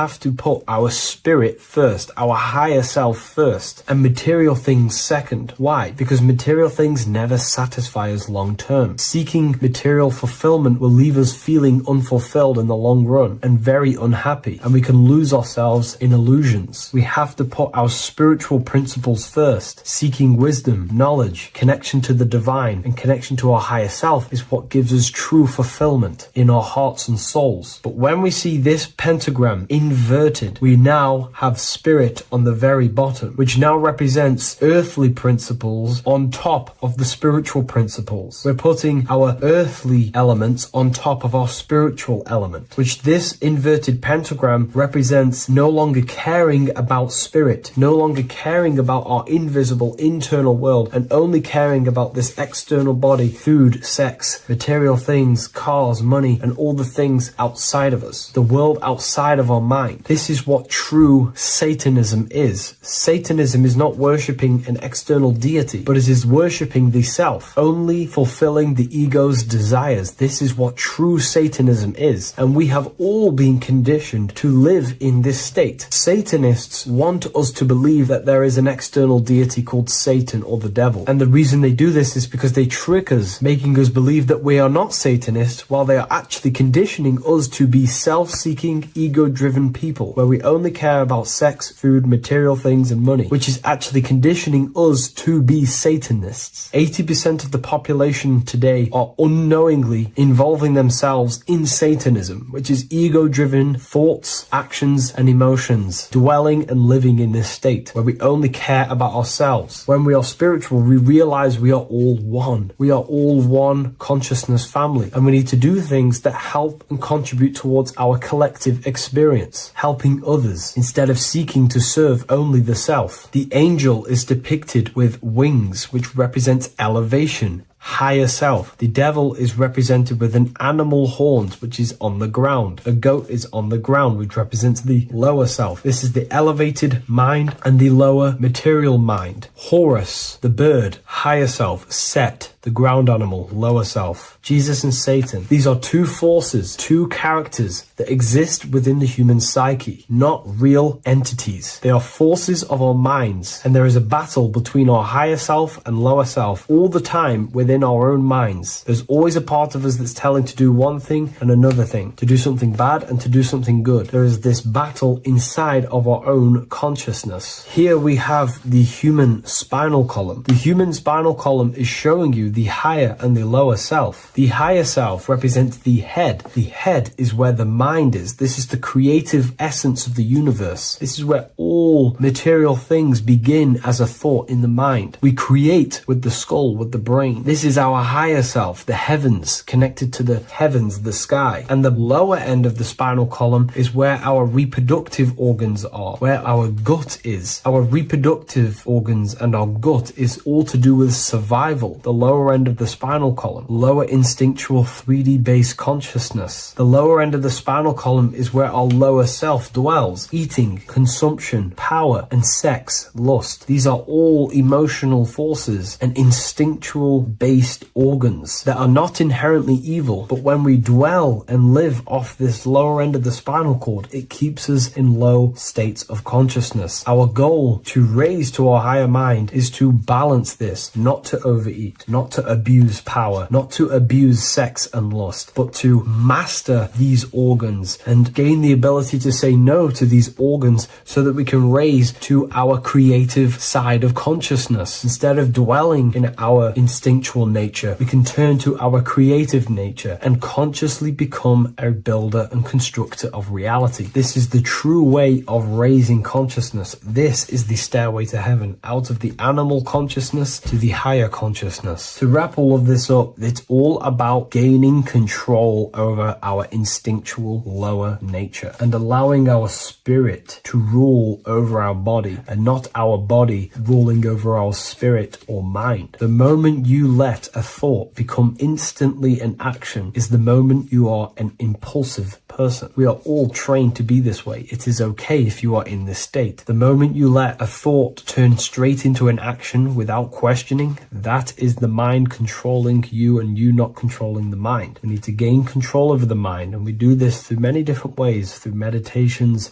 affirmations, and discipline. We slowly gain control over our minds. And once we gain control over our minds, we gain control over our thoughts, and we gain control over the attention that we give certain thoughts. We can then start to uplift our mind, our thoughts, out of our instinctual state to the higher mind. If you wish to learn more about consciousness, I'll leave a link in the description for the Book of Wisdom, Volume 2. In this video, we're going to be talking about the evolution of consciousness.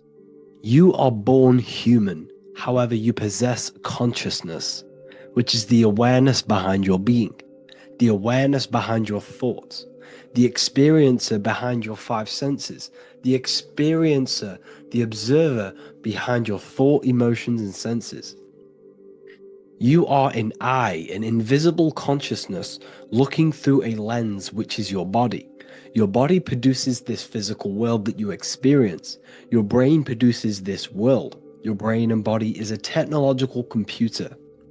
However, you are an infinite, ever-expanding consciousness behind this physical body. And there is an evolution of a consciousness, a cosmic journey of expansion. And this is why we see so much pyramid symbolism in the occult and esoteric world, and especially within Freemasonry. Because the pyramid represents climbing, an evolution, a raising state of consciousness, a journey.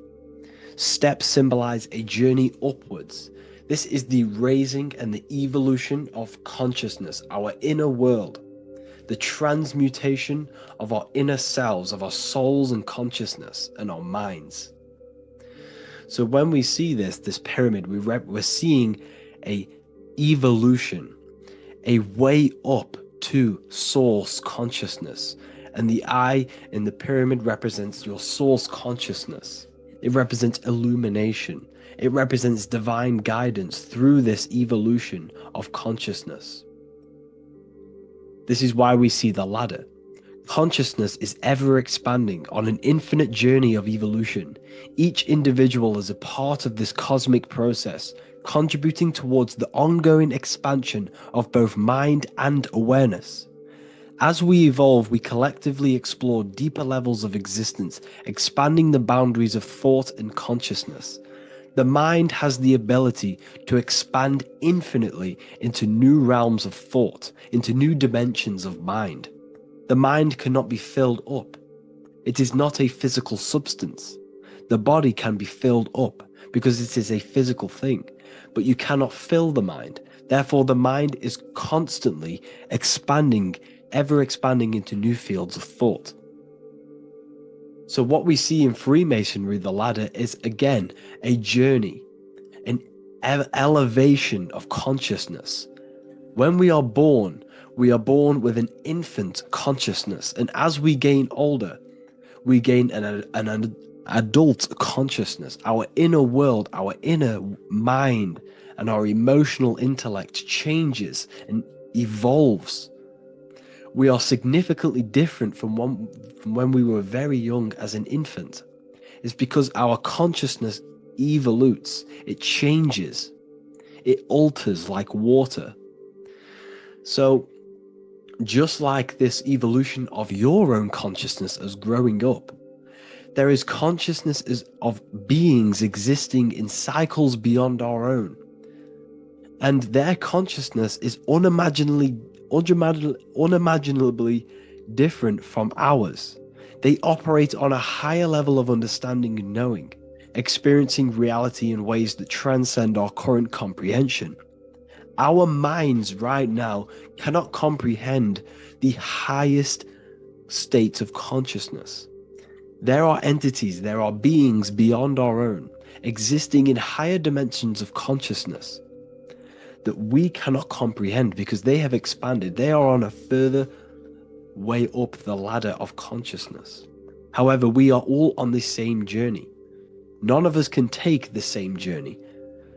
There is one ultimate goal, reaching source consciousness. However, this is always ever expanding. However, we are all on a different journey. There is one truth, one source, one goal. However, there are billions in different ways of reaching it, and we are all on these different paths to source consciousness, to this ladder, this evolution of universal evolution. Okay? Their awareness is attuned to new dimensions of existence, reflecting a more advanced stage in the cosmic journey of consciousness evolution. So when you take DMT, you are shot into these higher realms of consciousness where you meet these beings who look similar to these images. They are not speaking to you physically. They don't speak to you three-dimensionally through vibration and words. They speak to you mentally.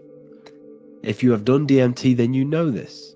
And if you have met these beings, then you know this. You might have even met some of these types of beings on mushrooms or any psychedelic drugs. Because ultimately, when you take these mind-altering substances, it's altering your consciousness. It's merging your consciousness with the spirit of that substance. And you are essentially attuning your mind to higher dimensions of consciousness. That's why we say we're getting high when we take these substances. Therefore, when you meet these beings on DMT, you are essentially meeting beings who are attuned to higher dimensions of consciousness, and they speak to you mentally. They speak to you telepathically through thought, because the universe is mental. Everything exists within the mind. The way you are now, your physical existence, is a state of mind. Mind, thought creates matter. Spirit and matter are two opposing ways of thinking. If we have a very spiritual mind, we have an expanded mind, we are a spiritual person through the mind. However, if we have a very low state of consciousness where we think about food, sex, lust, and all physical things, then we have a physical consciousness. Matter and spirit are two opposing forces, two ways of thinking. The mind attunes itself to different levels of understanding in different dimensions. So, essentially, this is what we're looking at. The body is a vessel for the fluidic, formless consciousness, a temple that houses the essence of our awareness. While the five senses are limited to perceiving only the physical plane, the mind transcends these limitations, capable of perceiving the full scope of reality. It is through the mind that we access deeper truths beyond the material, tapping into boundless nature of existence. Physical existence is a thin band, a thin layer of reality. It's like 0.001% of reality. And your five senses are only tuned into this layer of reality.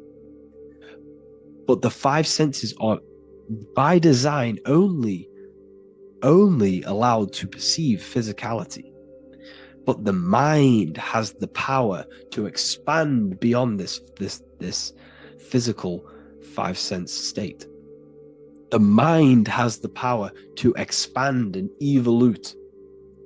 It is a conscious decision whether you want to take this path or not. You can stay in a three-dimensional way of thinking, or you can expand your consciousness from within. It's not an external journey. There is no God going to save you. You must save yourself. Therefore, behind every single one of these eyes is the same source consciousness. However, we are all different cells in a different journey. The organs in your body, the cells in your body are all alive. They all possess same consciousness, universal consciousness. However, we are all on a different journey of evolution. As above, so below. As the baby is in the mother's womb, when the baby becomes conscious, there is a world outside of its mother. What does it do? It presses and seeks a way out to be born in the other world outside of its mother. It is the same with your consciousness, your mind. When your mind becomes aware that there is realities beyond the immediate surroundings, it seeks a way out. And this is exactly what I'm doing to you now. I am now expanding your mind and telling you there is other ways of reality. There is other dimensions of consciousness which you can access through inner transmutation through different ways of thinking, spiritualism, and meditating and connecting with yourself and detaching from external things, we can upgrade our consciousness. Your body is a womb. Why Jesus says you must be born again to see the kingdom of God, because you are born physically and then you must be born again spiritually, awakening your inner consciousness. So like I said, as the baby is in the womb, it's the same principle, as above, so below. You were a baby, you were in your mother's womb, and you figured out there is a world outside of your mother, so you seek to weigh out your mother to be born in another world. It's the same now. You must do this now. This is your spiritual evolution. This is the evolution of consciousness. It's ever expanding. When you die, this is a transition. You must learn to not fear death. This is another part of your spiritual journey.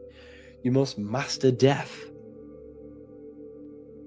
Therefore, like I said before, the mind has limitless capacity to expand into new realms of thought, continuously exploring uncharted ideas and concepts without boundaries.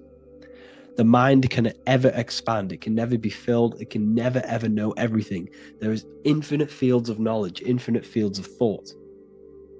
Your current state is just one stage on an infinite pathway. You won't remain human forever.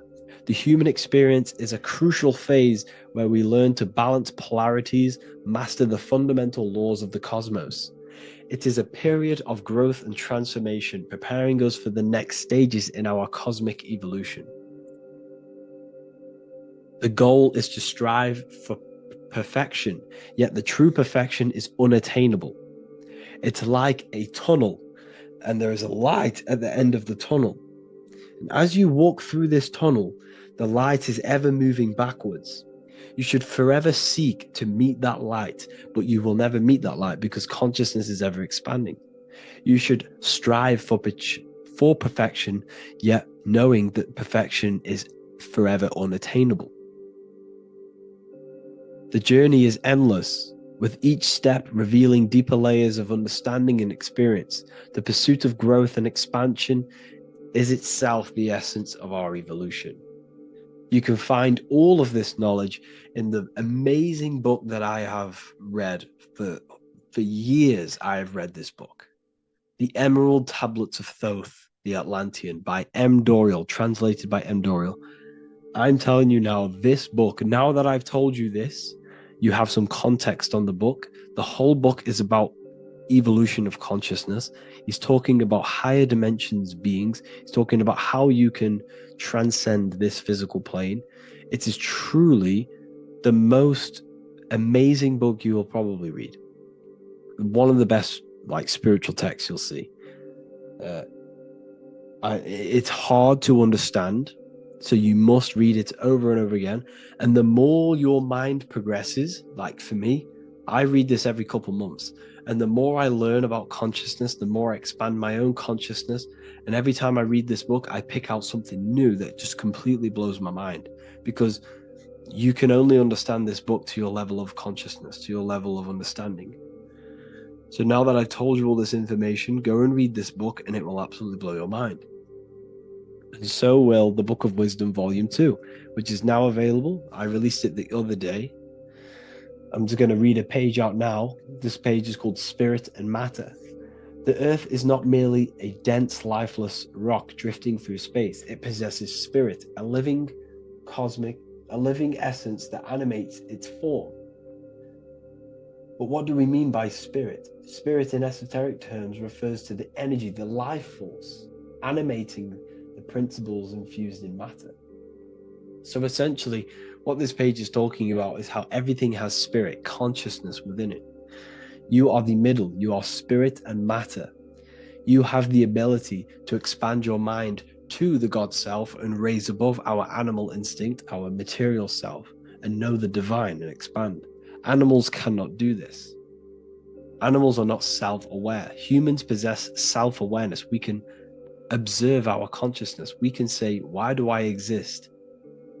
We can look in the mirror and know that we need growth. And this is what Anunnaki means. Anu means above. Anu was the supreme god of the sky, which is a metaphor. He represents spirit above heaven. Anu came down to earth and married Ki, the goddess of the earth, which represents matter. It's a myth, it's an allegory. Anu married Ki and gave birth to the Anunnaki. Spirit came down and infused with matter and gave birth to the human, which is you. You are spirit infused in matter, Anu and Ki, Anunnaki. You are the Anunnaki. And this is just one of the teachings in my book. Honestly, this book is absolutely amazing. If you truly, truly want to expand your consciousness, give this book a read. And obviously, if you're inside the university, I give you this book for free. A paperback version. If you join the university, follow the steps inside of the general chat, you'll be able to download this book. Sorry, not download it. Order a paperback for free. All you have to do is pay for the shipping. You'll also gain amazing knowledge inside of my library, where your mind will just be overblown with the amount of esoteric books. There's over 45 rare occult books, plus you get a PDF of the Volume 1 and Human Health Guide. You get reoccurring updates where I expand on symbolism, occultism, where you will just feel absolutely amazing once you understand esotericism in yourself. You'll also learn how to create the dream reality that you want with the Manifestation Mastery course, where I teach you how your consciousness creates reality. You'll have a real lectures where I post lectures on symbolism, occultism, esotericism. There's a conscious community and live calls and Q&A where you can ask me questions and I'll answer your questions. I just want to say thank you to everyone who has joined the university. Thank you for even liking and watching this video. Any support I just appreciate every single one of you. Please, if you can, leave a comment and a like on this video and let me know any videos you want me to make in the future. And I will start uploading a lot more to the YouTube. So yeah, thank you all for tuning in today. Have an amazing day. Make sure that you watch this video until the end so you gain a full understanding on what the Baphomet truly is. No, I am not a Satanist. I am simply an esoteric and occult researcher. I've been looking into symbolism for a very long time, and I can reassure you that this symbol does not represent the devil, does not represent any negative figure. It's a very deep, occult, esoteric symbol. What we first need to understand about the Baphomet, it is indeed a symbol. Every symbol we see around us is neutral. The pentagram, the Baphomet is neutral. It depends how you use it, whether it is used in a good or bad way. Everything is neutral. It's your mind's perception that gives it a positive or a negative charge. First of all, let's break down the Baphomet symbol. Let's look very closely at the Baphomet. We have clearly the 4 physical elements corresponding to the Baphomet. Here we clearly have the fire element. The wings represents the air, the flapping in the air. The fish scales, which is the water. And this dome figure representing the earth. The soul is incarnated into 4 bodies. We have a mental body of consciousness, intellect. We have an emotional body of consciousness, which is all to do with intuition and energy. We have a spiritual body of consciousness, our astral body, and a physical body of consciousness for the physical earth. Earth corresponds with your body, air corresponds with your mind, fire corresponds with your spirit, water corresponds with your emotions. So the Baphomet is showing you the 4 elements of the soul, the 4 bodies of the soul that we are incarnated in. Now, let's look at this moon figure. We have the moon. The moon represents the internal world. It represents what we cannot see. The sun represents our conscious mind, what we can see, what we're aware of, the physical world. The moon represents what we are not aware of. It represents our internal world. Remember, we have 2 worlds. You're an individual. You have a dual nature. Individual.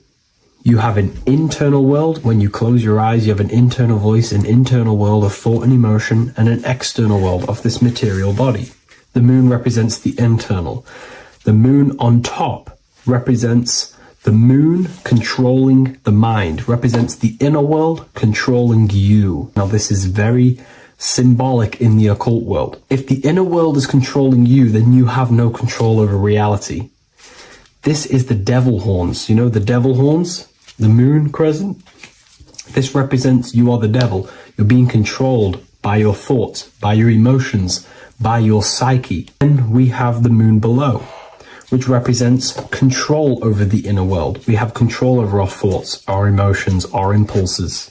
So you're either being controlled by thought and emotions, or you're controlling them and having self-mastery. In alchemy, we always see this symbol of the man or woman on top of the moon, representing emotional control and self-mastery of the internal world. The journey of the occultist is to gain full mastery over their consciousness. They want to be conscious of every single thought that enters their mental field of consciousness. We get over 7,000 thoughts a day. It is possible to achieve a certain level of mastery where you are conscious of every single thought that enters your mind. This is one of the end goals of self-mastery and occultism, as this gains your personal power. When one achieves this, they are then able to direct the mind in one place and one place only, becoming more effective in manifestation and creation, because we are microcosms of the divine. We are creators. This is the gesture of as above, so below. The inner world and the outer world are mirrors of each other. The inner produces the outer. Your physical life circumstances are a result of every thought you thought in the past. The inner projects the outer. If you want to produce a change in the outside world, you got to produce change in the inner world of consciousness first. As above, so below. As within, so without. This corresponds with absolutely everything in the universe. Now we have the goat head, which represents the animal self. This represents the lower carnal mind. Lower carnal mind, which is earthbound, because a goat is on the ground. It's not a bird, it's on the ground. It represents the lower self, the beastie nature, the one that tells us to hate, to steal, to eat all the time, to consume. It's the beast within us, the beastie side of our consciousness. It has a human body resembling this, the human in the beastie nature, or we have the spiritual nature, the higher self. In essence, this symbol of the Baphomet represents the higher and the lower self of human consciousness. It represents the higher and the lower. To conclude all of this, the Baphomet is a symbol that represents the two paths that one can take. We can take the beastie path and become an instinctual animal, our body, or we can take the divine path of reaching our higher self. It is a symbol that represents the higher and lower self and the four different bodies of consciousness. In essence, this does not represent Satan or the devil. The devil represents the lower aspect of our human psyche. The war between Jesus and Satan is symbolic and allegorical for the war that happens within our mental field of consciousness. The internal war between good thoughts and bad thoughts, positive emotions and negative emotions. It is the constant war inside the battlefield of your own mind. Jesus, Satan are symbols, characters that are symbolic of aspects of your own consciousness, because the universe is mental. The only thing that truly exists is your mind. Therefore, all of these ancient spiritual texts like the Bible, the Bhagavad Gita, the Quran are all symbolic of what's happening inside of our mental body. It is the inner chaos that can destroy our life, or when we create structure and restructure our inner world, we can live a peaceful life. If you are struggling from the internal world and you want to gain mastery of yourself while learning the occult secrets, join Ethereal University, a community of like-minded individuals who are all striving for the best versions of themselves. We host live calls and we have an abundance of lectures that you can watch. Or check out the Book of Wisdom. This is volume 2. I'll leave all the links in the description. Have an amazing day. As above, so below. This is one of the most crucial teachings within esotericism, occultism, or what we like to call it today, spirituality. I don't like calling it spirituality because it's not spirituality. I teach human consciousness. I teach the science of you and your consciousness alone and your being. And in order to fully understand you and this world around you, you must understand this number one principle of as above, so below. There is many misconceptions of this, and there is many simple teachings of this. But I'm going to break it down today from the most simplest to the most complex, and you will see the connections between all things. This is the most important lesson you could ever learn, and I'm going to teach it you today. So what you must understand is with the term as above, so below, it applies with everything you see in this world and about yourself. We have something called the macro, which means the bigger scale. On the bigger scale, we have the whole earth. If we look down from the sky on top of rivers, this is what we see. We see this tree pattern. Then on a smaller scale, we see trees have the same pattern. Then we look even closer. We're going smaller and smaller into the leaves of the tree. We see the same pattern. Then we go even more micro into the human brain and look at the human brain cells, and we see the same pattern. This is proof this is a fractal universe, and everything is in the micro is reflected in the macro. As above, so below. As within, so without. On the macro is a reflection of the micro. So now that you understand this, we can go a bit further. A yearly cycle of spring, summer, fall, winter is a macro. A micro is a daily cycle. So a day is a mini year. The summer is the midday. Autumn is the evening. Night is the winter. And spring is the morning.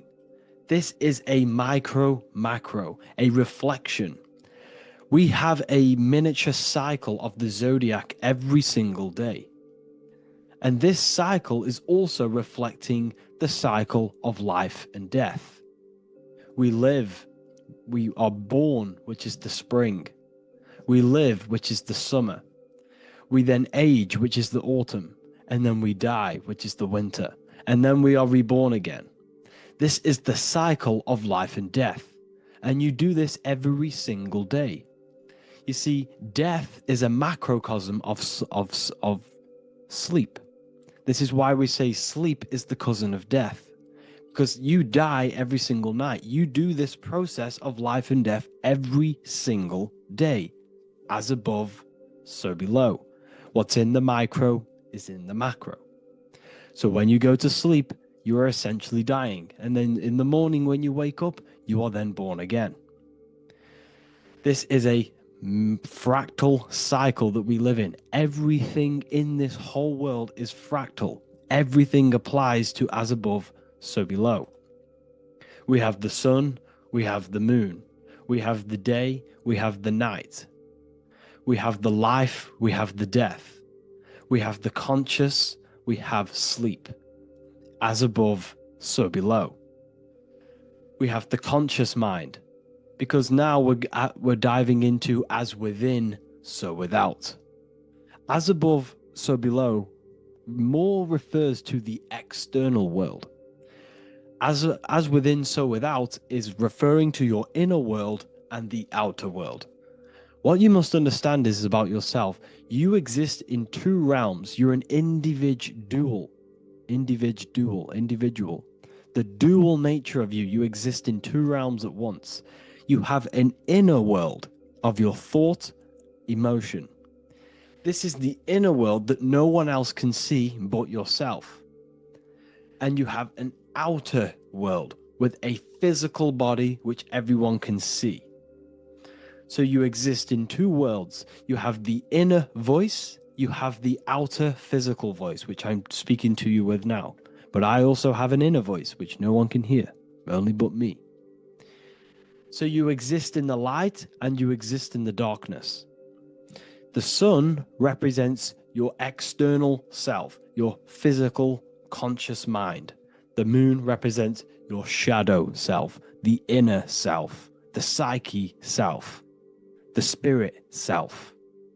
There is an as above, so below. The sun is within you. The moon is within you. Everything is within you. Now that you understand as above, so below, What is your body? Your body is a miniature earth. Let me repeat, your body is an earth. Your body is the earth. Okay? Because like I say many times in all of my videos, you are not in the world. The world is you. You are the universe. Your brain is a computer creating this reality. What you see with your eyes is produced in the back of the brain called the visual cortex. You don't look into the world, the brain produces the world. The body produces the world. When you touch something, you're not actually touching something. This is the electrical nervous system. When you touch something, what you feel is actually electrical signals on your nervous system reporting back to your brain. Therefore, when this body dies, you leave the earth because this body is the earth.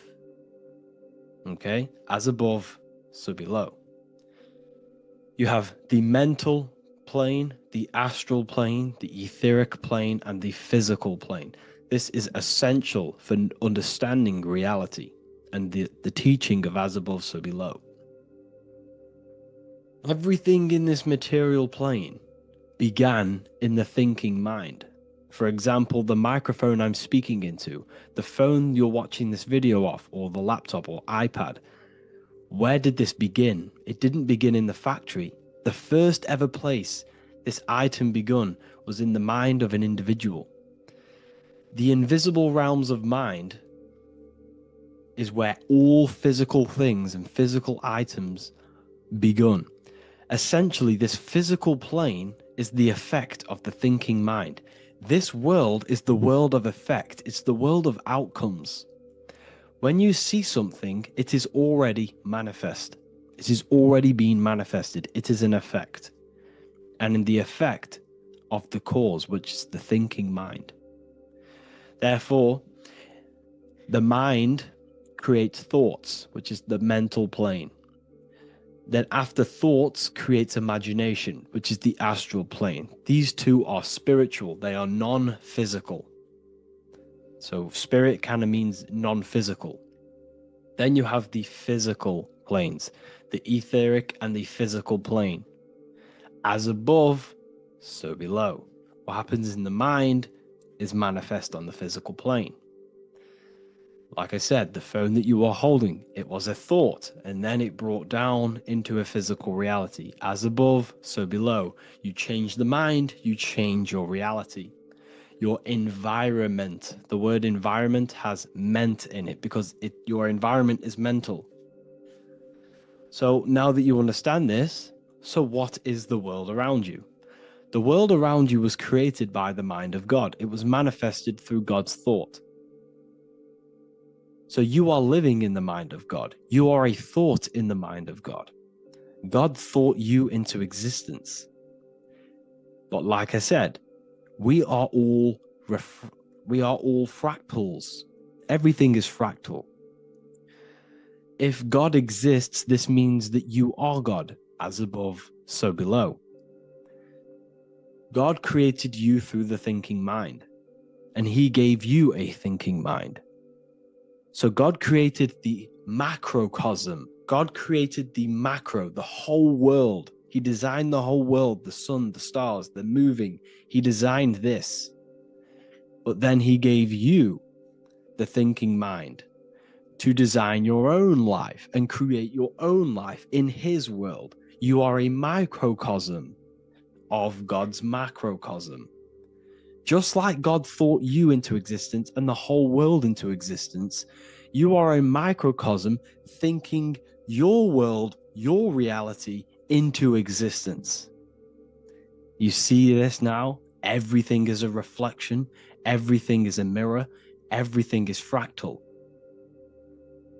So in order for you to change your reality, you must change these higher planes. Your thought and imagination are the two key aspects of creating physical reality. Every object you see around you was begun in these higher planes of the non-physical, and they were brought out of spirit into physical matter through the thinking mind and physical action. So now we're going to get a bit deeper. The brain is not the mind. Now that you understand we have spirit and matter. As above, so below. You have a non-physical side of reality and a physical side of reality. The mind is the spiritual brain.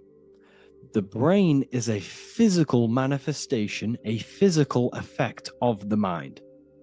The mind uses the brain to operate in the physical world, and it's the same with the heart. The soul manifests itself physically through the heart. The heart is a physical manifestation of the soul, of the emotion, thought and emotion, the mind and the soul, the brain and the heart, heaven and earth. So you have the inner world and the outer world, the spiritual, non-physical, and the physical.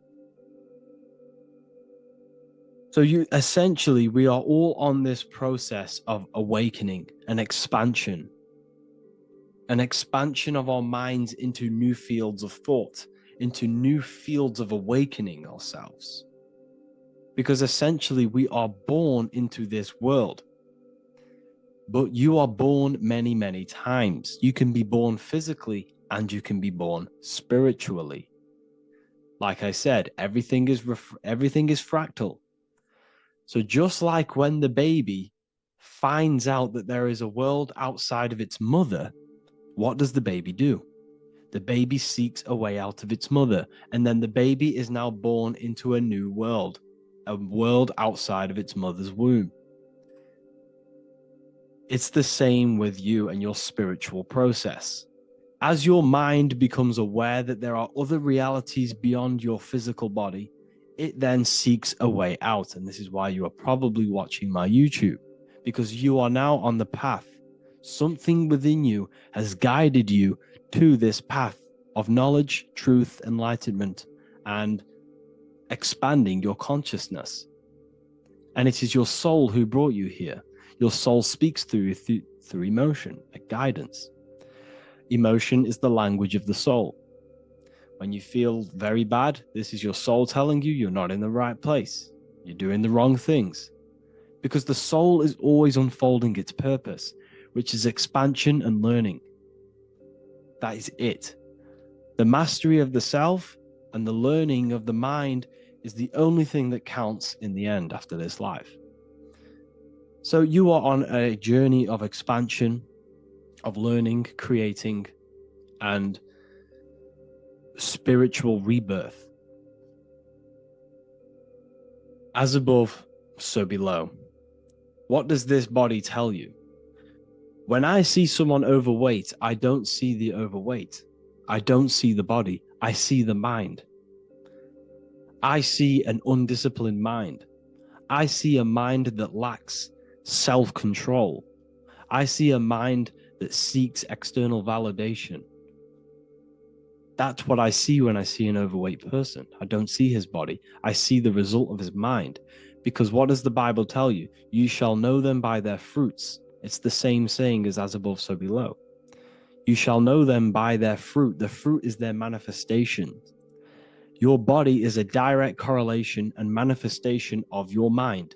Your inner world projects your outer world. As within, so without. As above, so below. Now, what do you see when you see this man's body? I see discipline.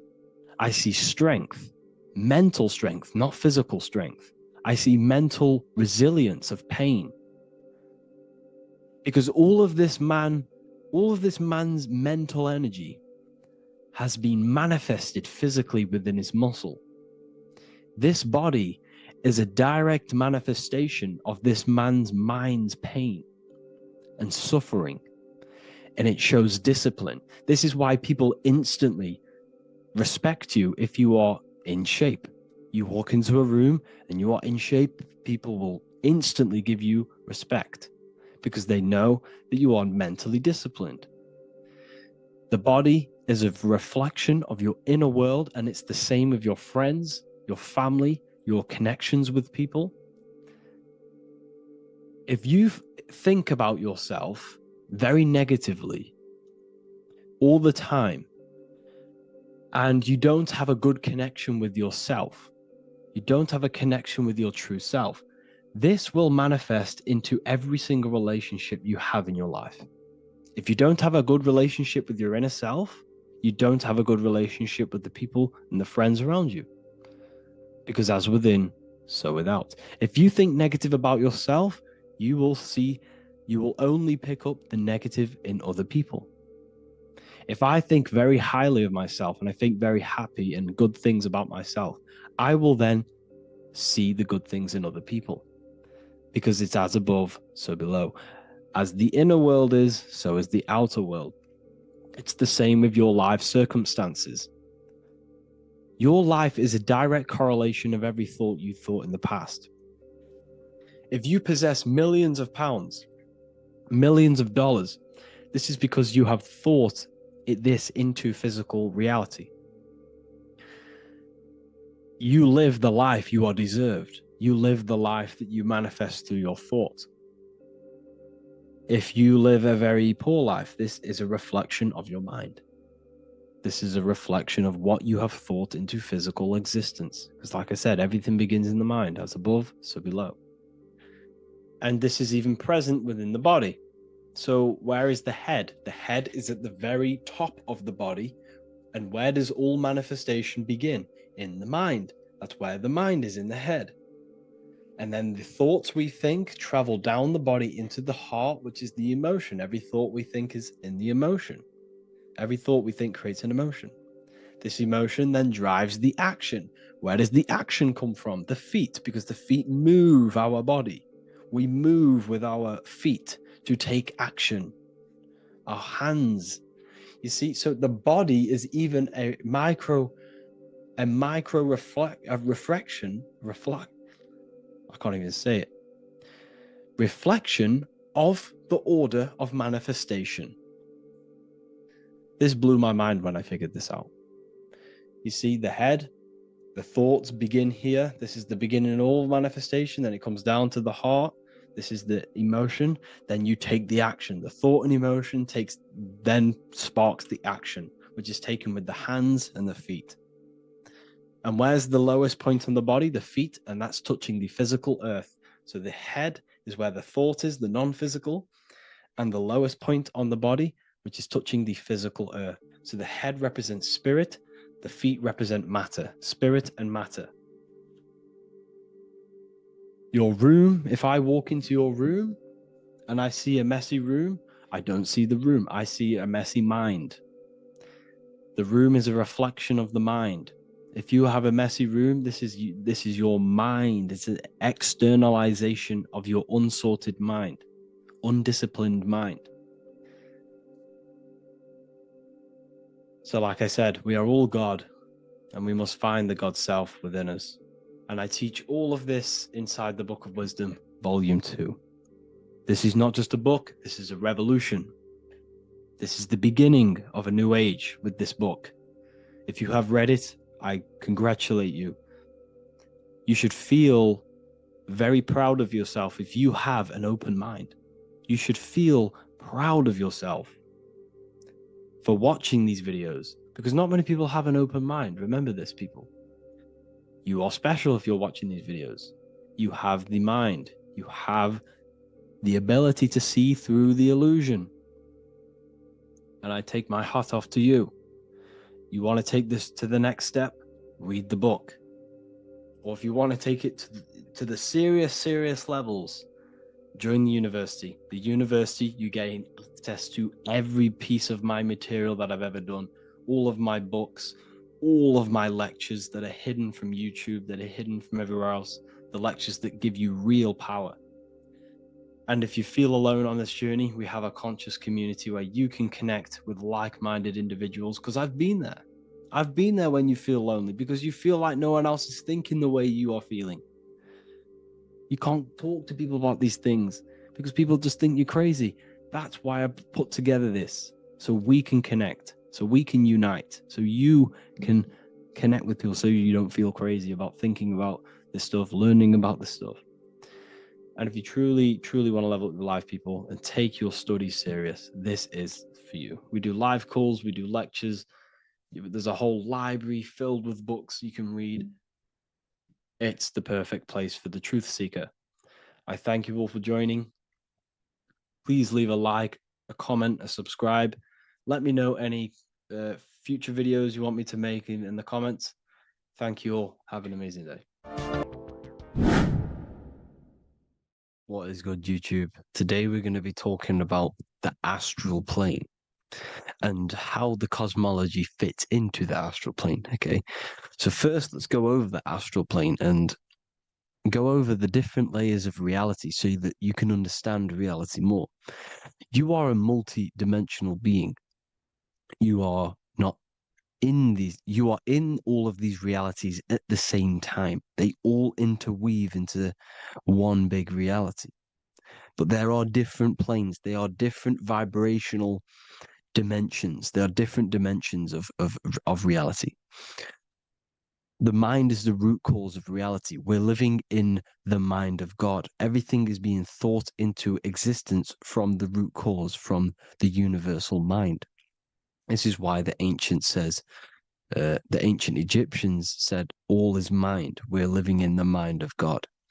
And we are a microcosm of this mind. This is why we all have the same mind. This mind is the world of thoughts. Now, this world of thoughts is just the thought alone. For example, it is the thought of a chair. But then when you start to imagine this chair and you start to mentally see the chair, you're now manifesting the thought, the singular thought, into some sort of form.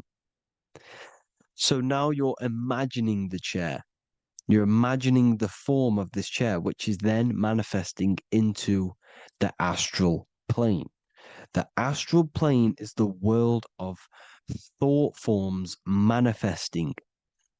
So when you are imagining something, you are seeing into the astral plane. Okay? Your third eye, it is an eye because it sees the astral plane. It is seeing the other side through imagination, through dreaming. Well, we'll go over dreaming later. So the thought of a chair is a singular thought. The imagination of the chair is the manifestation of the chair. And in the astral plane, it's basically the world of all the chairs that could ever exist. So you're thinking of the chair as a singular thought, which is the mental plane. The astral plane is the imagination of that chair, is the thought, the manifestation of it. Depending on the vibrational state of the thought will depend what level of the astral plane it will go to. For example, if you're thinking about a chair to torture someone on it, it's going to go on the lower astral plane.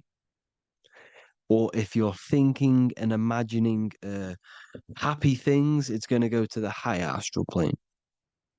So wherever your mindset is, that we call it a mindset because your mind is setting frequencies to certain things. Thoughts are frequencies. And a mindset is setting your frequency, setting your mind to a certain frequency. So when you set your mind to a certain frequency and you imagine something in that frequency, you're going to match everything in the astral plane that are on that similar frequency, just like you would in the physical world. Because we're all in these worlds right now as we speak, but we can't see them with the two physical eyes. We can feel it though. When you're around someone and you've just met a new person, for example, you can feel their vibration. And if you're not on a similar vibrational match, you will not get along with that person, or you just won't not get along, but you won't connect with that person because you're on two opposing frequencies, not matching. And this is something you can't see, you can only feel because it's the astral plane. It exists within the astral plane. Everything in the astral plane is made out of vibrations. So if you do astral project, and if you already know how to astral project, you will see beings and people and things that are on the same frequency as you. This is why before you astral project, you need to sort your vibration out before you astral project. because you are projecting your consciousness into this. It's the mind. The mind is the bridge. It can move between realities. You are a observer. You are a observing soul which observes different realities.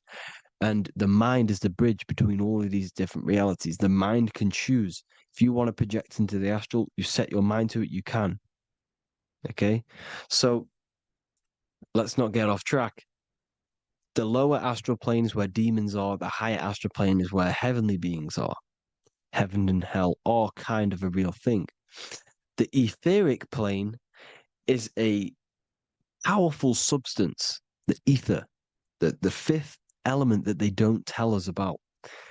If you type in on Google the 5 elements, they will try to remove it with wood or metal because they don't want you knowing about the ether. Ether is the energy double behind all physical objects. So the ether is very important. It is the 5th element. It is part of the physical world, but it's also part of the astral world. It is on either side. You see how they're showing you the truth in the language? Ether and either are the same word.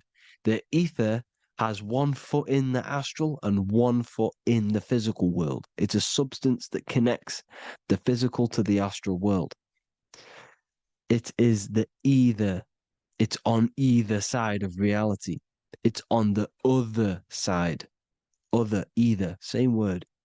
Ether is connecting the physical to the astral plane. It's the world of frequency. Frequencies, EMFs, torus fields are in the etheric plane. It is the energy plane. It's where energy moves through the ether. Okay? So then you have the physical world, the world of effect. Everything you see in the physical world is the effect of the higher planes. Each plane is a product of the plane above. So, and it melts into each plane. The physical plane is the lowest plane, it's the most densest, and the highest is the most fluid. This is the most fluid, this is the most dense. This is where we get the saying, as above, so below from. As above, so below comes from the different planes of reality. And magicians understand this. This is why magicians always say as above, so below. Because they understand if you manipulate the higher planes of reality, you manipulate the lower planes. Because the astral plane is a direct copy of the physical world, but in the astral plane. It is mirrored. The physical world is mirrored in the astral plane. They are both the same world, but there's different vibrational states of the world.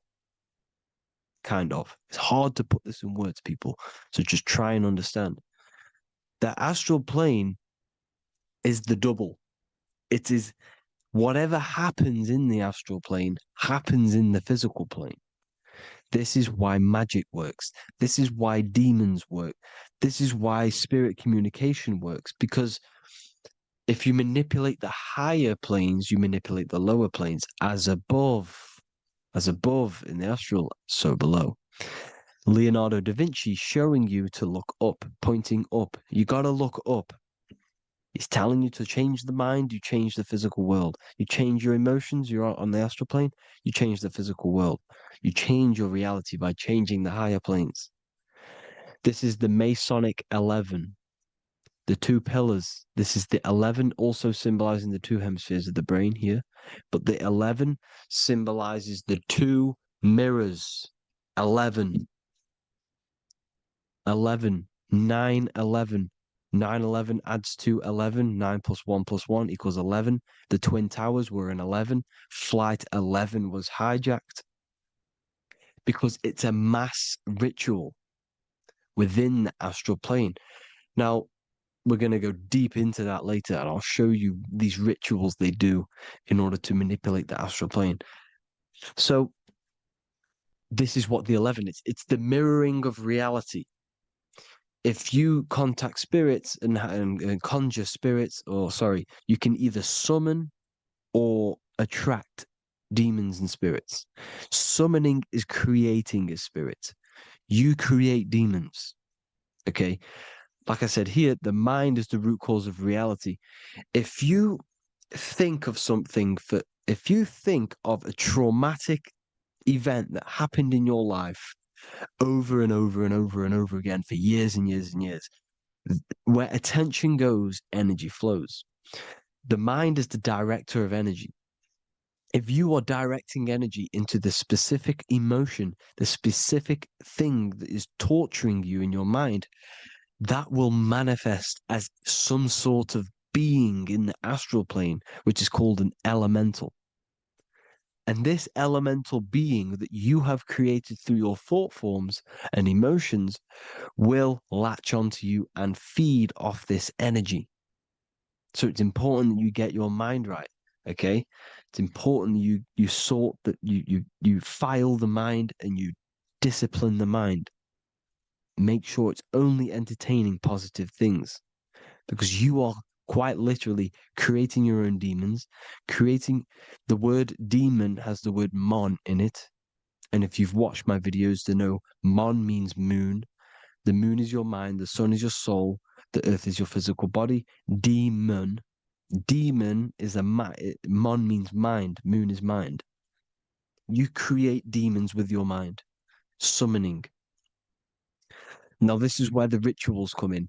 9/11 was a ritual because everyone was thinking about this big fearing, the death of 9/11. Everyone was thinking about it.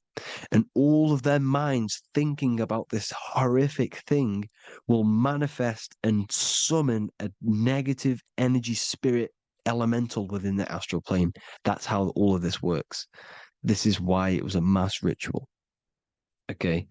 Chris Brown, new album name 11/11. Release date on the 11/11. This will be my 11th album and contain 11 songs. All of these people know the occult. This is Hermes Trismegistus with the star of Saturn, the six-pointed star, as above, so below. The mirroring of reality, physical and astral, the two Masonic pillars. So as above, so below. What's above us? The stars. The stars are connected to the astral plane. This is why we call them stargates. When we dream, we are experiencing these different realities. And what are stars? They tell in the Bible, it says Genesis 1:14. And God said, "Let there be lights in the firmament of the heaven to divide the day from the night, and let them be for signs." Signs translates to things to come. Why things to come? The stars tell the future. Why? And why do we say as above, so below? As above us is the astral plane and the etheric plane. As above, so below. Whatever happens in the stars happens on Earth. The stars are connected to the astral plane. Above us is the astral plane. We are a star in a physical body. This is why we say Mr., sister, stir equals star. The E and the A are interchangeable. We are stars, and the stars are the start of our incarnation. We start in the stars, same root word, and we descend through the seven energies, which are our seven chakras. Then we enter the heart of the soul system. The heart rearranged spells earth. And this is the true cosmology. Here's the Masonic cosmology. This is Masonic now. Here's the firmament. Let there be a firmament in the midst of the waters to divide the waters from above, from the waters that below. Genesis 1:6. The firmament, firmament comes from the word firma, Latin, I'm pretty sure, which means firm. When something is firm, meaning it's stable, it does not move, it is firm. The firmament is firm. So, is the firmament Genesis 1:6. What does he say? Genesis 1:3, sorry. Let there be light. This is before the sun and the moon was created. Let there be light. Before the sun and the moon was created, light was appeared. So what's that tell you? This is a holographic projection from some sort of light being, some sort of projector. And that projector is the all-seeing eye you see in the Masonic cosmology. This is the all-seeing eye projecting the light beams. Let there be light. Everything is made out of light. The universe is created out of light waves. The torus field is one unit of light. The light projecting this reality is Polaris. Okay, the famous all-seeing eye. Now, what else? Then we have after let there be light in Genesis 1:16, and God made the two great lights. This is the sun and the moon, electric, magnetic, male and female. Then we have the Masonic checkerboard, the black and white symbolizing dualities within the dualistic reality we're in, spirit and matter, light and matter, rest and motion, positive and negative, good and evil. Everything's dualistic here. Okay? And it's a dance. The universe is a dance between flickering of white and black light, which is the torus field. We're not going to go over that, but this is all connected to the astral plane. This is the true cosmology. The astral plane cannot work on a spinning monkey ball in the middle of space. Does not work. Cannot work. It's impossible. Okay? Impossible. So, even in the Quran, it says, Allah has made the earth for you as a carpet, flat. Quran 15:19. And the earth we have spread out like a carpet, set there on mountains, firm and immovable. It is immovable. In the Quran, it also says 65:12, it is Allah who has created the seven heavens of the earth. The seven heavens meaning the seven layers of heaven, the seven planets. And Psalms 104:5, he set the earth on its foundations and it can never be moved. Never. So here you see in Isaiah 40:22, he sits enthroned above the circle of the earth and its people are like grasshoppers. He stretches out the heavens like a canopy and spreads them out like a tent to live in. We live in a tent. This is the tent. The projection of light. Here you see an ancient picture here. Here you see the ethereal barrier, meaning the firmament, the etheric barrier. And here you see his head popping out. Why is his head popping out? Because your head is heaven. Your heel is hell. Your head has access to the astral plane. This is why your head is heaven. The pineal gland, when stimulated, has access to project itself, project consciousness into the astral plane. Here you see another ancient picture here with the Masonic Royal Arch, with the zodiac here, the zodiac on the top, arching, because there's a firmament above us. Here's God in the brain. Consciousness is God. Here you see the Masonic Royal Arch, symbolizing the firmament. George Washington above the Masonic Royal Arch. These are the stars. This is Polaris projecting reality. Here's ancient churches with the dome. Polaris projecting reality with Jesus. Disney World is under the dome. The seven layers of heaven, ancient paintings, all depict if you go and look at the ancient paintings, they'll all depict the firmament, the arch above us. This is where we get interesting. The Masonic Royal Arch has the 6-9, which is Cancer. The constellation Cancer, which is 6-9 is associated with portals because CERN is the 6-9. Okay, CERN is opening portals. They're trying to create a portal to the other side. Cancer has the word CERN within it, so there is a link between Cancer and the opening, the firmament opening above us. to seeing, to ascension. Here you see the Masonic art with the Royal Arch and the light and the opening. Here you see the light and the opening. This is the opening of the firmament. Here's the Hebrew cosmology with Sheol, the underworld, and the opening. So Cancer is definitely some sort of portal in and out of this reality. I'm just connecting dots here. Now, we're going to go change a bit now. These celebrities that you are seeing they have not sold their soul to Satan, okay? They have not sold their soul to Satan.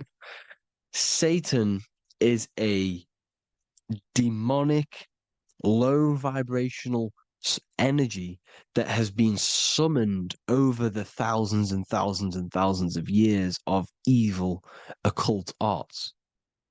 So since Babylon was summoning this demonic energy, and this demonic energy in the astral plane will grow and grow and grow. It has no form. It has no physical form. Okay? But you can see it in the rappers. If your third eye is open, you can see clearly that these people are demonic. You can sense the energy that they're manifesting. Selling your soul is not what you've been told. It is gaining, because your soul is pure love, okay? Your soul does not want to do anything bad. So when you sell your soul, you're gaining physical gain, you're gaining physical wealth, for example, like for these rappers, they will be given millions of pounds because the people in control of the music industry, which is the dark occultists trying to brainwash the masses, the people in charge, they're dark occultists. They understand Satan and the energy. They are satanic energy, which has been summoned in the astral plane. They see that they have influence over the masses, so they will go to them and say, "I will give you this amount of money forever if you manifest this satanic, demonic energy through the music and through social media to blind the masses, to brainwash the masses into this demonic energy." Because when you listen to music is frequency. Whatever you listen to, you become that frequency. So if you're listening to these people, they're throwing energy, this demonic, satanic energy that they sold out to. Sold, soul, same word. When you sold something, you've got your soul involved. They have exchanged money, physical gain, so that they manifest this satanic energy within the astral plane and through the music, through the videos, through social media to keep us in this vibrational frequency, in this low state of consciousness.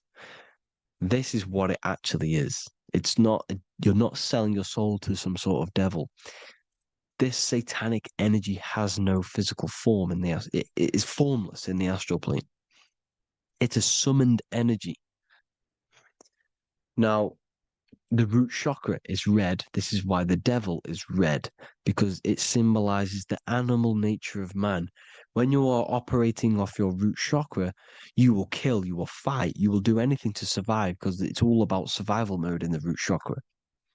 They want you keeping in that fighting mode, that surviving mode, so that you are manifesting this low vibrational frequency, this satanic energy, this demonic red energy.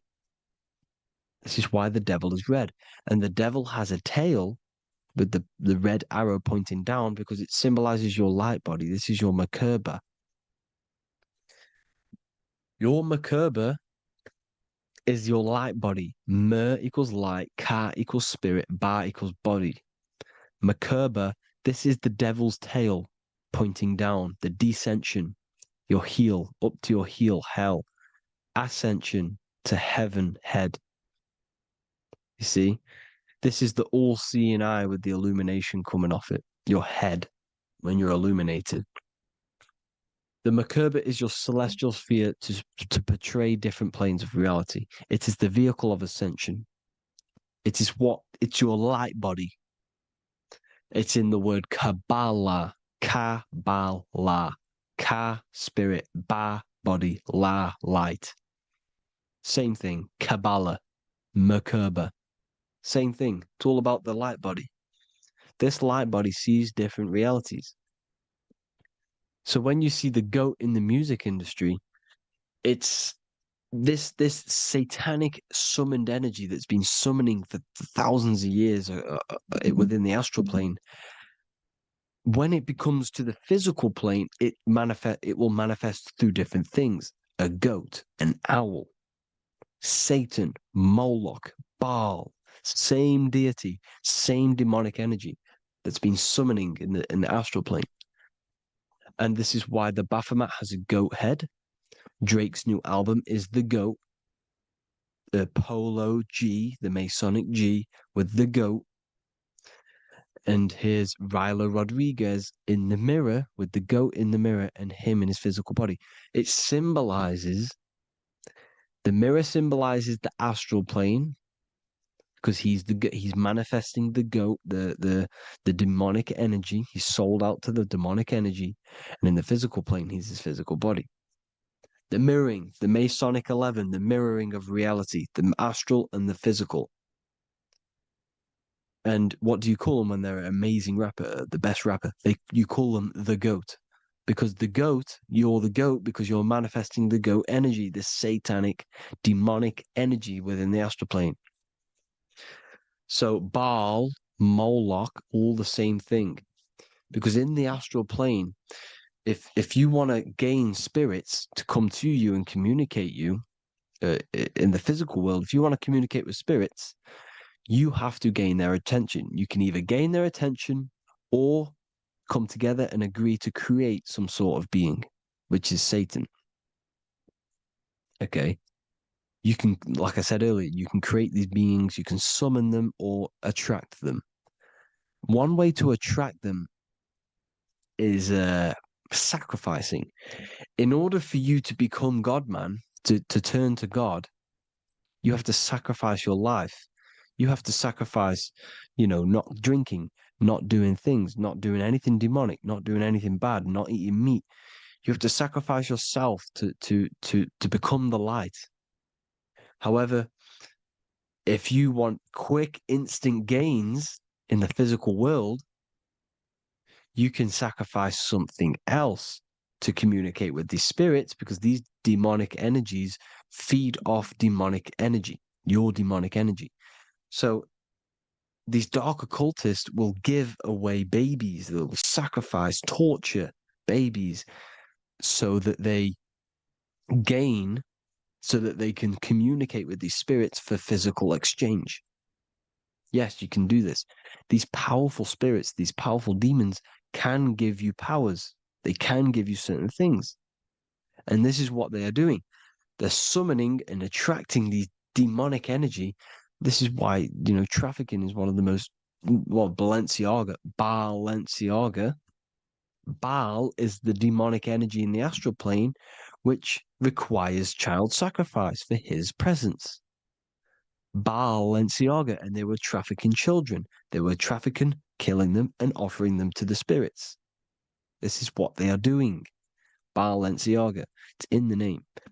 Here you see, you can see here a stick man with two horns. The goat, obviously, it's all the same deity. Baal, the goat, Moloch. Here's Moloch, the owl, the Egyptian owl, because it comes from the owl of Moloch, which is Baal, which is Satan, all the same demonic energy. And it's on the dollar bill, a tiny dollar bill, tiny on the $1 bill. All the same thing. Bohemian Grove, they worship the big owl, Moloch. It's all the same thing. It's all one big demonic energy which has been summoning in the astral plane. And it's trying to take over Earth, the physical plane. That's what it's doing. So I hope you all gained a deeper understanding of the astral plane and what's actually going on in the world. Please leave a comment if you can to help the algorithm. Drop a like if you like this content. And hope you all learned something today. And God bless you all. Thank you all. Have one body. You, in fact, have four. There's a secret hidden right in front of you, and most of you overlook it. And by learning these teachings today, this will change your perspective on life, on yourself, and completely change the conception of yourself. This is the key to your highest potential. If you stay with me today, you will find secrets about yourself that will change your life. But I warn you, once you step this path of esoteric knowledge, there's no going back. Once you see, you can't unsee. So stay with me, and we will discuss the 4 bodies of your soul and how you can master yourself to reach your highest potential. The first thing we must understand is that there is a sun. And just like the sun gives life to the earth, there is this life force within the sun that gives life to all matter. We must understand that that matter itself is dead. It has no life potential. It has no ability to create or destruct anything. All of the life comes from above, from the sun, from the life-giving power of this infinite energy source we call the sun. No matter what model you believe, the sun still gives power to this physical realm, giving life to all of the crops, giving life to animals, giving life and growth to all things that the rays come in contact with. This is a macrocosm process. We must understand the teachings of as above, so below. This means that the macrocosm repeats itself in a microcosm form. Now, what do I mean? Humans are made in the image and likeness of God. You are a miniature version of God, a spark of the divine consciousness made in human form, in physical form. Just like the sun gives life to all physical matter and growth to all crops on the earth, your soul is a miniature sun. And your soul is giving life to the body.